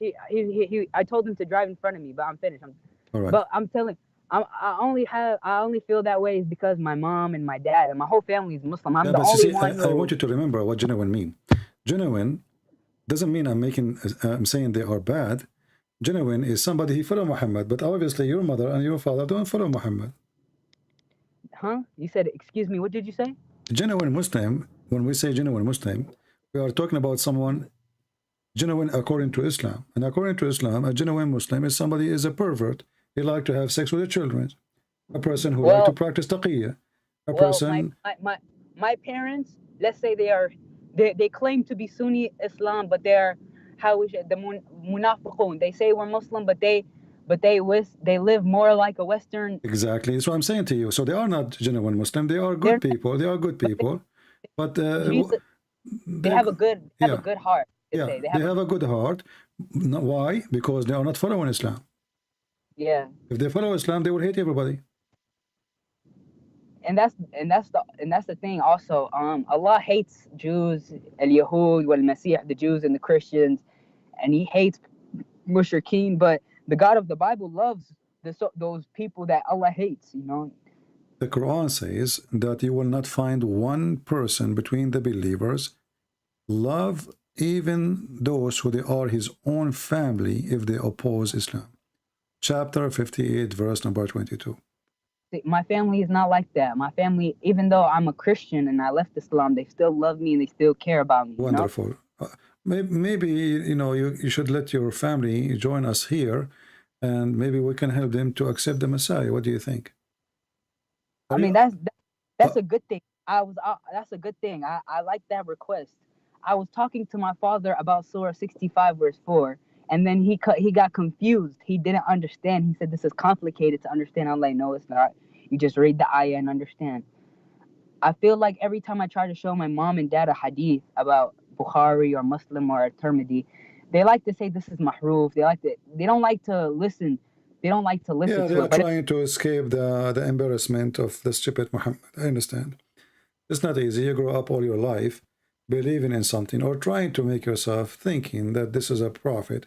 And then you find somebody coming to you, especially from your own household, showing you how stupid this cult is. It's not easy. But you are doing a great job. You know, I encourage you not to give up. It's because of your work and people like you, strong people who risk their lives for the truth. I ask for Jesus to bless you, brother. I don't even know your name, but brother Prince. I ask Jesus to bless you because people like you who expose the truth and who are not afraid, who risk their life, because I know what you're doing is not easy, especially if you're risking your life for it. And of course, if we talk about Islam, we are risking our lives. That's and if we show our face, it's an even more risk. So for anyone who does this for the truth, I applaud you because you are a true soldier who is risking their life for the truth. And that's something that I have in my heart too. You know, if we don't do what we do, then we will not have someone like you, a good-hearted person, being saved. If we say, okay, you know what, there's no hope, Muslims, they hate us, Islam is an evil cult, we will not try to help the Muslims because they don't even deserve our help. That is not what Jesus said. Jesus, he said, I came for the sick, not for the healthy, right? And Jesus, he gave us an example about a shepherd who have like 1,000 sheep, and then one of them is gone. What the shepherd will do? Will leave the 1,000 and go after the one is lost. This is what we do, my friend. We are here to save the Muslims because we love them, and this is why I'm asking you. If you like, you can ask your parents to join us. I will speak to them in a very special patient, you know, and we will try, me and you together, to help them to see, to make them see the truth, and the truth will set them free. Amen. And actually, you can message me, and I would actually love to do that. Well, I don't go in Skype unless I am live. So if you want to talk, like if you want it in a private, I can do it, but you need to tell me, you know, sometime. But if you like them to go live on air, we can go live on air. I mean, my mom. You want to know something? Yeah. My mom said in the past that the Quran was mahroof. So I think that's a step, you know? Yeah. She said the Quran was corrupted. The Quran was corrupted. She said the Quran was corrupted. So I think that's a step in the right direction. Yeah, that means she knew that this is going to be the book of God, and she is trying to give it explanation why it is not. It's corrupted, but this means that now she already reject whatever is in this book, and this is a good sign, as you said. Yeah, that was a good sign. My mom, she also threw out the hijab, so that's also a good. You see, do you know what the hijab was for? To not get molested. Surah 33, verse 59. Sauda bint Dhama, she went out to do poo-poo. I've never heard about that story though, but I just know the Quran says to wear hijab so a guy won't. Yeah, but this is because of this is the one who made this verse is not Muhammad, it was Umar. So Umar, Sauda, she went out. I've heard this argument before. Yeah, I've heard this argument before. This is not argument. This is what the Muslim says. It's not me. This is in the Sahih Hadith, you know, and this is here. This is Al Bukhari, and this is Sahih Muslim.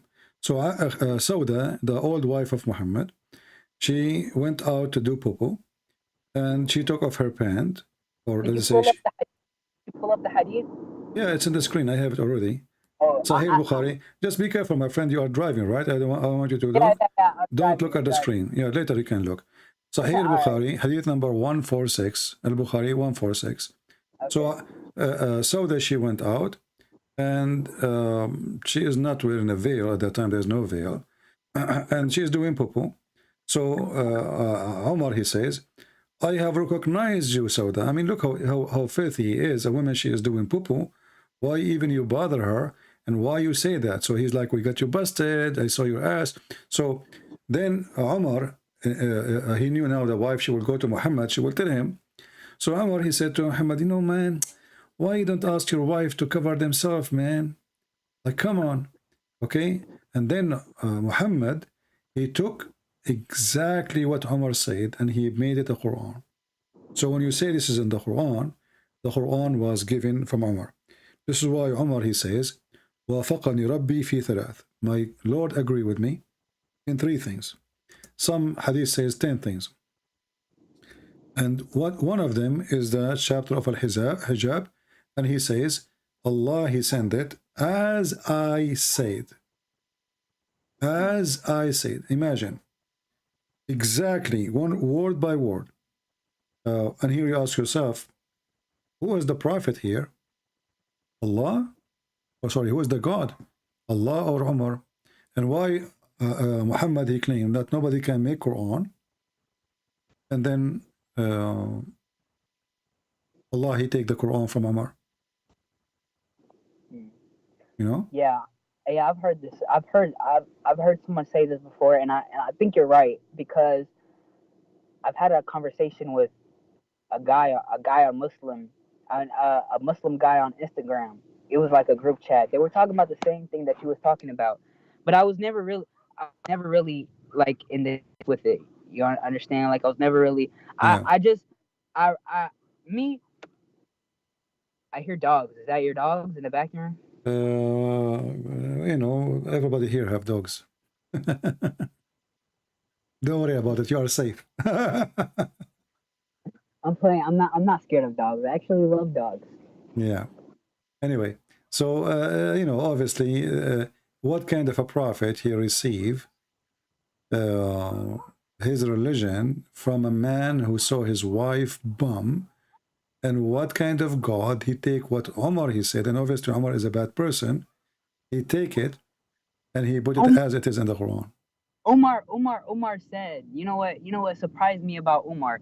And in another hadith, Umar said that the stone cannot benefit me or harm me, right? But in another hadith, Allah's messenger said that the black stone will become like, it will have a mouth and will have an eye, and on the day of resurrection it will testify. So we can clearly see that Umar and Muhammad contradict each other. Well, you see, Umar here is exposing the stupidity of Muhammad. But here you notice how coward Muhammad is. He feared Umar. Because when Umar, he said that, is it possible that Muhammad did not hear that? There's no way. Hear what? Hear what? I don't understand. Like when Umar, he says, I know that you are a stone, you don't hurt and you don't do benefit, correct? Yeah. Shouldn't Muhammad right away says to him, what are you talking about? I am the prophet and I know what is right. You are wrong. Yeah. Muhammad, he never answered him. He never said this is not true. Muslims use the specific hadith to contradict their idolatry, but in the same like, if you do some more research like I've done, you can see that they clearly contradict each other. Umar and Muhammad. Because if the black stone is going to be a witness in the day of judgment, as Muhammad said, then Umar is lying. So which one of them is lying? So the Muslim, as you said, they use that hadith just to win a point that we don't worship the stone, but they ignore what Muhammad said about that the stone will witness for you, will have mouth, will have ears, will have eyes. Exactly. And then the thing is that there's another hadith in Al-Tirmidhi, Jama' Al-Tirmidhi. It says that it will erase your sin, something like that. Yeah. I read it. Yeah. The black stone and the Yemeni corner, both of them, when you touch them, they erase your sin. Yeah. And I've seen hadith from Ibn Abbas himself, that Khair al-Ummah, they call him Khair al-Ummah, something like that. Hebrew Ummah. Hebrew. Whatever. Yeah. I can't even say it correctly. But anyway. Yeah. I saw hadith from him. They say that that Al-Safa and Al-Marwa were not Sunnah until after Muhammad's death, and they were like, the pagans used to go back and forth from Al-Safa and Al-Marwa and stuff like that. So it's like full of paganism. Like you can clearly even the Quran explained that. Yeah, Al-Quran explained that Al-Safa and Al-Marwa is a pagan thing, because if you read the story, in the Quran it says Al-Safa and Al-Marwa are the signs of Allah, but in the hadith we see that the pagans used to run back and forth Al-Safa. Yeah, but if you notice in there it says that there is no sin to practice it. Did you ask yourself why it says no sin? I have not read that before, so I don't know. Chapter 2, verse number 158. It says that As-Safa and Al-Marwa, they are among the symbol of Allah, or the shrine of Allah. So those who visit the house and they do the Safa and Marwa, there is no sin for them to do so. Why? Because Muslims, they said to Muhammad, well, as long now we are not going to follow those, why we are practicing as Safa and Marwa, which was the pagan shrine from before Islam. Muhammad, he have a group of the Arab who became a Muslim. They refused to stop worshipping or acting the Safa and Marwa. So Muhammad, he don't want to lose them. So he said, you know what? A Safa and Marwa is from the shrine of Allah.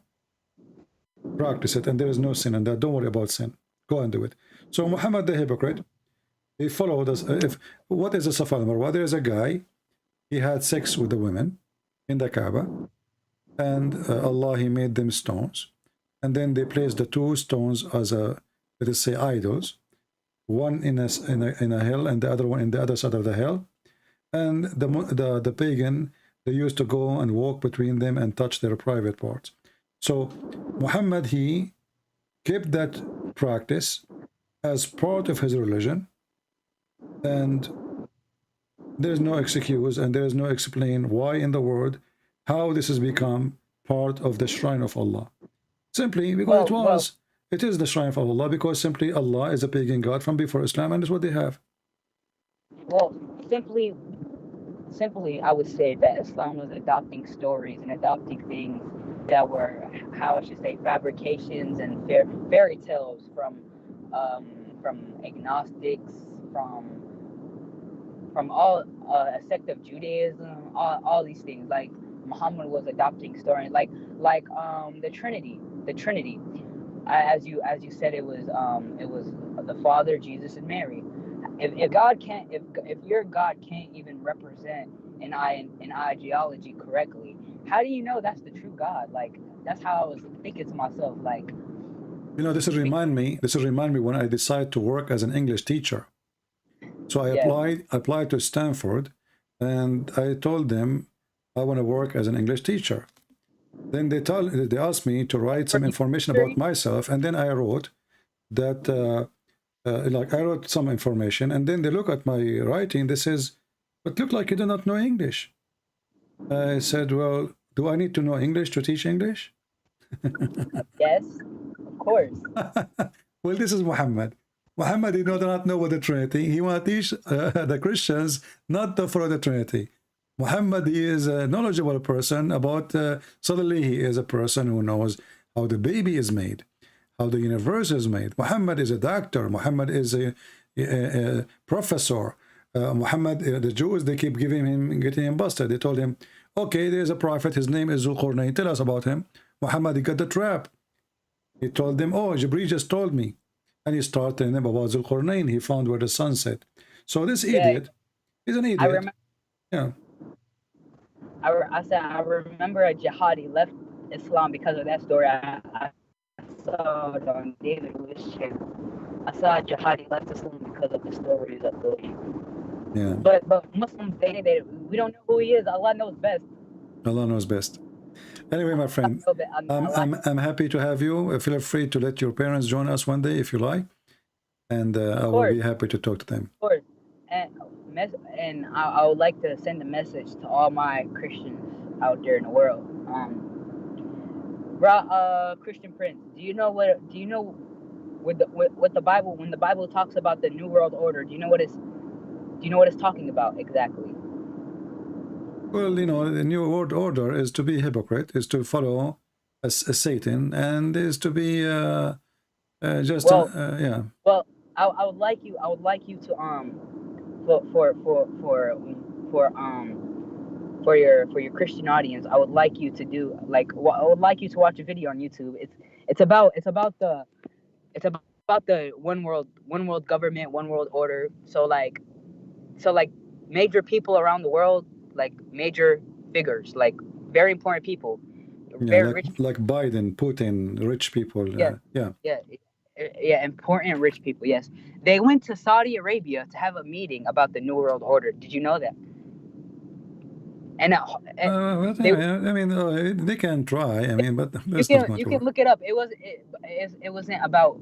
Putin was not there.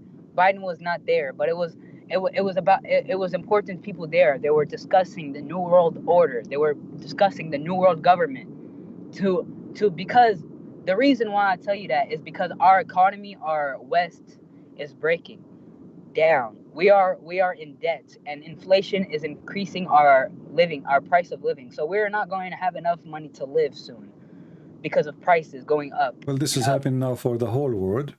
Yes. And we pray that, you know, I mean, you see, when people abandon God, then people will become by their own. Hold on. Remember in Revelation 13 when it says the mark of the beast.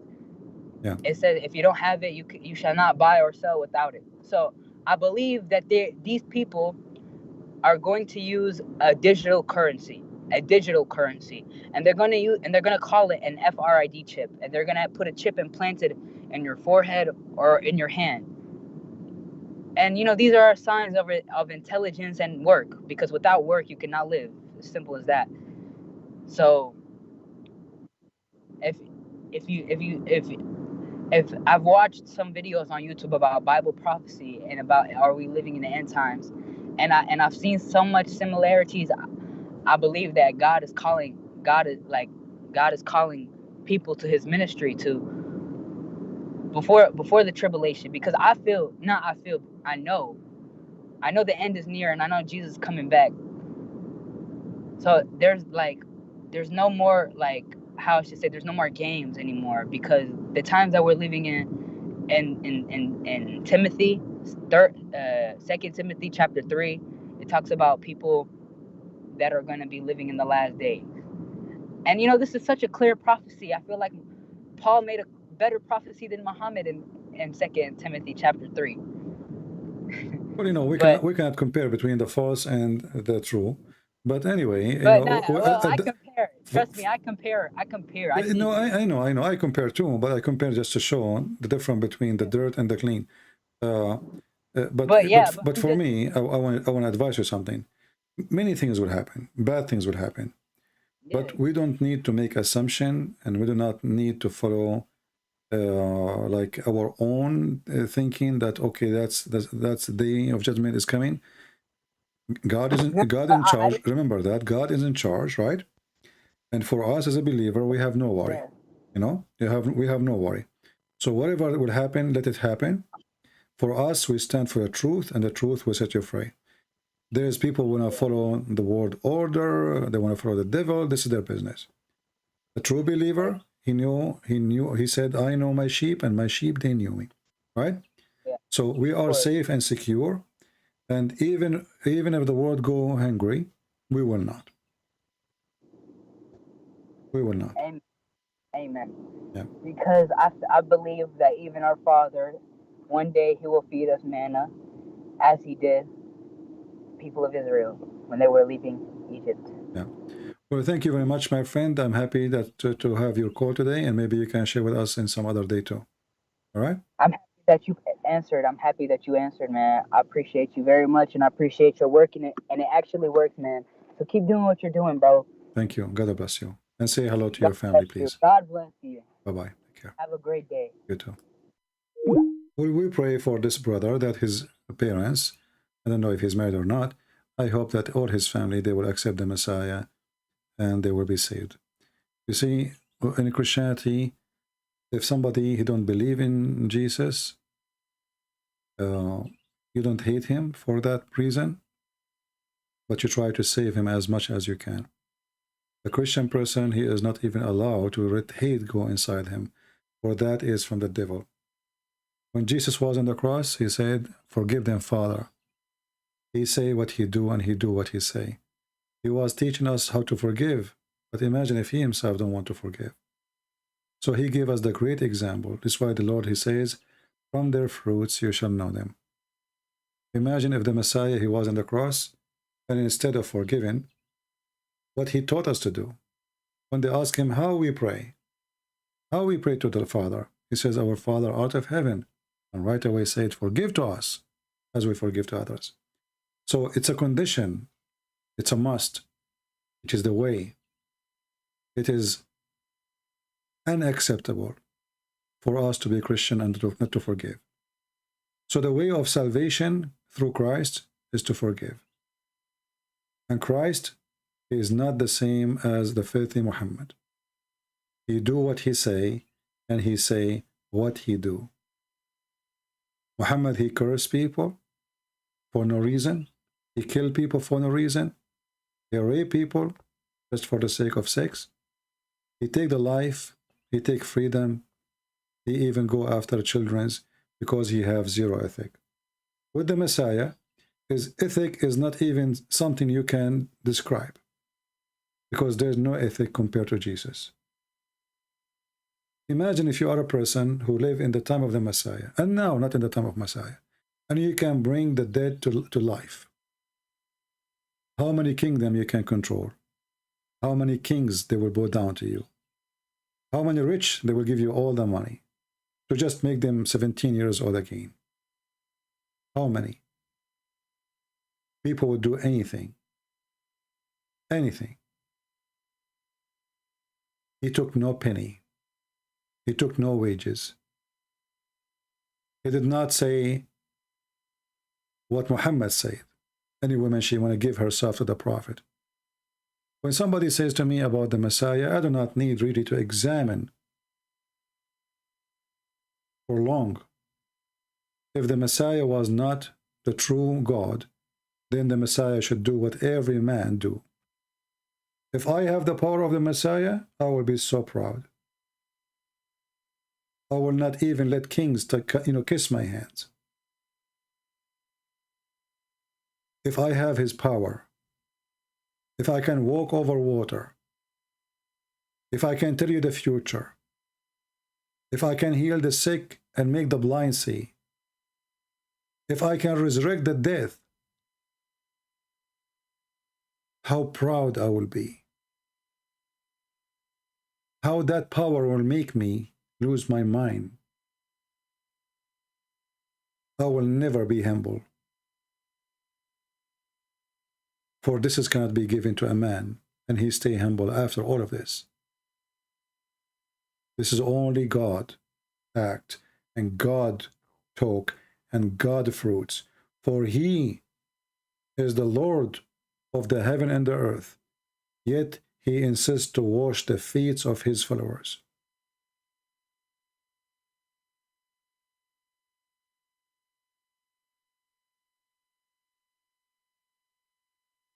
Imagine you have all this power.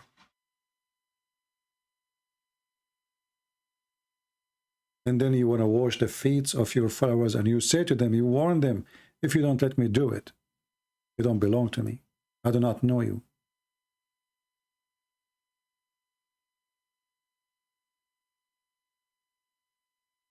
How he can do that?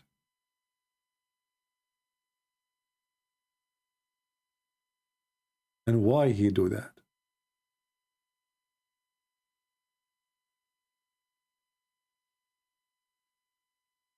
Those two questions can tell you who is Jesus. If you are a Muslim trying to find an answer, who is the Messiah? Why he do such a thing? Why a person who his followers believe in him as God, even if you think he's not? Why he want to wash their feet? And why, if they reject or try to refuse to accept, to let him do it? He told them, you will not, and you don't belong to me.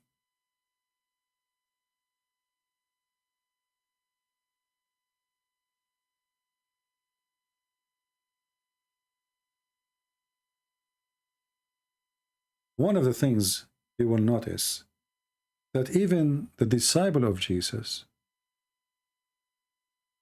even Peter, when Peter, he says to the Messiah, are you going to wash my feet? Jesus replied, you do not realize now what I am doing, but later you will understand.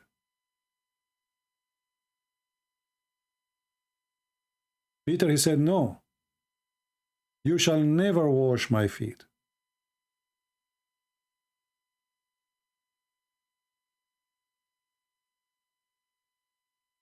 why someone like the Messiah washing the feet of his disciple.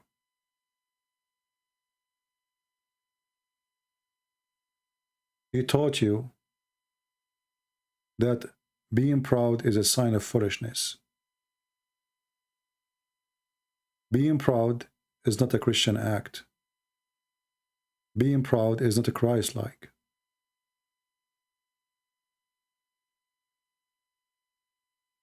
The master is the one who humbled himself. And if the Lord himself, he washed the feet, who is the bishop? Who is the patriarch? Today we see many of those people wearing jewels, gold cross, drive nice cars, even they have bodyguards. They are not following Jesus. That is Jesus. And those who they try to make himself look like acting like Jesus, washing the feet of few poor people. Well, this is still not what Jesus did. Jesus, he did it literally. You are doing it in a symbolic way. You are doing it in your palace. You are doing it in your fantasy palace. You are doing it because there's cameras and there is people watching. Jesus, he didn't know for none of that.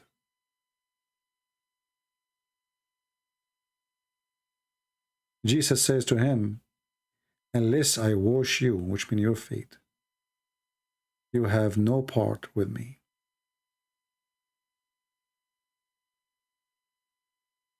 And then Peter, then he said, well, if this is the case, not only you can wash my feet, my head as well.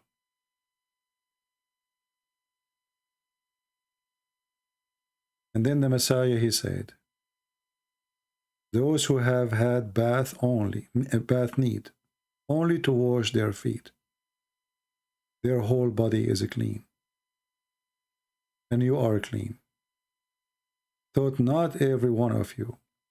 And here Jesus is telling us about there is people later or someone who is going to betray him. Not all of you. You cannot hide the truth from Jesus. You cannot lie to him. Not all of you. For he knows, or he knew, who was going to betray him. And that was why he said, not everyone was clean. Read the Bible, my friend. I am sorry that I spent too much time speaking about the garbage of Muhammad, when the important is one, which is the Messiah. But as you know, somebody have to clean the garbage from the street. And obviously, it is me. Otherwise, I wish that time will come and I will never say one word about the faith of Islam. But somebody have to clean the garbage. If all of us will say, I'm not going to work in the, like with those guys who clean the garbage in the street, you are so proud of yourself. Like, no, not me. You know, I mean, come on, this is a down job. This is not a job for me. But in case you do not know, if those guys are not exist and they are not doing their job, your life will become filthy. So you should really appreciate them. More than the doctor, because if not them, you will visit the doctor every day.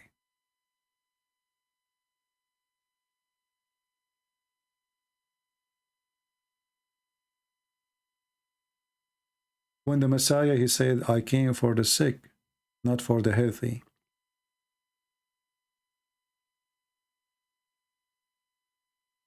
Nothing changed.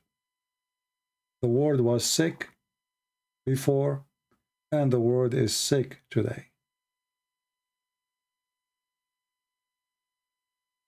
When we heard our brother speaking about the one world order, I say to you, my friend, it's always like that. The world is sick. How many people they kill each other over a penny, over $1? How many women they take off their clothes just for money? How many men they use money to control women? How many filthy men they are child molesters? How many men who they are kings, famous, rich people?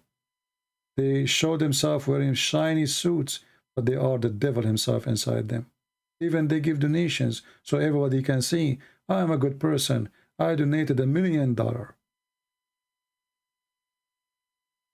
They accept a camel to go, they force a camel to go inside the needle eye.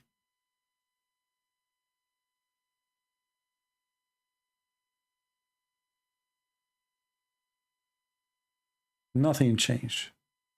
But there is only one thing making a difference. Is those who believe in the Messiah and the true believers. So we struggle with this life. We struggle with the people around us. We struggle with the sin of mankind. And we struggle with our sin. But who said that struggling is a bad thing? The best thing a human being, make him a human, that he struggle with his moral. Otherwise, we are just a bunch of animals.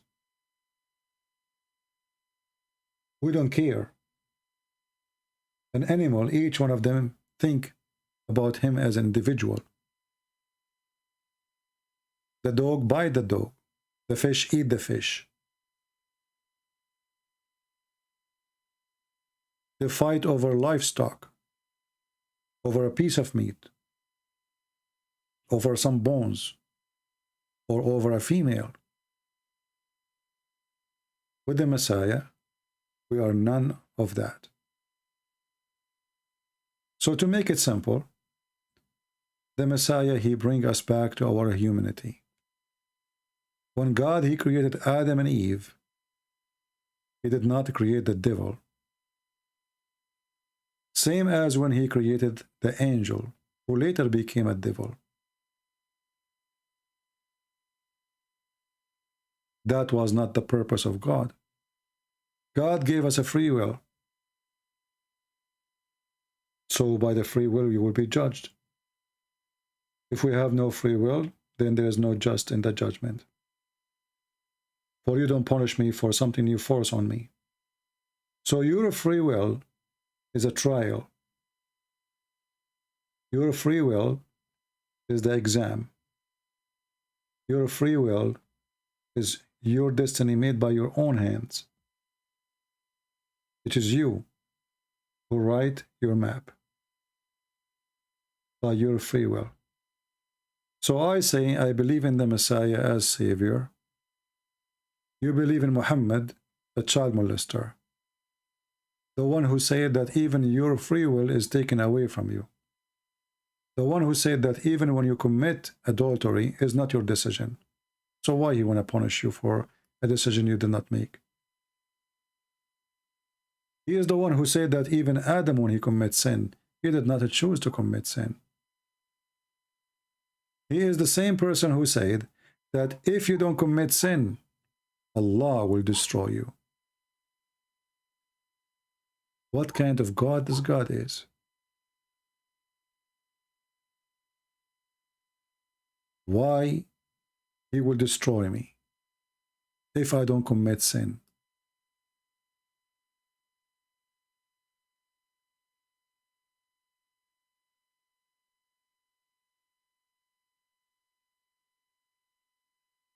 I thought Allah is against sin. But the fact is that the God of Islam, he is the devil. And this devil, he wants you to commit sin and bow down to him. Actually, this hadith here explains a lot about Islam. If you want to have a conversation with a Muhammadan, this hadith here is enough to prove that Allah is the devil himself. Here you understand the nature of the God Muhammad trying to bring to us, which is himself. Muhammad, he said, by Allah, by the one who is my soul is in his hand, where if you were not to commit sin, Allah would replace you, will destroy you with people who commit sin and ask for forgiveness.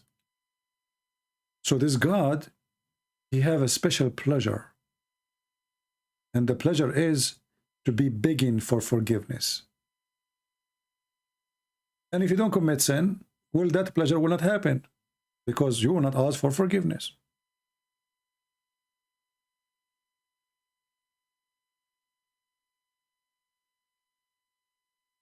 You know, there's many English words fit to describe this case, especially if you are a person who study physiology. I don't know if that word correctly, I'm saying it. This is a sickness. This is a person, he's suffering from sickness. So imagine there is somebody, he have power to create, and he decide to create you. But if you are good, he will kill you. The condition to stay is to commit sin. And therefore, you ask for forgiveness.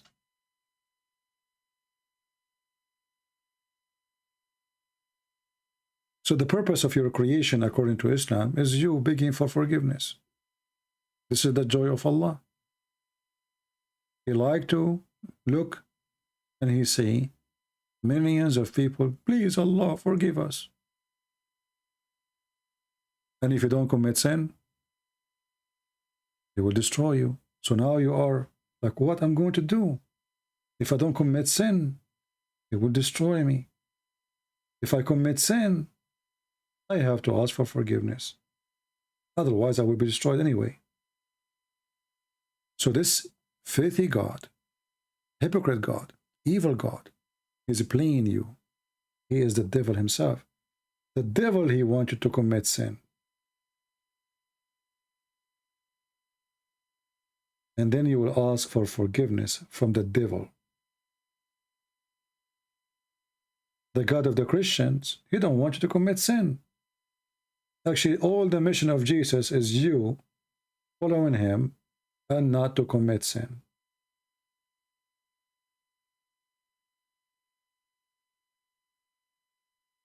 And this is how you see how huge the difference is between Islam and Christianity. Islam is a pure evil. The devil himself is not even evil like Islam. What do you think if you see a father, let's say you have a kid, and then your kid is not doing anything wrong. So you take a gun and you say, you know what, I'm going to shoot you. And the other kids are watching. Oh, why, father? Why you want to shoot me? Because you did not commit sin. You did nothing wrong. So what I should do? You should commit sin and beg me for forgiveness. Me.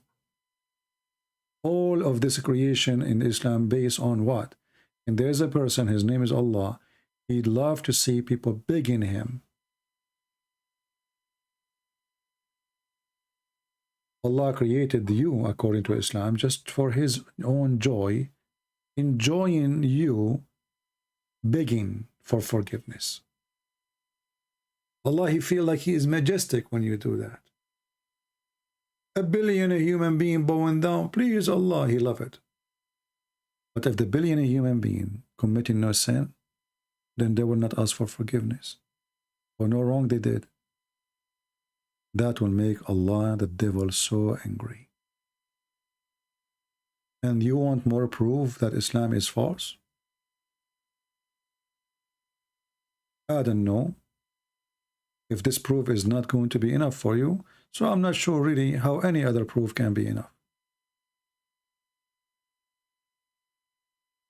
I want to say thank you all for being here. We are here for many hours today, as you know.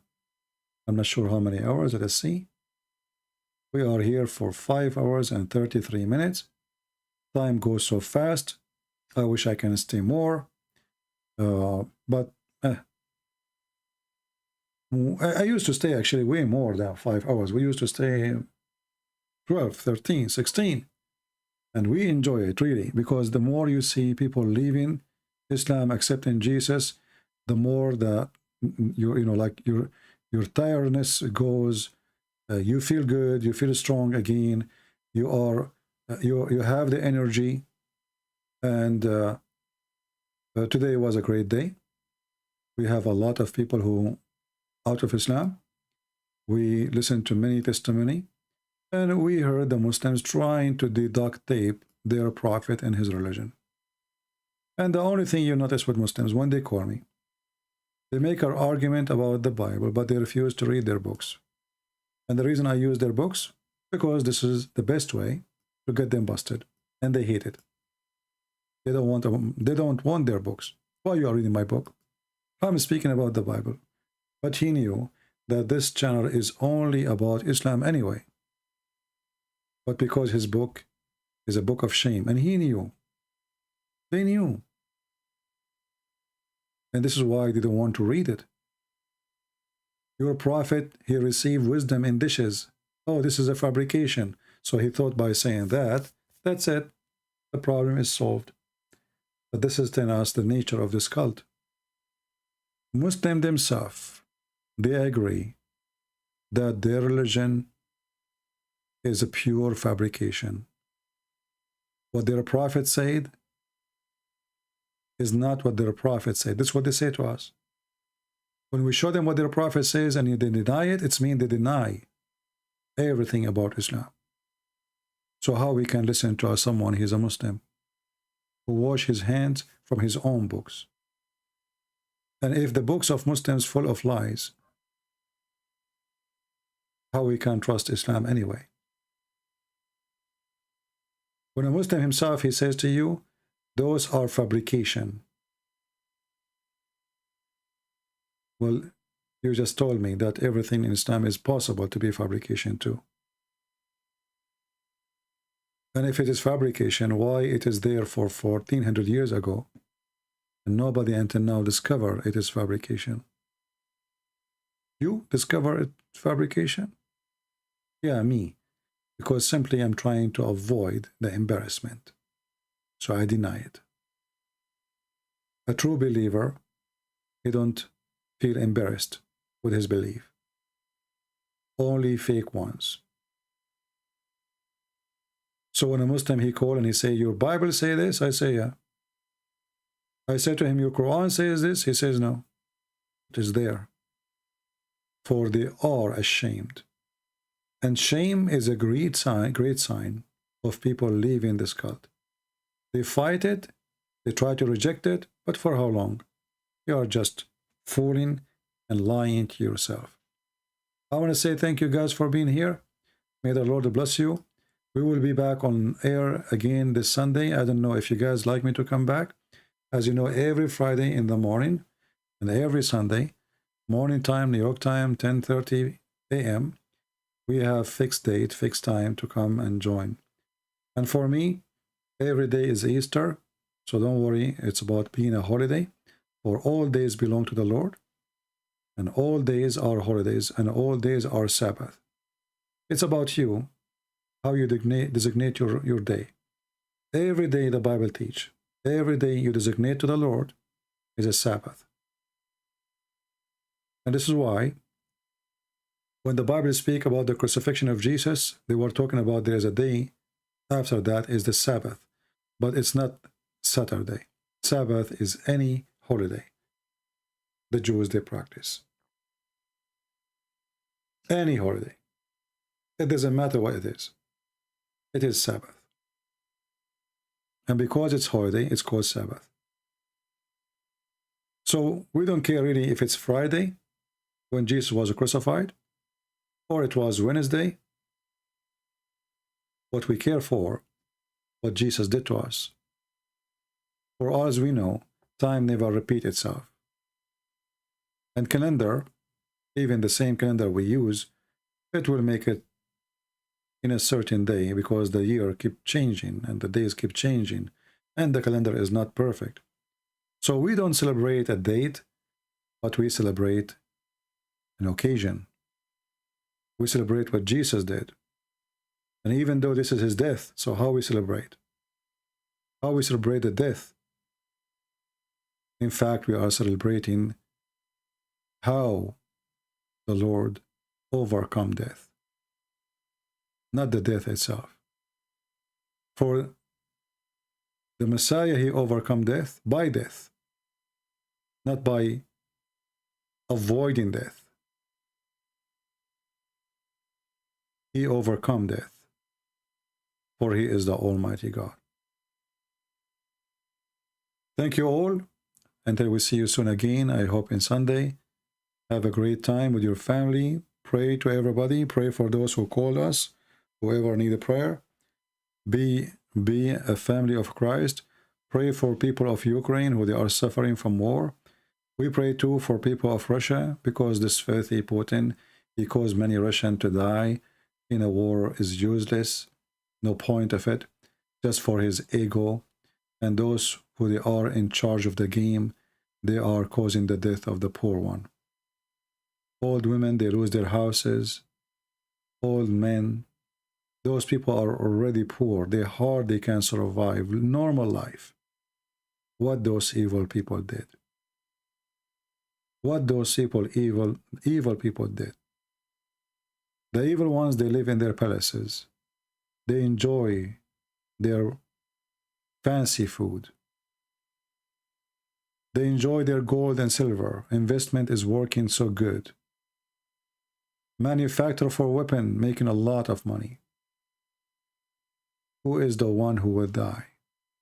The poor. Rich don't. Rich fly.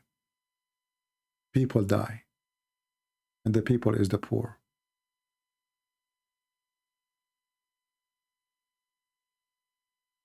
So pray for them, support them, and pray that the Lord will avoid you from having such a day, that such an evil man, he is your neighbor. Like Putin, he decided that you cannot take this person as a friend, and he want to enforce you to be his slave. Pray that someone like Muhammad will not come to us, and history repeat itself.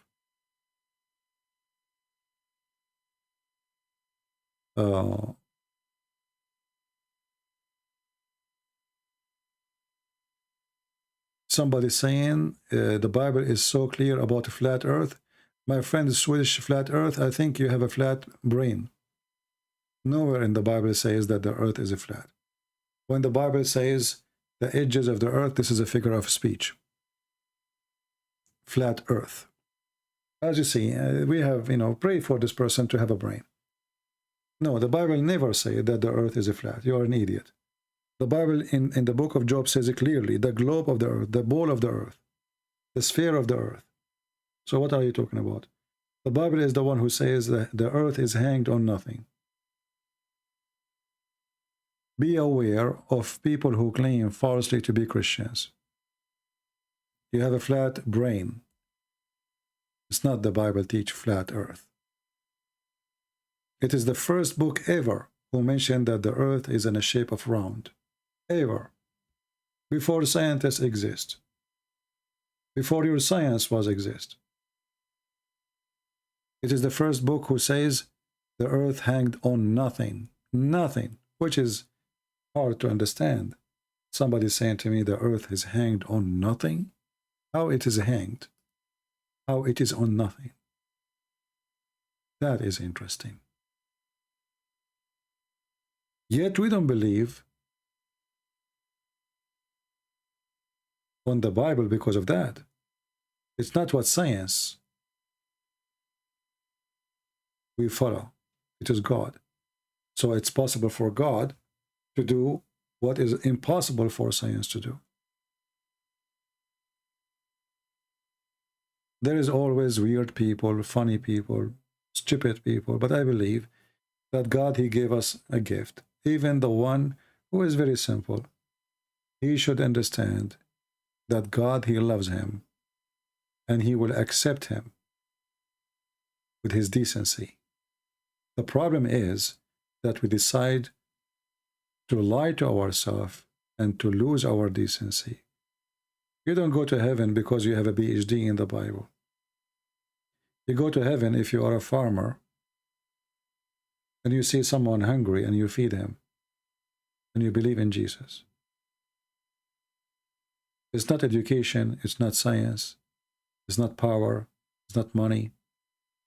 The Lord, he said, from their fruits you shall know them. This is a question we should ask ourselves every day. What was our fruit for today? Today, I did share with you some of my fruits. I hope they were good. I hope so. We pray. Until we see you again, may the Lord bless you. Christ is Lord. Islam is false. And Islam without lies dies. Jesus is the Lord of resurrection. He himself is the resurrection. And the one who believes in me, the Lord said, and I will ever live. Believe in Jesus and live forever. Thank you.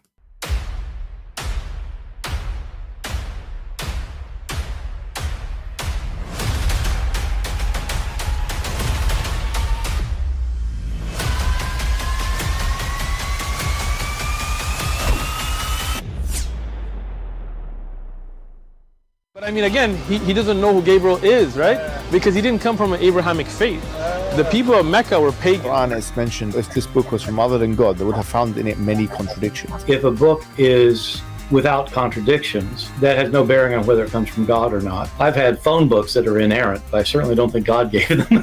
That we believe without understanding. The brother asked a very important question, that most of the scholars say that listening to music, watching movies, and most of the television programs, they're haram. So how can we have fun? Let me tell you, brother, at the outset, that having fun is permitted in Islam as long as the fun is halal fun. That the standard narrative has holes in it. The Prophet tells us because Satan or the devil sleeps over our nostrils. Those who oversleep and not pray Fajr on time, Satan urinates in their ears. I really do think Jesus was crucified and that he really was dead and buried. He thought that he was a son of God in the sense that he was specially chosen by God. I think Jesus really did think he was going to be the Messiah, the future king of Israel. I mean, that is, after all, why they crucified him.